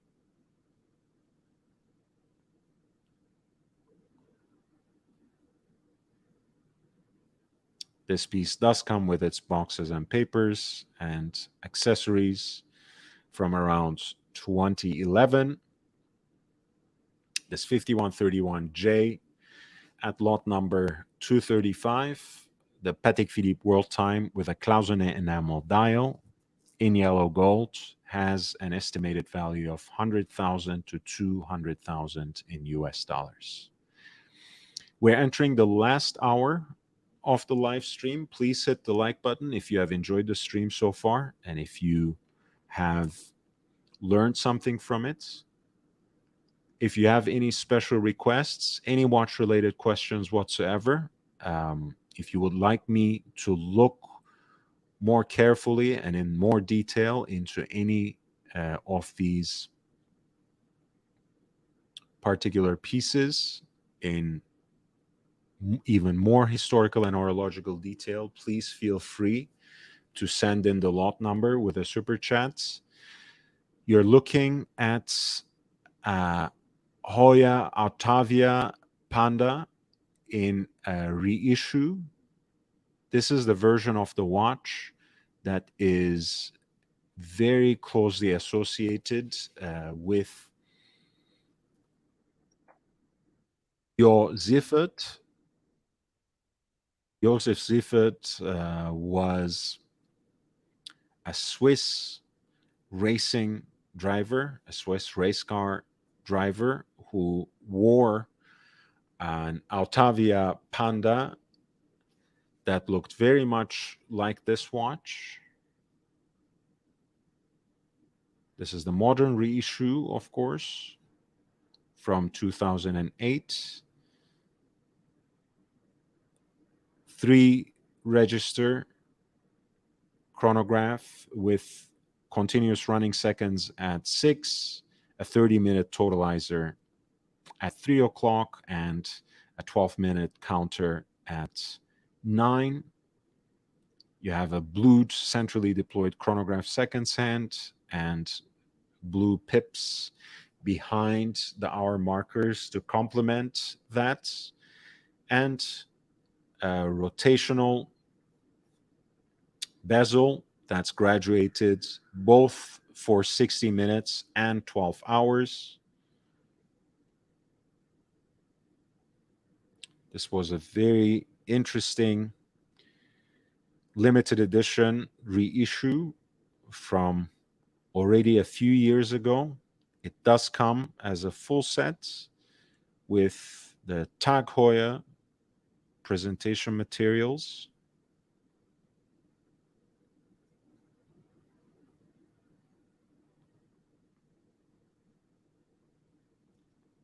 Of course, unlike the original watch, this piece has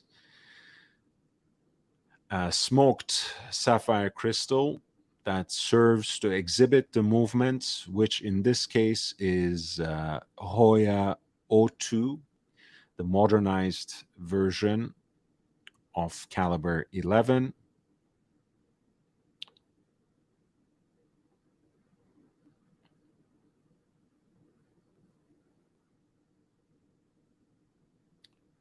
One of 100 pieces, specifically number 50 out of 100. This is the Hoya Altavia Panda in a reissue that commemorates the iconic model associated with Jo Ziffert. Lot number 240 is one of those pieces that is being offered without reserve. So the bidding will start at $1. And the estimate is 4,000 to 6,000 US dollars for this limited edition piece, one of 100.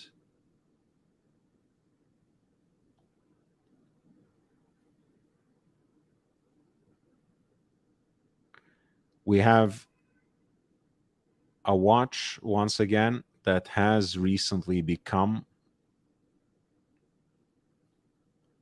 all the rage.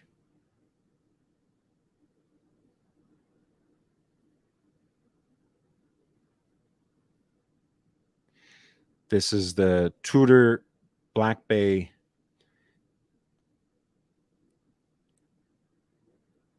Royal Specialist Protection, reference 79 to 20B.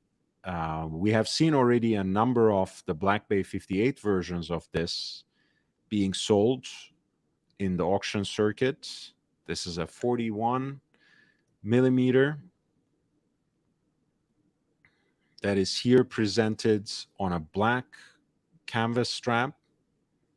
Of course, the piece comes as a full set with additional straps, which includes gunmetal gray canvas and a leather strap with the Tudor proprietary clasp in matching stainless steel. Again, this is the Tudor Heritage 41, not the Black Bay 58.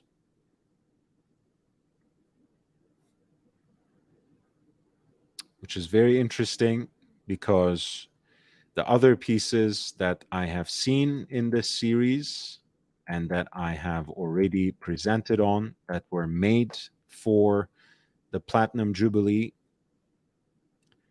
were Black Bay 58s with a blue dial, and they were limited to 300 pieces. I have made a video on these on the occasion of the coronation sale that was organized by Sotheby's. I'm going to send a link to that in the chat. You feel free to check it out on your own time, and if you like it, feel free to share it as well. It's a very nice video, if I may say so myself. Less than 15 minutes as well, so you can freely observe it.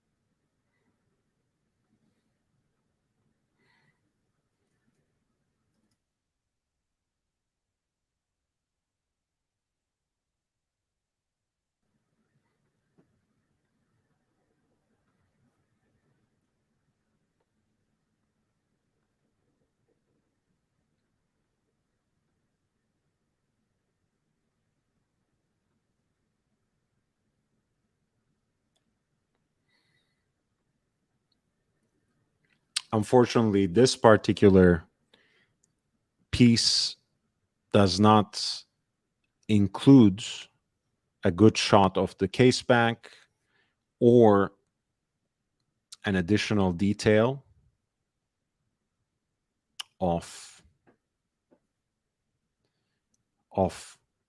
the particular edition, but the Black Bay 58s were obviously from 2022, since they were a special issue for the Platinum Jubilee. This is, again, a Heritage 41 from 2018 that is issued to that same unit, RASP, Royal Specialist Protection, which is a specialized branch of the Metropolitan Police in London that is tasked with protecting members of the royal family as well as members of the parliament, parliamentary deputies. So this is a very interesting piece that brings back, in an important sense, the Tudor rose to the dial even before the Platinum Jubilee edition. Would be interesting to see how it fares. Lot 241 has an estimate is expected to realize a final hammer price somewhere between 12,000 to 18,000 in US dollars.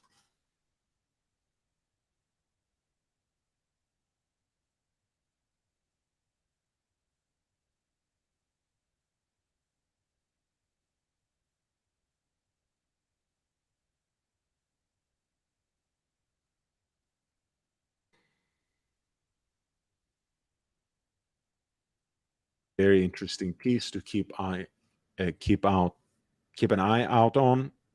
Lot number 241, the Tudor Black Bay 41 Royal Specialist Protection.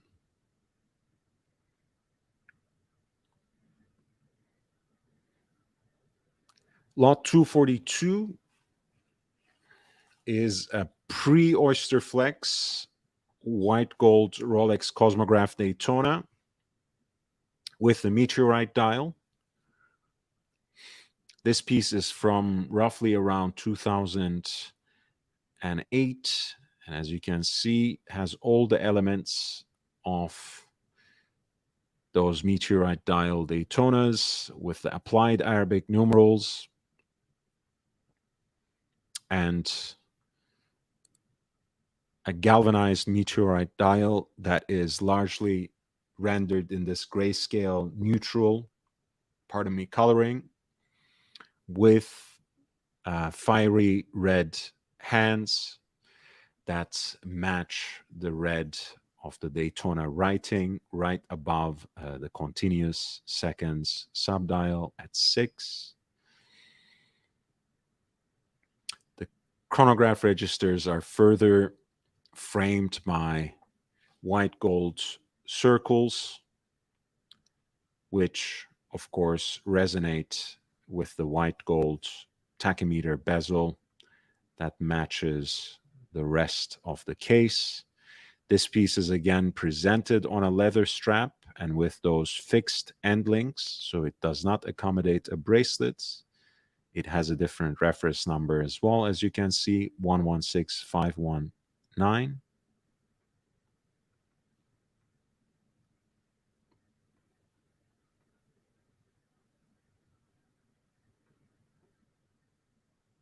This particular example seems to be in an almost new old stock condition, and the lot includes a presentation box with outer packaging, the international warranty cards from 2009, the booklets, and an additional Rolex leather strap as well. It's a pretty cool watch. And since the meteorite dials are retired from the catalog, at least for the time being, for the Rolex Cosmograph Daytona, it could be an interesting proposition at lot 242. This is Rolex Cosmograph Daytona, reference 116519. White gold on the leather strap with the matching deployant clasp and the meteorite dial. This piece is expected to realize a final hammer price between 35,000 to 45,000 in US dollars. We're looking at the Sotheby's Fine Watches auction, which is going to be an online offering. The bidding will start in about a day and it will go on for about 2 weeks. This is an event held in conjunction with the Important Watches auction, a live event on June 9th that is going to feature 2 Rolex Daytonas that were once in the possession of Paul Leonard Newman. So a lot of interesting examples here. I'm going to cover the live event as well, but since this is starting already in about a day, I thought, why not? Let's take a look.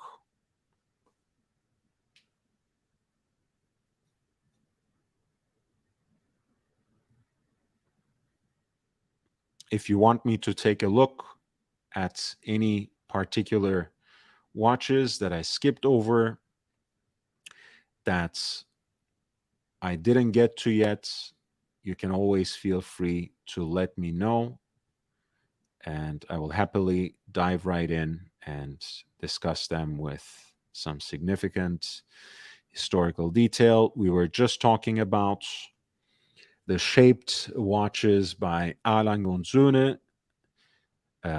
We talked about the Cabaret. This is the Arcade, smaller as you can see, and a more elliptical shape than rectangular. The dimensions are 31.5 by 25 millimeter. You have a platinum case with a bezel set with brilliant cut diamonds, the oversized date at 12 o'clock, and a subsidiary dial for small seconds at 6, Roman numerals in the quarters at 3, 6, and 9 o'clock. The platinum piece has very delicate feminine proportions and a beautiful exhibition case back, which gives you a glimpse into the shaped caliber that has taken on a charming champagne tinted patina on the 3/4 plates in German silver.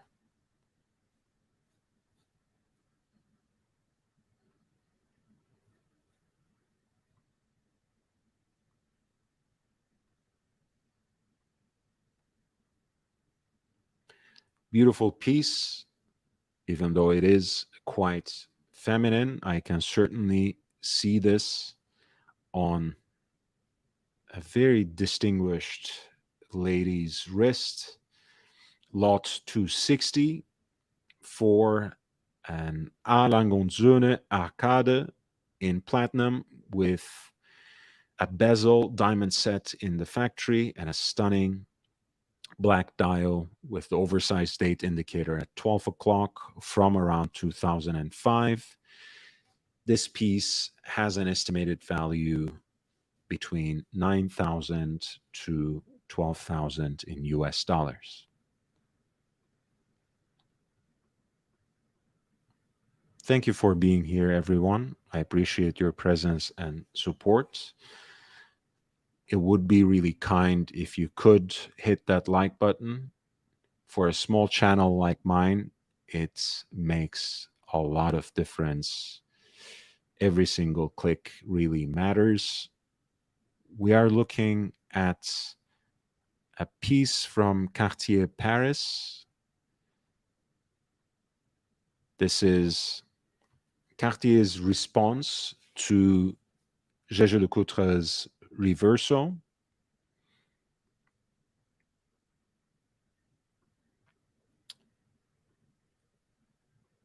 A piece that is called Tank Basculante, which has a reversible case that swivels in a different way than the Reverso, in yellow gold with actually a ruby that serves as the cabochon in this modified appearance. With the case flipped over, you actually have an exhibition case back, which uses the guilloche motif at the center of the dial for the framing, and you have a porthole-like opening to the circular hand-wound caliber, which has hand-engraved bridges that are decorated with a floral motif. On that note, I want to repeat again, this is something I have said, but in any other brands, I would be enraged because they put a round-shaped watch movement in a rectangular piece. Here, they do it in such a beautiful way, such an exquisitely decorated and presented manner that it just looks great. I can't find it in myself to complain in this nerdy, pedantic way about why the watch doesn't have a movement that is shaped for the case. Who cares? It looks beautiful. And this is number 4 out of a 15-piece limited run. Quite interesting. The ruby I usually see in platinum Cartier pieces, so even that is a nice little detail. And I love how it matches, of course, with the rubies of the movement when you flip over to the exhibition case back, and how it is also presented on a deep burgundy colored medium scale alligator strap, which plays really well, which really complements all these ruby elements. Once again, you have that beautiful motif at the center of the dial, which is silvered with elongated Roman numerals that includes the secret Cartier signature at 7, heat blued hands, a mix of polished and grained or grain brushed rather surfaces.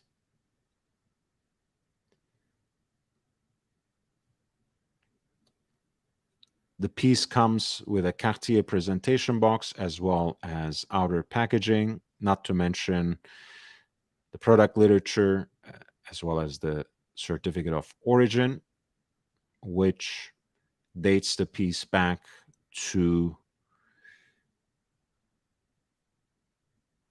1997.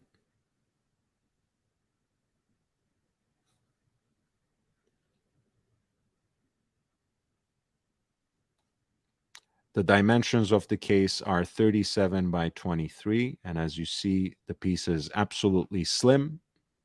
I guess somewhere in low 8 millimeter, a little above maybe. This is an absolute sleeper in this entire auction. I'm sure it will be snapped up well above this pretty conservative estimates. One of only 15 pieces. This is reference 1625 for a reversible tank, the Tank Basculante in yellow gold from 1997 from Cartier, Paris. The estimated value is 4 to 6,000 US dollars, but I expect it to go for much, much more.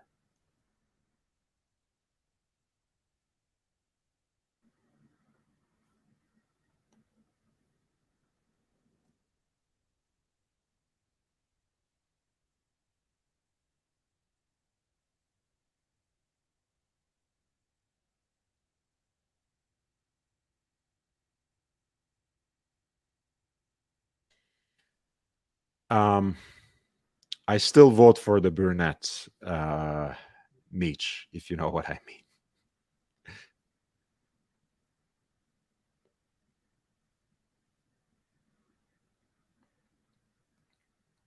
We're looking at the Sotheby's New York Fine Watches auction. I am now with the watch that is presented at lot 282. This is a very, very beautiful piece by Audemars Piguet, a tourbillon with a titanium cage and a design that is borrowed from an Egyptian temple.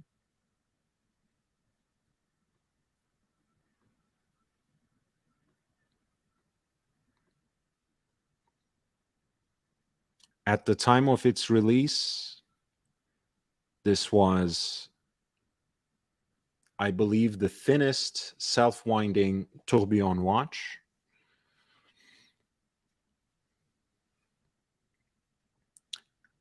It has a particular kind of winding mechanism, which is actually displayed through this aperture under 6 o'clock. That's what you see there with the initialed design. Beautiful feuille hands over against the yellow gold dial, which is guilloche decorated with these sun rays that emanate from the tourbillon cage that is suggestively placed at around 10 o'clock for this elliptico rectangular watch with beautiful hooded lugs.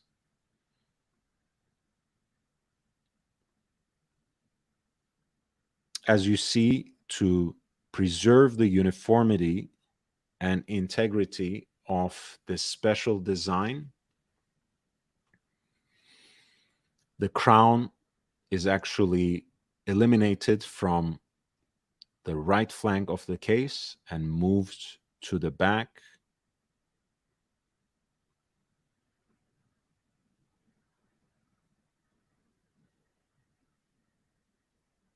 This was a limited edition,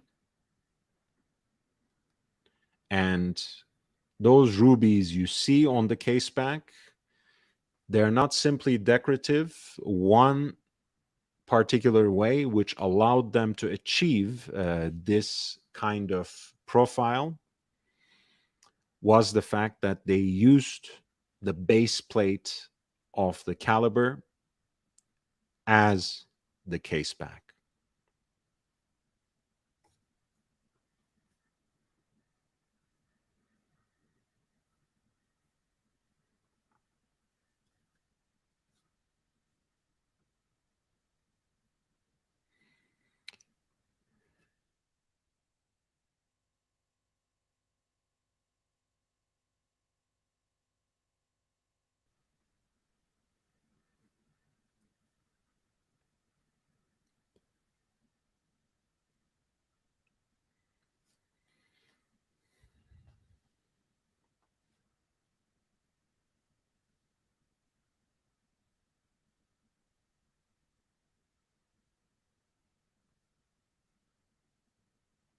The piece was, again, a limited edition that debuted in 1986.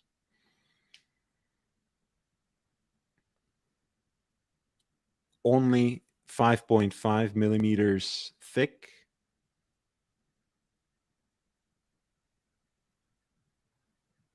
And a beautiful example of an Art Deco design that pays homage to the Egyptomania that characterized the time period, with a unique hammer-like mechanism for winding, and with the ingenious use of the base plate of the movement as the case back of the watch, which also involves the the placement of the crown on the back as well.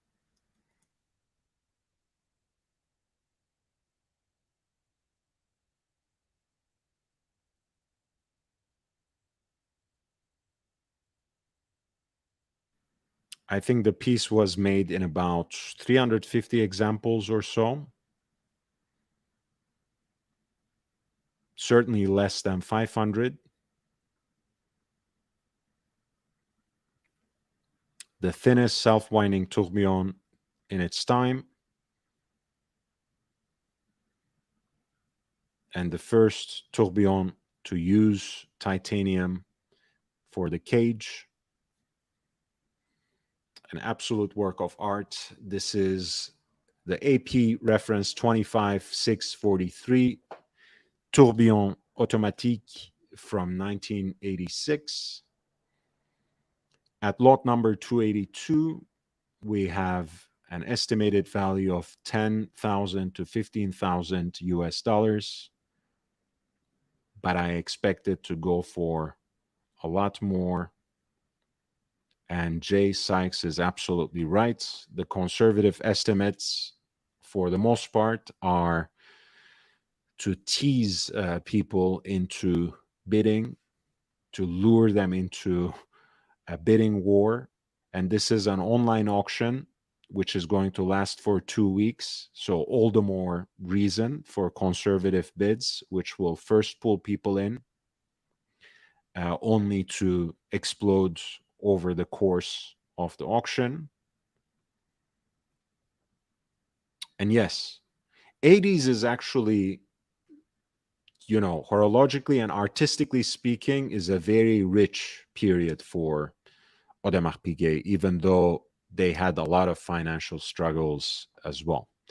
The perpetual calendars, for example, in those stepped bezeled 36 millimeter classic round cases with the stubby lugs, those are incredible watches and great deals as well. I think that's a challenge, right? To have a collection of APs, perhaps, you know, like a 6-piece collection of APs without involving the Royal Oak. That could be a very interesting challenge to accomplish. Not impossible at all, but very exciting. You can find a lot of interesting pieces without dipping into some outrageously rare pieces that are, for example, presented in that source book they released some years back called Audemars Piguet 20th Century Complicated Watches. I should review that at some point. It's a very rich resource. At 281, we have a watch that is coming into increasing attention. This is reference 4343, a Rolex King Midas Cellini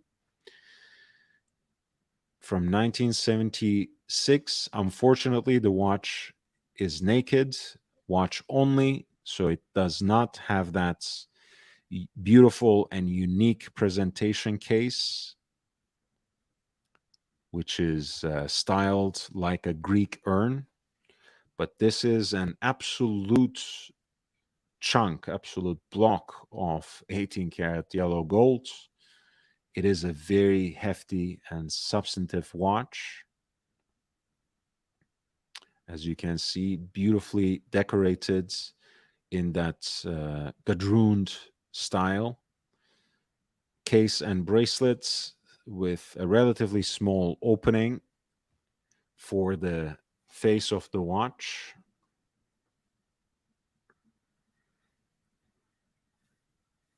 The dial is itself gold that is horizontally brushed to go with the grain of those gadroons.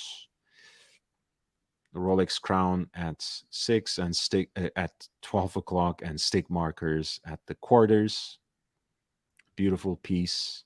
And once again, lot 281 is served with a relatively conservative estimate of 8,000 to 12,000 US dollars.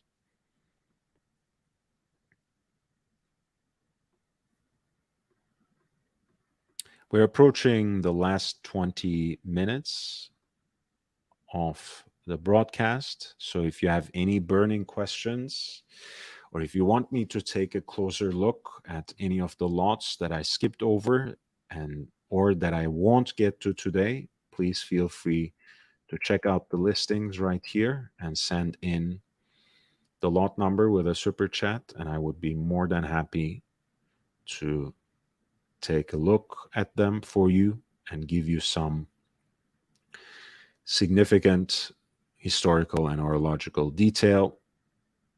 284 is a watch in a category that is gaining increasing attention. This is Patek Philippe dress watches from the 70s with integrated bracelet. This is Golden Ellipse, reference 3566. It's more of a square than an ellipse, 28 by 28 millimeters, but with an absolutely integral design, which has the same dimpled pattern on the bracelet as well as the face of the watch, which is itself produced from a white gold blank that is blued. As you can see, the dial has started getting that tropical look with patches of white, silvery white of the gold, and purple emerging from beneath. This version of the Golden Ellipse on an integrated bracelet has been retailed by Bayer, the famous Zurich-based jeweler and watch dealer, the oldest in the world by their own claim. One of the indices is missing, by the way, the one at 4 o'clock. Buyer beware if you somehow didn't see it. The watch has a very unique and integral look. The problem with these kinds of watches sometimes is, of course, the bracelet itself, which is noted here with the circumference of 175 millimeters. These bracelets are cut down to size, so it's a YOLO moment, sort of, when you actually get it arranged for yourself. And they can be extended, but it's not a very straightforward process. So take a note of the circumference when you are pursuing these kinds of pieces. Apparently, there's a presentation box and an archival extract that confirms the date of the manufacture and sale in the year of 1970. Lot 284 has a pretty realistic estimate in this case of 7 to 12,000 US dollars.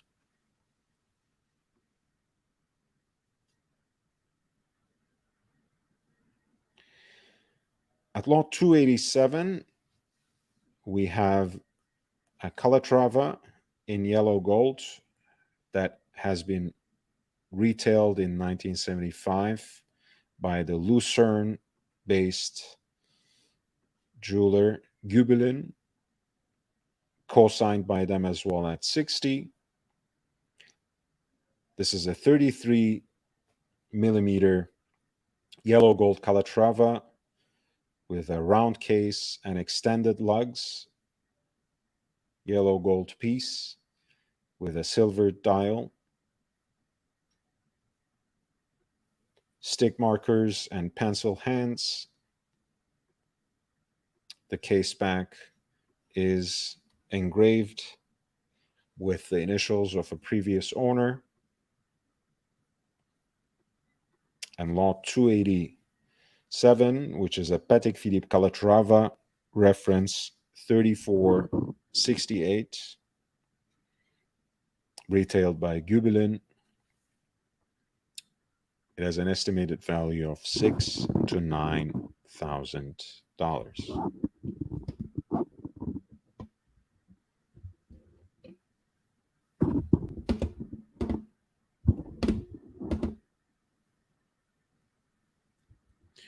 Can you hear me well? Please let me know. I always get paranoid once I move the microphone.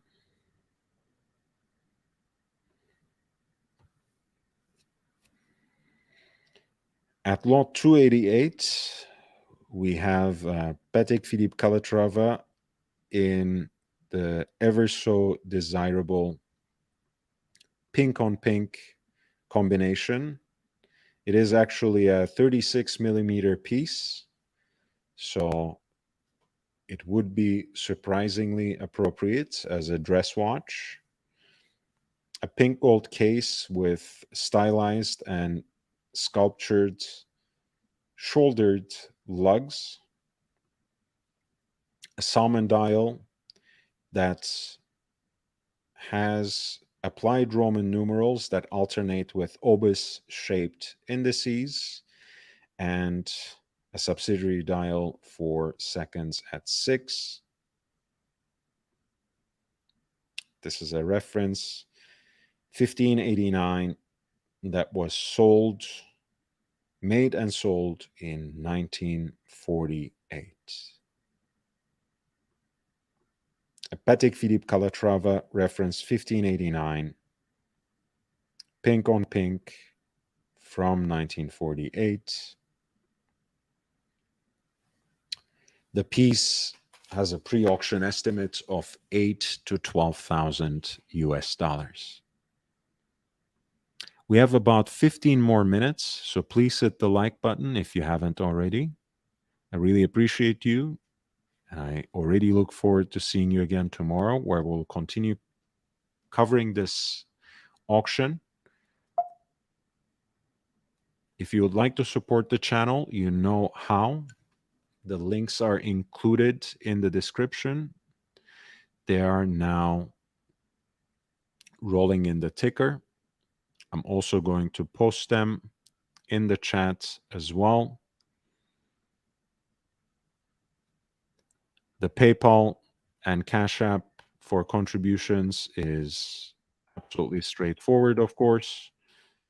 I don't like talking about this too much, but this is a fully autonomous, completely independent channel, which means it is not only fully at your service, but it's also at the behest of you as the audience. I have no sponsors. I'm not in the pocket of the industry. I'm not shilling for any gray market profiteers. And everything I make from this channel is immediately poured back into the channel in terms of my time, for most importantly. So any contribution you make comes back to you in terms of quality and quantity of content on this channel. I really do appreciate you, if nothing else, hitting that like button, upvoting the stream, sharing the content, helping me expand and build on the audience for this channel already is great help. So thank you. We are, after all, trying to build a community that comes together around pure passion and profound knowledge of wristwatches. So the more, the merrier.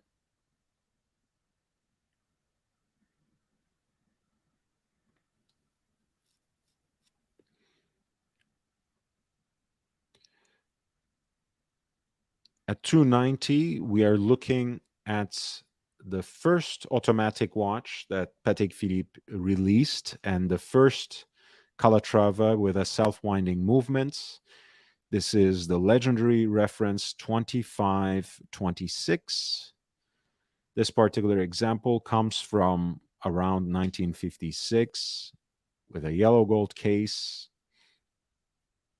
enamel dial, what people sometimes call a pearl track,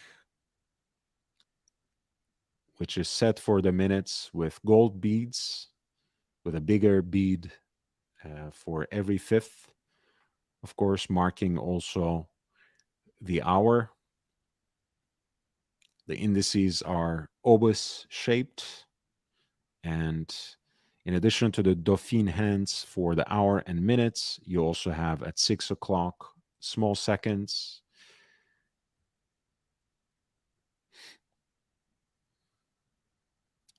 The piece is in a very elegant 35 millimeter diameter. And this particular example comes as a very attractive set with a Patek Philippe presentation box, a certificate of origin that dates the watch to June 4th, 1956. The original retailer's receipt is dated with the same date, and there is an Ari Stern watch agency service invoice from 1997. The associated documents.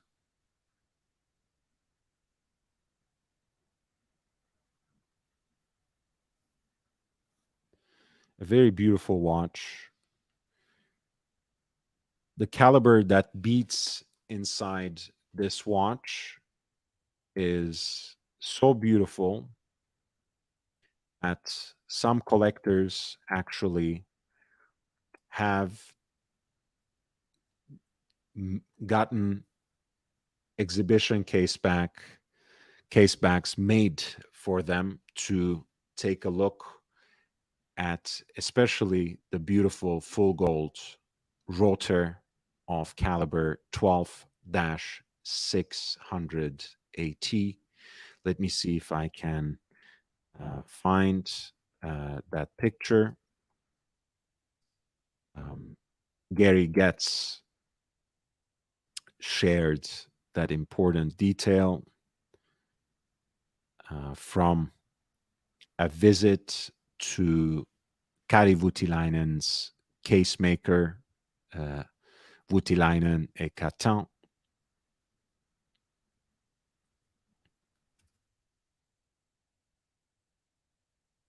where he got, along with a couple of other collectors, an exhibition caseback made for their respective 25, 26.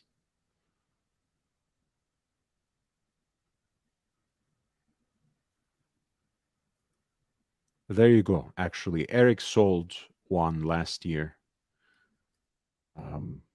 Eric Wind sold one last year with the original caseback as well as the exhibition caseback made by Voutilainen et Catin. And this is caliber 12-600 AT. Of course, it carries the hallmark of Geneva, but also this beautiful 18-karat full gold rotor with deep notches and a beautiful guilloche decoration.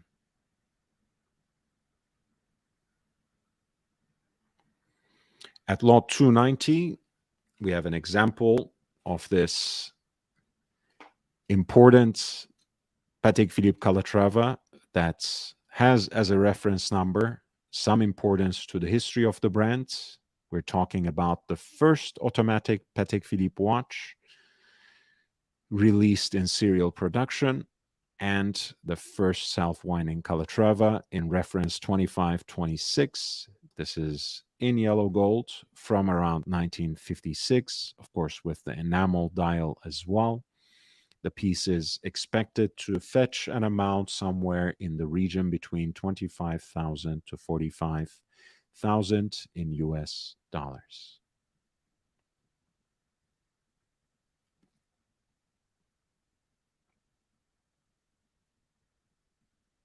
I have about 2 more watches, perhaps, to present to you, to talk about. And then I'm going to call it a night. Happy Memorial Day again. I hope it's provided a thoughtful occasion to remember those who made the ultimate sacrifice for their country.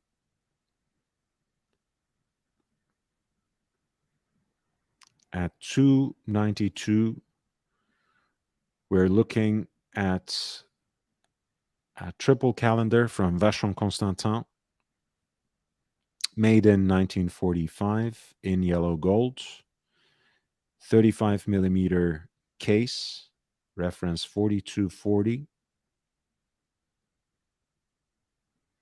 with an oversized subsidiary dial for the seconds at 6. Arabic numerals alternate with gold beads for the indices. Railroad track for the minutes. Pencil hands and heat blued hand with a red tipped arrow for the indication of the dates along the periphery of the center of the dial. And of course, the 2 aperture right under the signature of the brand for the day of the week and month, a French calendar, all calendrical indications inscribed in red for that additional accent, with beautifully stylized horn-like lugs that scream Vacheron.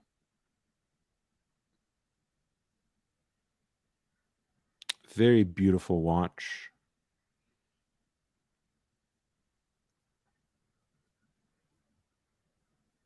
For a more civilized age, as a wise man once said.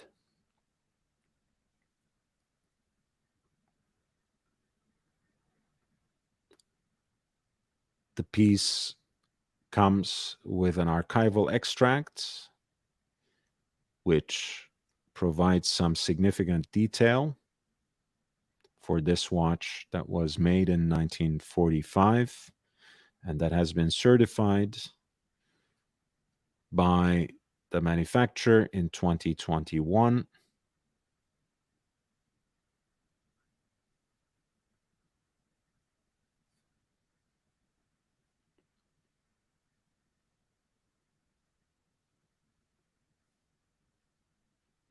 The clasp has a beautiful and subtle Maltese cross detail that is lacquered for distinction. And there's also the Maltese cross on the crown, which is, of course, the symbol of the brand. You can see the pushers for correction that are set subtly flush to the case band.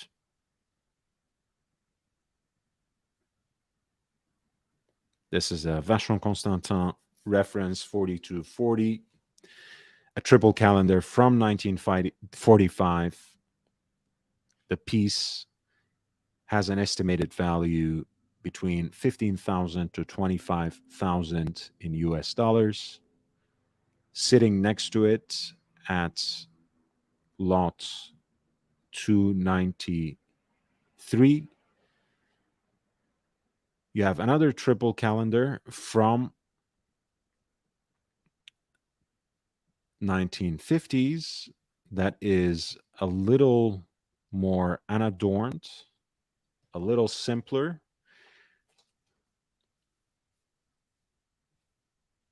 The piece has much less decoration in a way on the dial. A 35 millimeter case with spider-like lugs. The condition is relatively well preserved, but not as significant, not as impressive as the example at lot 292. Once again, we have the Arabic numerals and gold beads alternating for the hour markers. A silver dial with a subtly recessed subsidiary dial for seconds at 6 o'clock. We have a black arrow hand for the indication of the dates along the periphery of the dial. 2 apertures under the signature of the brand for the day of the week and month. leaf-shaped hands for the hour and minutes, a more sober and unadorned expression of the triple calendar from a slightly later time period.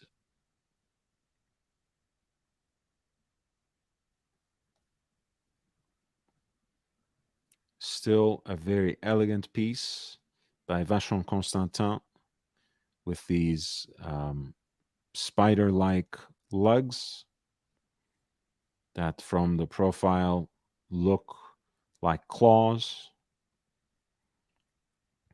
This is a Vachon Constantin triple calendar in a 35 millimeter yellow gold case from 1950. The piece has an estimate ranging from 8,000 to 12,000 US dollars at lot 293. Which brings me to the last watch that I will present to you before I go away for the night. I'm gonna try to find something that will give us a strong finish.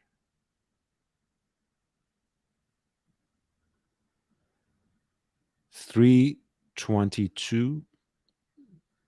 We are looking at the Reverso Tourbillon. We talk a lot in this channel about the revival of Gégé Lecoutre in the 90s under the leadership of Günther Blumlein and Henri-Jean Belmont, where the Reverso served as a canvas for the watchmaker's watchmaker to flex their horological muscles. In 1991, for the 60th anniversary edition of the Reverso, they have released the 60ème, which for the first time, with a pointer date and a power reserve indicator, incorporated complications into the swiveling rectangular icon of the brand.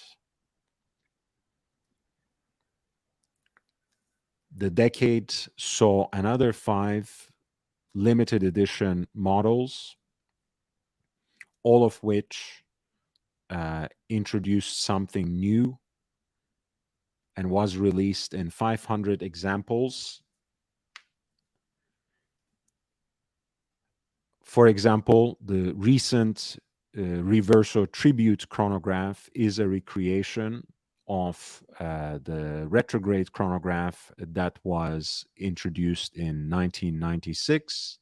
All of these pieces were rendered in 18 carats pink gold with movements of which the bridges and base plates were fashioned out of 14 karat pink gold.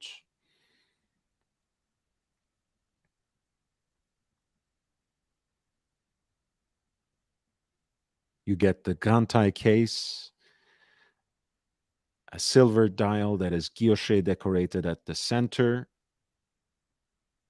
with also a different pattern for the subsidiary dial for the seconds. The front dial, the recto dial, is relatively unadorned. It just has the black Arabic numerals, applied JL logo in gold at 12, and the heat blued sword hands for the hour and minutes, and just the word tourbillon on a plaque right above the subsidiary dial for the seconds. On the case back, you get a nice look at the tourbillon carriage, which is accommodated by this extra notch, extra nook, I should say, with the hand engraved gadroons following along the lines of that tourbillon cage. Thank you so much, Flat 4. You're funny. Flat 4. I hope all is well. My apologies if I disturbed the vibe. I'm still a little bit of a novice. You were watching from earlier, huh, Flat 4? Thank you so much for the $5. I appreciate you, man. And on the case back, also at the upper right corner, you have a heat blued hand for the indication of the power reserve. It's a beautiful hand wound tourbillon caliber 828. The Reverso tourbillon was released in 1993. And as you see, this piece, which comes as a full set, is one of 500, specifically number 476 of 900. One of the big six. The Reverso tourbillon was released in 1993.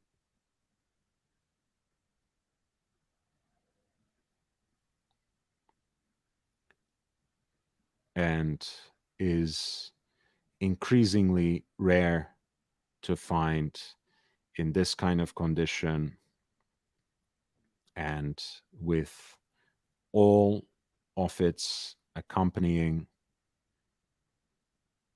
documents. There you go, as an absolute full set with that beautiful wooden presentation box with all the accompanying booklets and pamphlets and outer packaging and whatever else. This is the JLC Reverso tourbillon reference 270 to 68 in 18 karat pink gold with a movement largely fashioned out of 14 karat pink gold from around 1993, which is when this was first released, which is when a tourbillon first went into the Art Deco Marvel, the Reverso, lot number 322 from the Sotheby's New York Fine Watches auction, which is going to be conducted online, for which the bidding will open tomorrow. This piece at lot 322 has an estimated value of 12 to 18,000 US dollars. As we mentioned, a lot of the estimates for significant watches in this auction are quite conservative, and the purpose, of course, especially with this online auction that's going to take place over 2 weeks, is to tease people, is to lure them into getting into a bidding more so they can actually end up at a place that they didn't even expect.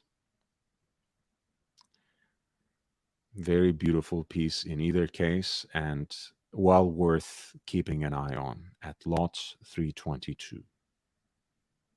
The Reverso tourbillon from 1993. In the Grand Taille case, 26 by 42. All right. Thank you so much, guys. I really appreciate you. Thank you for all your support through the 5.5 hours. Granted, the first 2 hours was pre-recorded. It was the Memorial Day special from last year, but I think it was a nice episode with a lot of great participation from the chats and also on the panel with Danny and Swiss as well. Thank you also, Nick Butter, Twice, Big Meech, and Flat 4 for your super chat contributions today. I really appreciate you. If you want to support the channel, you know how. The links are pinned in the chats. The information is rolling in the crawling ticker, and it is also available in the video description. So if you would like, any contribution is welcome. I really appreciate you. I'll see you tomorrow. I'll continue with Sotheby's New York auctions. Until then, I'll miss you. Please take care of yourself. Stay safe, stay healthy, wear your watches and enjoy them. I'll see you in the next one. Take care.